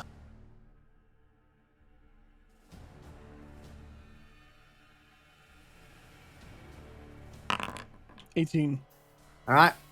What do you do to? So bear in mind, Ash has dropped to the ground. You see blood beginning to pool out of a large puncture wound in his back. His cloak's beginning to stain red. What do you do? Well, since she, dipped her fingers and thumb in to do the damage, I'll do the same, but just to stop the bleeding. You get I rid of need the some game help now, over Ash. here. Ash, you regain 1 HP.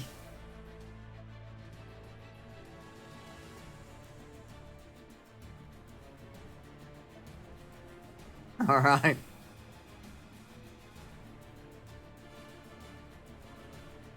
Any further actions, Grammar? Nope. I believe my rage will fade at this point. Will it? No, Because it lasts way longer than that. isn't it Round when two? you attack or don't get damage, it fades? No. Rage It lasts ends for a minute. early if you're knocked unconscious or if your turn ends and you haven't attacked a hostile creature. I haven't attacked someone right now. Roll me a Constitution saving throw.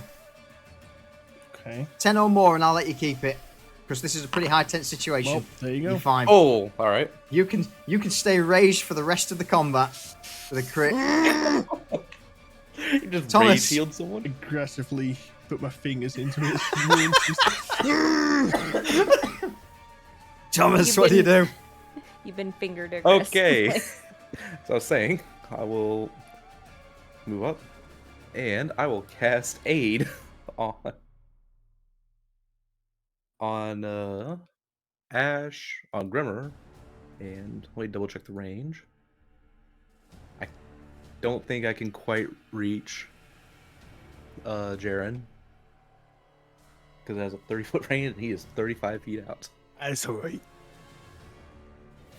I will also cast it on myself because I feel like I might get smacked at some point if he keeps using me as a meat shield. And Oh, I that is think all my- 3 targets. Bear with me. I've just read in my error log. My audio service is going to restart in 1,000. What is that? 18,000 or 108,000 seconds in minutes is. No. Hang on, bear with me. Milliseconds. 3 minutes. No, it's not. Hey, sorry, carry on. Carry on.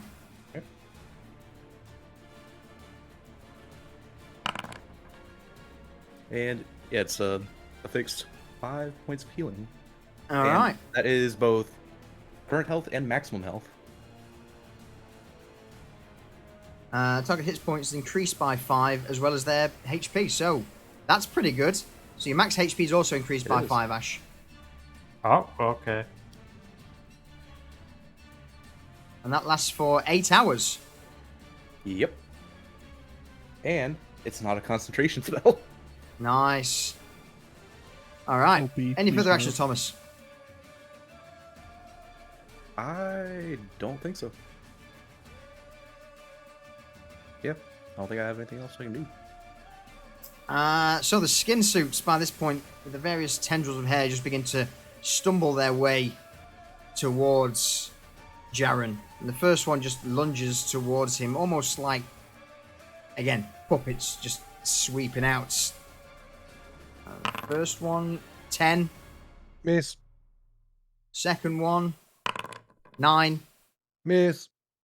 So both of them with these like floppy hands just try to slap out towards the bear, and both of them just miss by miles. Jaffa, over to you. Well, assuming that her hair is controlling these fleshy golem. It is. Jaffer's gonna keep shooting at her. Okay.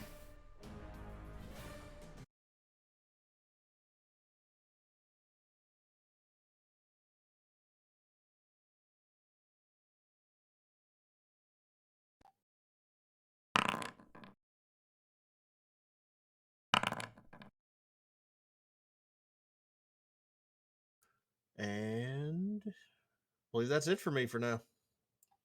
25 and a 10 will be enough. Sorry, I'm just struggling with this audio issue. I do need to restart my PC, but we're close to the end. Mm-hmm. So 10 damage. Are you not? Have you got any arcane arrows you're using? Nope. Arcane arrows comes off of my normal attack, and I don't want to use them right now. Okay. Yeah, I'm definitely gonna have to investigate this fucking audio issue because it's driving me mad. Cubert can't really do a great deal. She will basically now charge towards Gremmer with claws outstretched. She can't use her hair attack. So 12, does that hit? Misses. Second swing, 20. That definitely hit. All right. 11 points of slashing damage.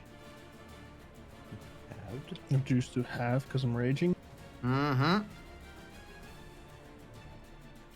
And that's all she can do. Jaren, over to you. Okay. Fuck it. I'm gonna turn and just charge straight at her. Okay. And These things I'm gonna- don't... So go on. Okay.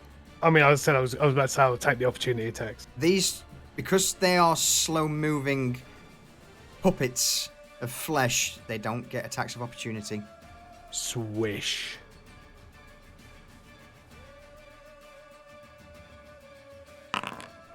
Oh! Get fucked. Oh! All right. All right. And I'm going to follow up Yeah. with a bite attack. And I'm also Okay. going to use my advantage. Yeah. 16's 16. enough. And with a roar, I'm just going to go in and bite her. What happens to the cubit? I lean forward.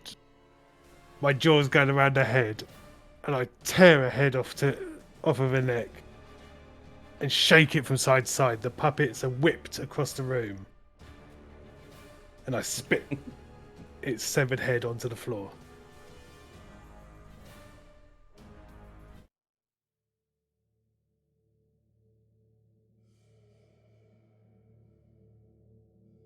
Oh no, don't eat that. Oh.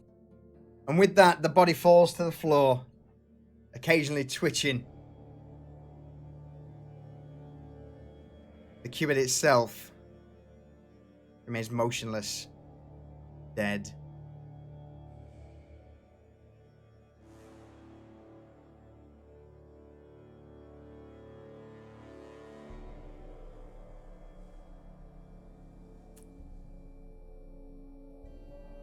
Grandma kicks it, the decapitated body. That'll teach you. Just, and as I kick it, like more blood spills out of the wound. What about the other one? Yeah, I was about to start looking around and investigating, see if there's sign of the other one. Roll me an investigation check.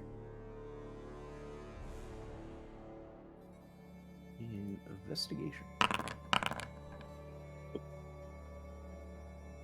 There are absolutely zero signs anywhere of the second. This one that's on the ground dead appears and looks to be like the one you saw before, the one in town.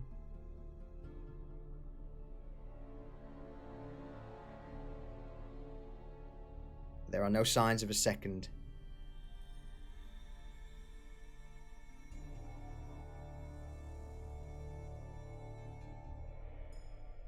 Well, now what? Do we rest up and see if we can hunt for the other one? Well, we're not resting here.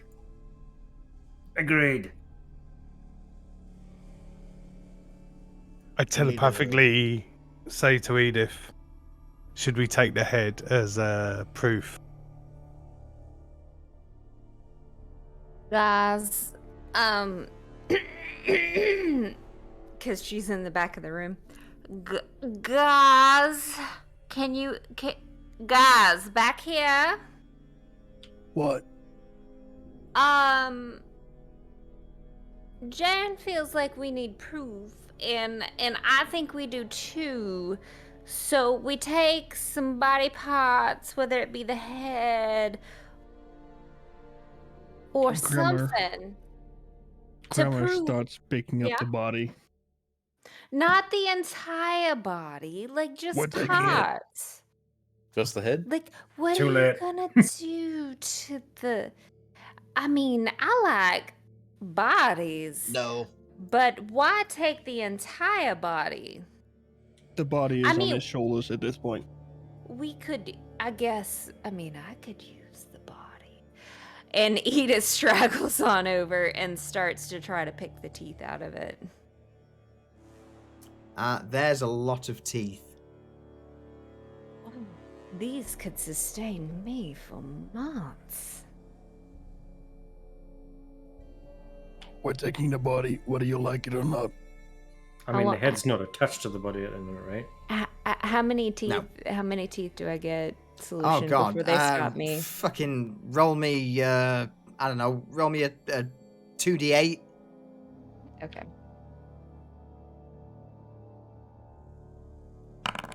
There you go. 7 teeth. I'll take it.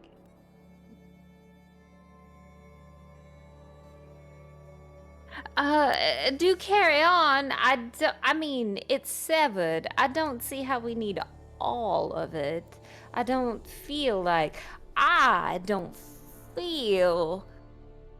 it could be reanimated. Is that the right word? We could just take its head, like Jan Edith. was saying. I got what I needed. Yes, Ash. You're not carrying it. What's the problem? We It could could be find anybody's some head. We're taking the body. Oh, you guys might be hungry. Okay, I was I ain't just eating that. relaying what Jaren was saying. Jaffer walks over and picks up the head. Okay. And we'll carry it back to the Mercenaries Guild. Grammar struggles to get through the door because the legs are like hitting the wall as he's trying to get to the next room. Jesus. So with that, you drag the corpse of the cubit to the door, and I think before we exit here, that's probably a good spot to. Well, because it's been a long old session again. Mm-hmm. And we'll pick this up next time. So before you all leave the confines of the D'Encourt basement, is there anything anyone wishes to do? Yeah. I cast Burning Hands and I burn everything on my way out. Yeah? All right. Yeah. I'm going to search around the food stores to see if there's any non-meat items. Thomas, salvaged. don't forget the wine. I'm gonna cover Ash, make sure there's nothing else gonna jump out at him. Okay. Edith will do the same as what Thomas is doing, minus the whole meat thing, but just finding resources that we could bring back since I'm we not are trusting depleted. any meat from this area, from this cellar. So Ash spends the next 5-10 minutes just incinerating everything in the cubit's chamber. And the vast majority of food stuff tends to be, there's a few vegetables. Some of them are starting to get to their end of life, starting to rot, but Right. there are a few Any- dried. Sorry, go on. I was just wondering, like, any grains or staples or anything like that. Yeah. There's various sacks of grain, wheat and corn mostly, alongside the multiple barrels. Some of the barrels have got pickled vegetables in, along with wine and other ales. I kind of stacked it up near the doors. I walk. You will see Frank again. You will. Say, hey, can we? I know you probably want another meal tomorrow, right? So can we take this with us? Sure. All right. I started hauling it out. All right. Putting We'll work out those- exactly. So go on. Oh, I was gonna say, putting those big muscles to use. We'll work out exactly what you've gained off stream, but After that. yeah. Is there anything else in particular as you begin to make your way up the stairs back onto the grounds of the D'Encourt estate? I keep my eyes open so I don't run into the spears we set. I was gonna Smart. say, at this point, or is it next session that we need to kind of be aware of as we are going out to see if we see anything? Well, Ash thinks Probably- there's still another one, so he's going to cast Prayer of Healing on everybody. Okay. All right.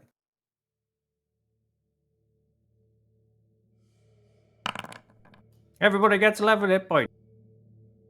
There we go. Although I'm not Perfect.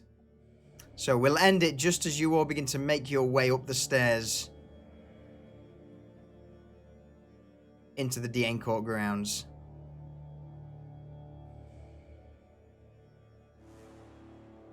Good shit.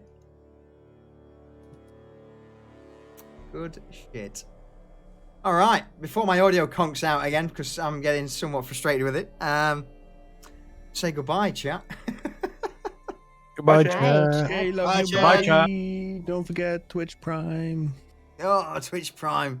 All right, I'll be back in a second. Oh God, I'm gonna have a serious considering look into this this audio issue because I'm a little bit frustrated. But that was a good session. That was a very good session. I thoroughly enjoyed that. Let's see about closing things out. And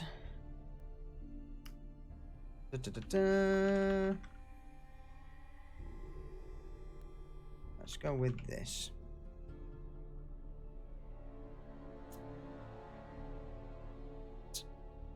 Where's the thing I'm looking for?